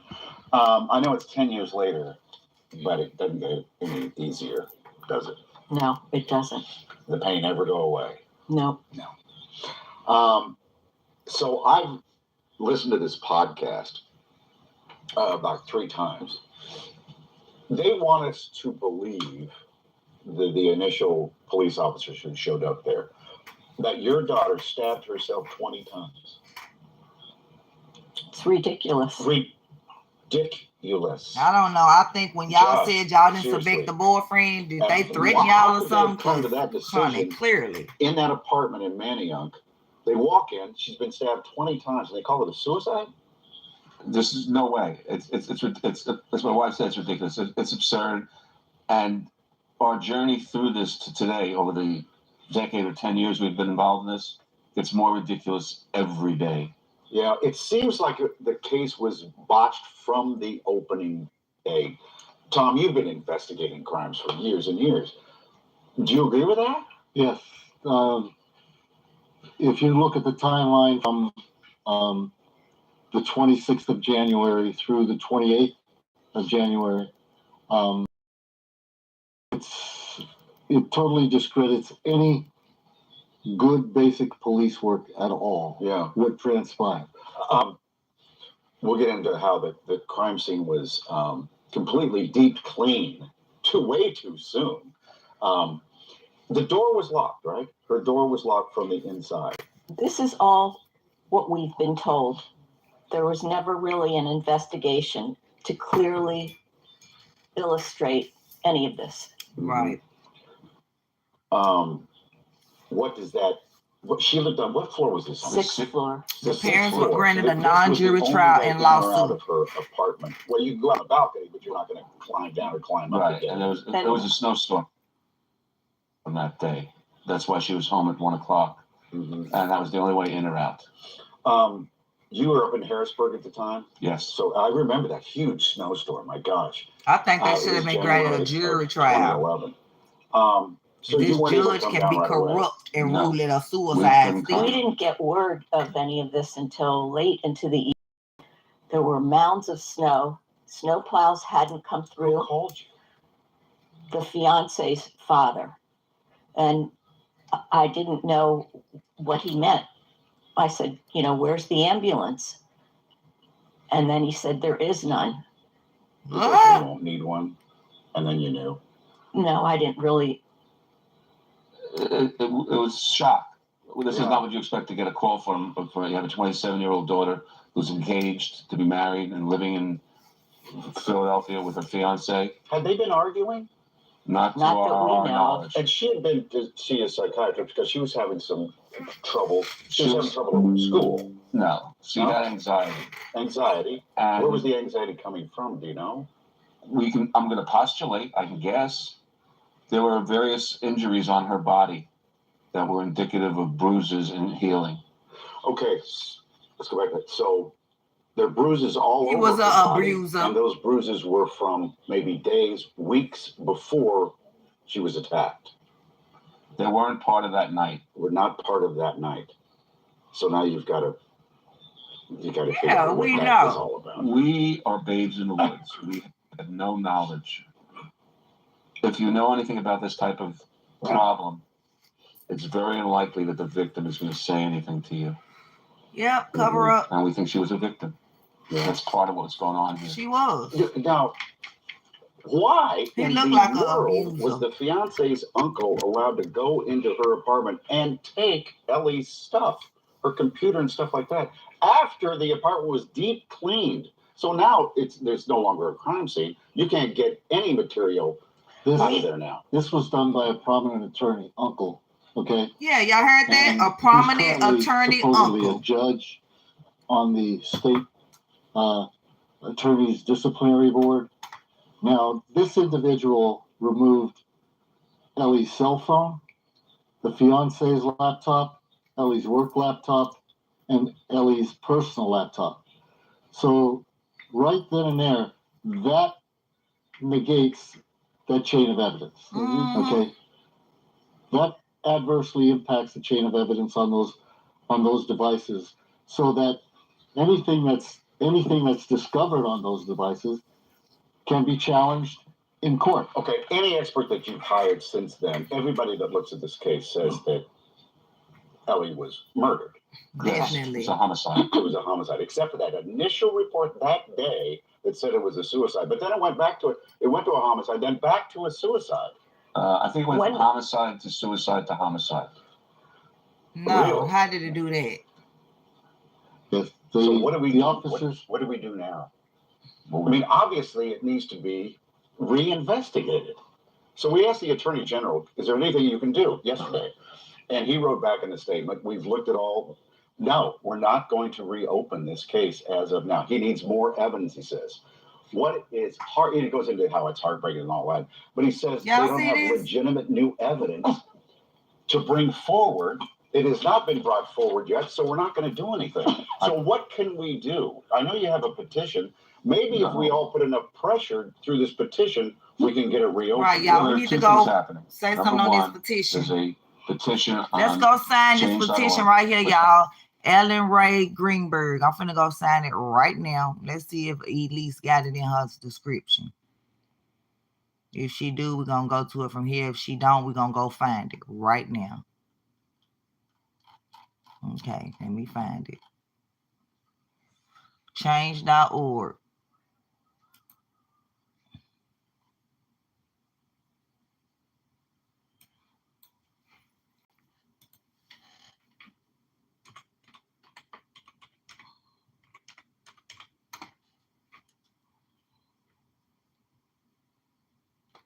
And then we're going to start back. Hey, 421.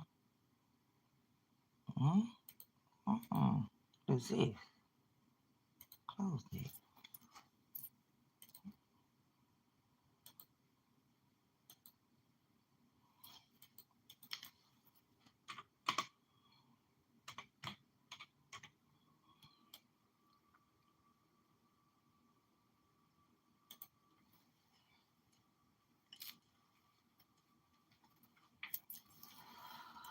Come on.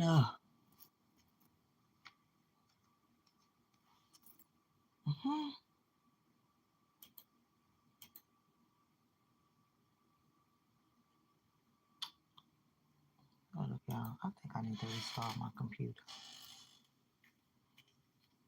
It haven't been restarted in like 3 days.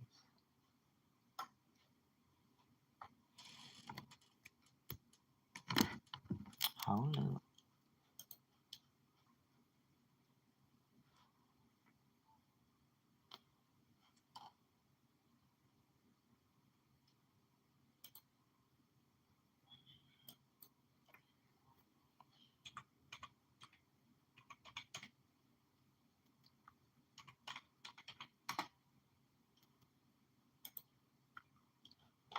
Okay, then let's look for her petition. Her name is Ellen. This is the petition you go to for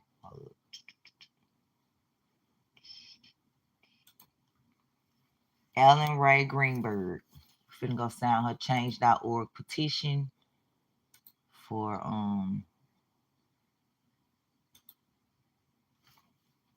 so they can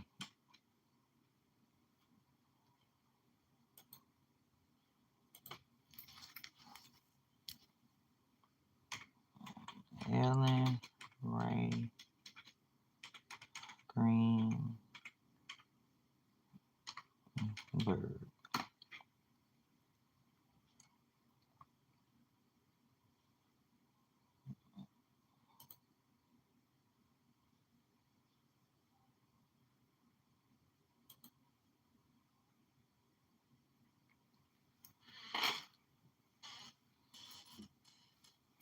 Okay, and they need 200,000. Why?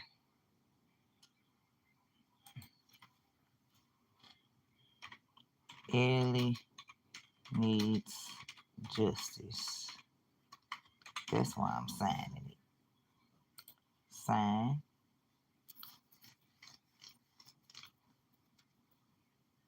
No. I'll copy this link and I will share it.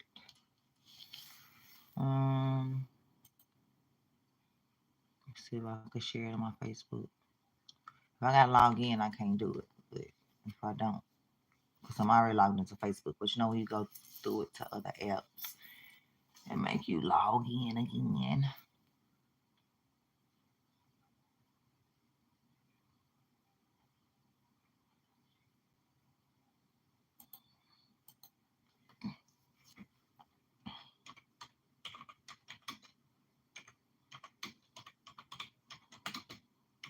In the head,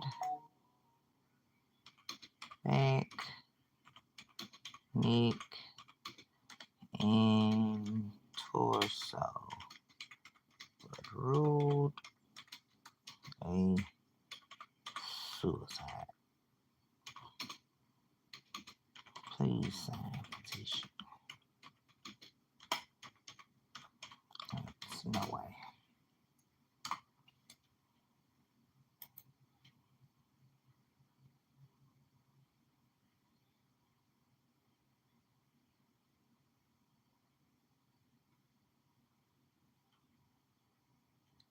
All right, we've done our part for Ellie.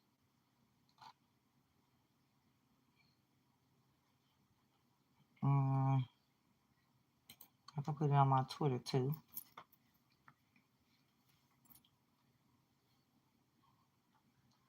all the platforms.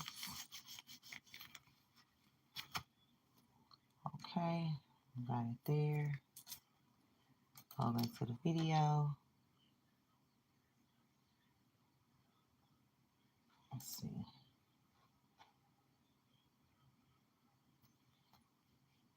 After this, y'all, I'm starting a new live because it's tricky. Nothing to do with, we don't listen to that, but whatever.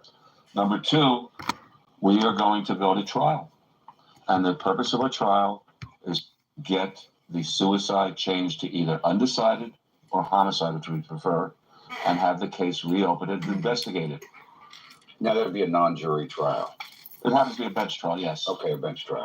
The Philadelphia situation with trials right now is Well, I hope it ain't that same judge that took her laptop and all the evidence. Overloaded. You're not giving up. No. Why is it so important? Wait a minute. Is that it? I mean, I know Anna at least talk about some more stuff. To get at least the determination changed.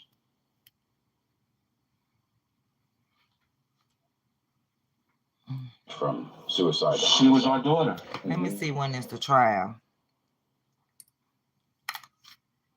Yeah, see, it's buffering. Hold up. Let me take the what would you do? Quality down just the longer slightly. Just slightly. this goes on, the more we uncover, the more we discover. And just because you work for a government agency doesn't give you license to say whatever you want without facts and proving the facts. Do you think the key, the linchpin here is what happened when they went into her apartment and took all of her stuff out? We don't know the why or the who, so don't ask us the why. It should have been you two in her apartment taking her stuff. Well, theoretically, if he no one had permission to touch her things. Theoretically, he should have returned it to us the next day at her funeral, which he did not do. This statement by the Attorney General's office is vile.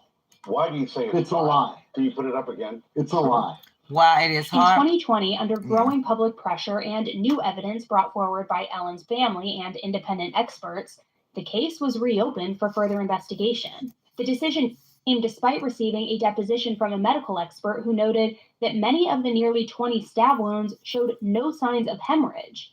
This suggested that Ellen was not even alive when those wounds were inflicted, and that these wounds were inflicted post-mortem. Which, for you true crime sleuths, you know that if they're post-mortem, that means that they were done after Ellen was dead, and that Ellen could not have done them. Plus, there were several other details that they believe indicated this was a homicide. If Ellen had planned on killing herself, why had she filled up her gas tank after leaving school? She certainly wouldn't need a full tank of gas for any reason. Right. Why had she not left a note? Why was that half-finished fruit salad she made after getting home from school found on the kitchen counter above her body? And moreover, if she was intent on taking her life, why had she chosen to stab herself? And why had she done so through her clothing, something that one expert noted as very rare in cases of suicide by stabbing? That in the rare occurrence that somebody is going to take their own life and choose stabbing as the method, that very rarely are they clothed, and that they usually do it when they are nude to ensure that it fully penetrates and that it is a fast process. Also, how would she inflict those wounds to her back, her head, and her neck? How would she have the physical strength to inflict all 20 of these wounds too, and continue to inflict them even after the stab wounds that went to her head and her brain, which certainly would have debilitated her, right? And taking a step back, and this is just my opinion, but thinking through that, if you're stabbing yourself 20 times in the torso, the back, the head, certainly one of those is going to either strike a nerve, be so painful to where you can't continue with this frenzied attack on yourself. And they have reports suggesting that she wouldn't have been able to inflict all of these. Not to mention the report which said that these even happened post-mortem. Not to mention the location of the wounds. 10 to the back of her neck, 1 in the scalp, 8 times in the chest and the abdomen. Now, I will say, some people out there who believe that this was, in fact, a suicide say, stop with all the conspiracy theories. The multiple knife wounds are consistent with a suicidal person who is, testing their ability to go through with it. There's also no forensic evidence that ties Sam or anybody else to Ellen's death. There's no blood stain on Sam. There's no bloody clothing. It would be very difficult for Sam to murder Ellen, stage the scene, possibly move her body, clean everything up, and not leave any... What was that group of guys? New York 5? What were they? Weren't they charged with no evidence, no forensics, no DNA? Oh, okay.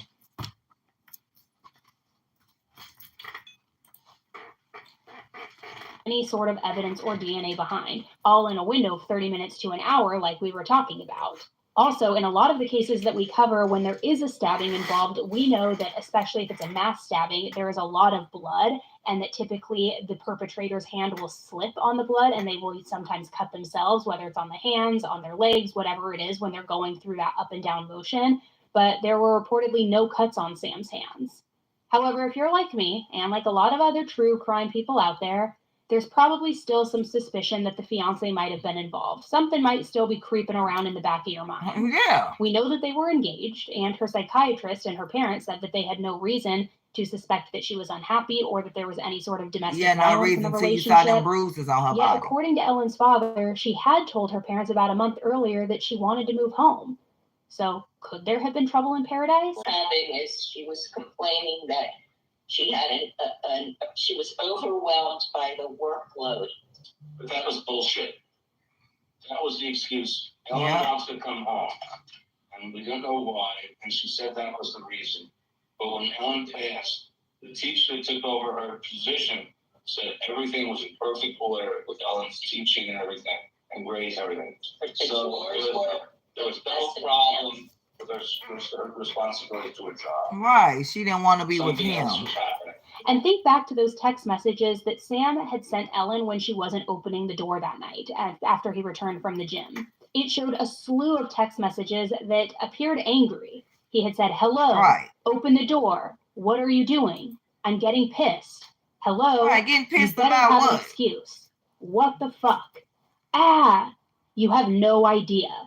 Domestic violence author, advocate, and why would he expert say Gary what the fuck? Goldstein Come on says now. that the text message, you better have an excuse, raises an especially concerning red flag. He says, quote, what I'm getting from their conversation is he makes the rules, and if she doesn't obey the rules, he will punish her, end quote. He also says, that's the tone that I'm getting, and that's really the essence of coercive control. Ellen's father told the host of a true crime podcast that they do know that she was abused before the attack. Further, that she had been ongoingly being abused, but did not know how to tell them, didn't know how to confide in her family or friends about what was going on. They also said that she didn't know how to ask the right questions to find out if she was a victim of domestic violence. And that takes us back to those bruises that were found on her body, the 11 bruises that were all in various stages of healing. In many domestic violence cases, we often see that abuse will escalate. Detail is on January 23rd, 3 days before Ellen's death, her family and friends received save-the-date cards for her wedding. I understand things can happen on a whim and somebody may be manically depressed or suffer from anxiety, and even if they sent those out, something may change, but 3 days before they received those save-the-date cards. So he could have I made think her that's send also them out. detail just worth mentioning. Now, I'm going to go into a couple of the theories out there because, as I'm sure you can imagine, this case began to attract media attention all over, with true crime sleuths, the legal experts, everybody questioning the original investigation. Could it be that Ellen was the victim of foul play and her death was covered up as a suicide? Yeah. Or was there something even more sinister at work here? But please keep in mind these are all theories and nothing has been proven. Right. So if she was These thinking are of taking her opinions. own life, would she have sent out those Or save-the-date theories. cards? That's question number one.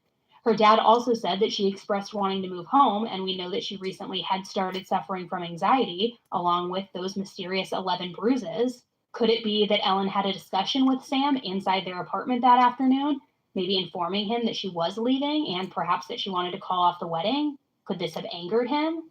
Could the reason that Ellen had no defensive wounds be because she was blitz attacked? And could the reason that she had wounds that appeared to have happened post-mortem be because this was, in fact, an overkill murder? 20 stab wounds, and the killer kept going after she was already dead, something that would have been physically impossible for her to do herself, according to the many experts.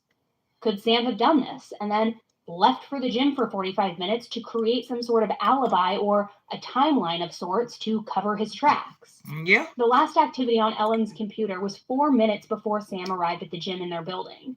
Was it Ellen using the computer? Nope, it was him. Or could it have been Sam trying to access her computer to perhaps log a note, write a note of some sort, maybe a suicide note? Or is it possible that when Ellen locked the door from the inside, it was because she was packing, or maybe even going through their computer or doing something else that might anger Sam, sparking him to send this string of overly aggressive text messages until he finally broke down the door? When he entered, did he see her going through something or maybe doing something that angered him and then he blitz attacked her? That would also explain the lock being broken and those angry messages. Sam has never spoken publicly about his fiance's death, and he also has not responded to previous inquiries for interviews from the media. As of now, the official cause of Ellen's death remains a suicide, but the questions surrounding her case continue to haunt those who have studied it. And there's a whole other element to this case that I want to talk with you guys about. Her parents never got her journal back, which I have to ask, if it's a suicide and it's not a murder investigation, why wouldn't they receive it back? The case also saw a jurisdictional shift. Initially, it was handled by the Philadelphia Police Department and the Philadelphia Medical Examiner's Office, but the Greenberg family fought to move the case to the Pennsylvania Attorney General's office, arguing that the local authorities had a conflict of interest and had mishandled the investigation. Yeah. In 2022, the Pennsylvania Attorney General's office, which was led by then Attorney General Josh Shapiro, declined to take over the case, citing a lack of sufficient evidence to overturn the suicide ruling. This decision was met with a lot of frustration from the Greenberg family, who continued to push for an independent investigation.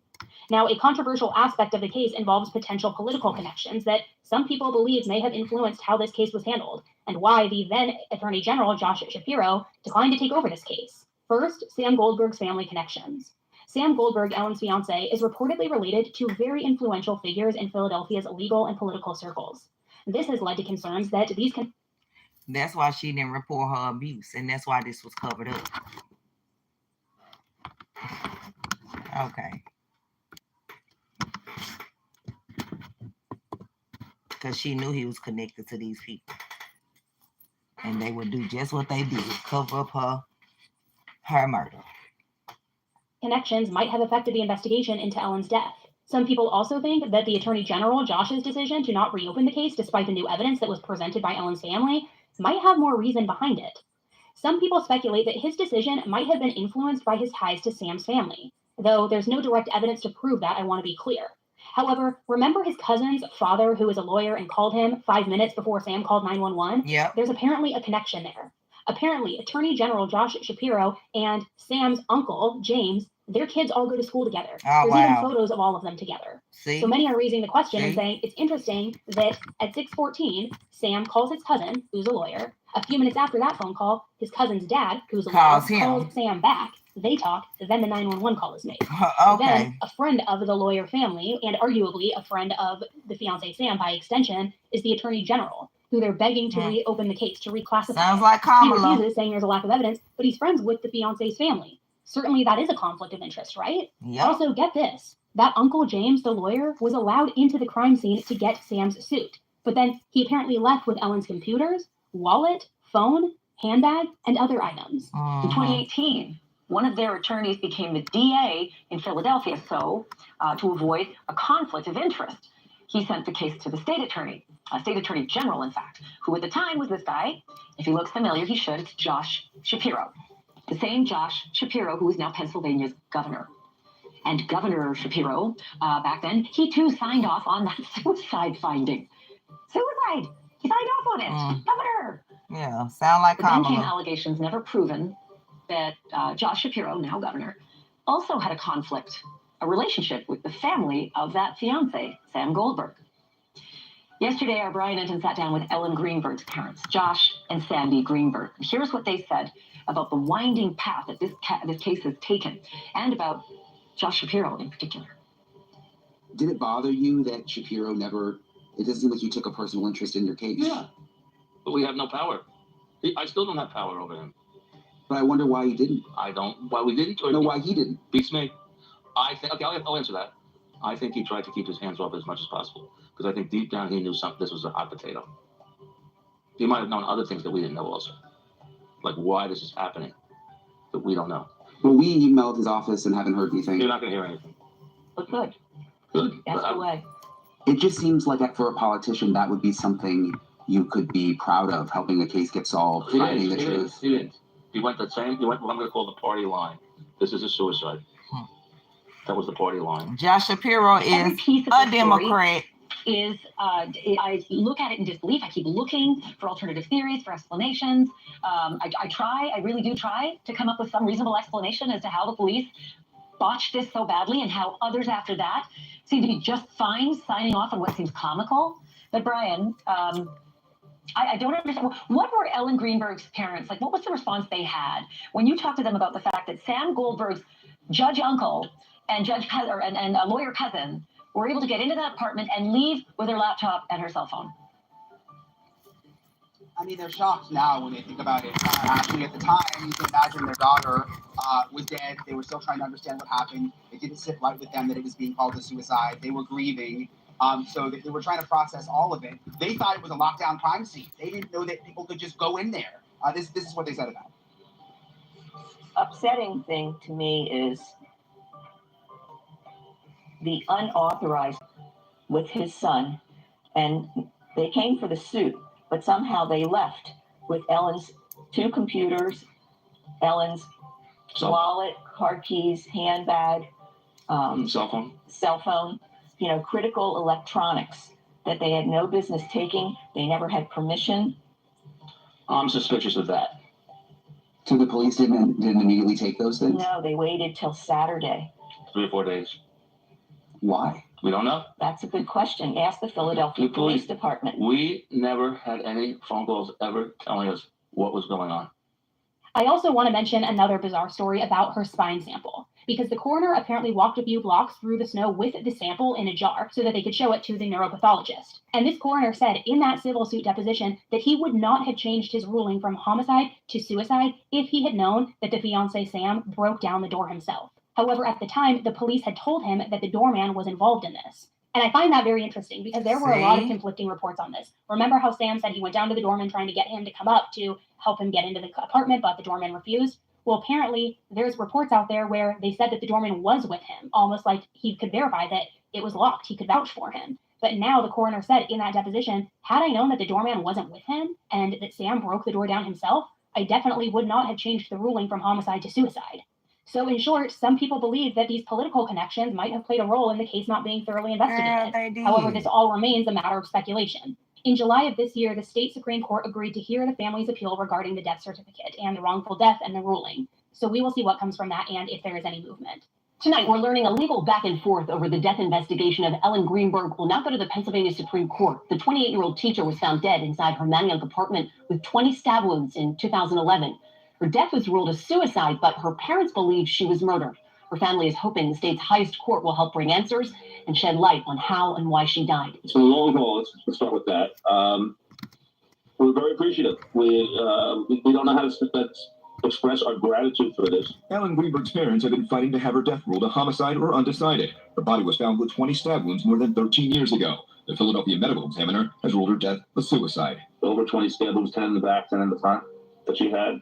And it was homicide, no doubt about it. Last September, a lower court wrote, while this court is acutely aware of the deeply flawed investigation of the victim's death by the City of Philadelphia Police Department detectives, the City of Philadelphia District Attorney's Office, and the Medical Examiner's Office, we have no choice under the law but to reverse and remand to the trial court for the entry of judgment in favor of the Medical Examiner's Office. It's just a journey that's continuously uphill, and every step forward, they truly trip us, so we go back 2 steps. There's been no cooperation, no information, no conferences or communication or anything with the authorities. It's always, she committed suicide, we can prove it, and they can't prove it. And I can prove they can't prove it. Greenberg's family filed an appeal that has now made its way to the Pennsylvania Supreme Court. The family hoping the court will now open up a path to further investigate how the 27-year-old teacher died. I would like to have an unbiased investigation led by an unbiased team with an unbiased leader. And I would like to, so I can get the truth. A family's long search for answers taking one step forward. The Greenbergs have filed multiple lawsuits, pushing the case to be reopened and investigated as a homicide. Their determination has kept the case in the public eye, ensuring that Ellen's story is not forgotten. However, the mystery continues, because who, if anyone, was responsible for Ellen's death? Was it a botched investigation? Was it something far more nefarious and sinister? And most chillingly, I mean, could a killer still be out there having successfully evaded justice and never got caught? Like hindsight is 2020 when we hired experts and we read the autopsy, and you find out the amount of bruising and various stages of healing, the contusions, the dry coagulated blood that went from her nose to her ear, which meant she had to have been moved. And the amount of abuse that her body... There's a murderer and an abuser in Philadelphia somewhere. So we failed them to accomplish something after 13, almost 14 years. No one has ever gotten as far as we have with a case like this, fighting the criminal justice system, the medical examiner, and all the other things involved in this case. It's painful for us. I mean, it was a crushing blow to lose her. But what we're doing is we're doing for Ellen. Homicide detectives hate to admit it, but there is a way to get away with murder. Make it look like a suicide. And what's worse is it's almost impossible for victims' families to legally challenge a manner of death ruling by a medical examiner or a coroner. 3 ex-boyfriends came to pay their respects at the funeral, which I think was pretty amazing, considering, she had moved on with her life. A lot of her friends didn't know each other necessarily before Ellen passed, but as a result of her passing, she brought a lot of people together. Do you think that Ellen took her own life? Or do you think that she was murdered? Let me know in the comment section or on the Q&A section on Spotify. Thank you guys so much for tuning into another episode and for hearing Ellen's story. Let's continue to hope that she does get the justice she deserves and that the truth comes to light. Okay, y'all. So yes, that is the story of a 27-year-old teacher who was stabbed 20 times in the neck, head, chest, and back, but somehow they concluded it a suicide. I'm trying to see like when it's the court, because I know the parents are going to court. I'm trying to see.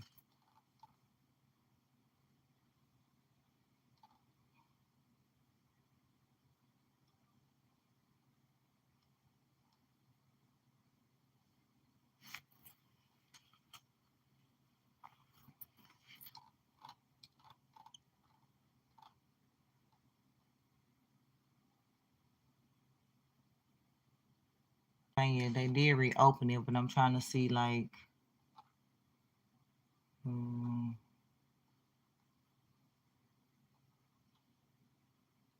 all these crooked Democrats.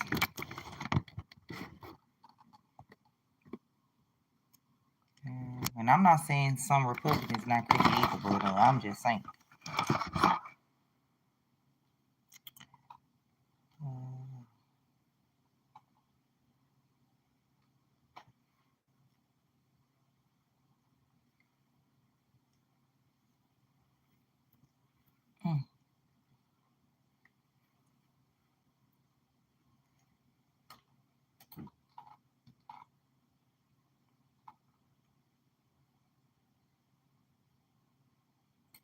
Let me see when it's going to be the trial.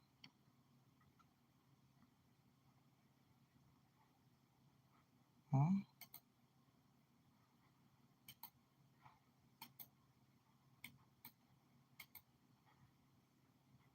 Hmm?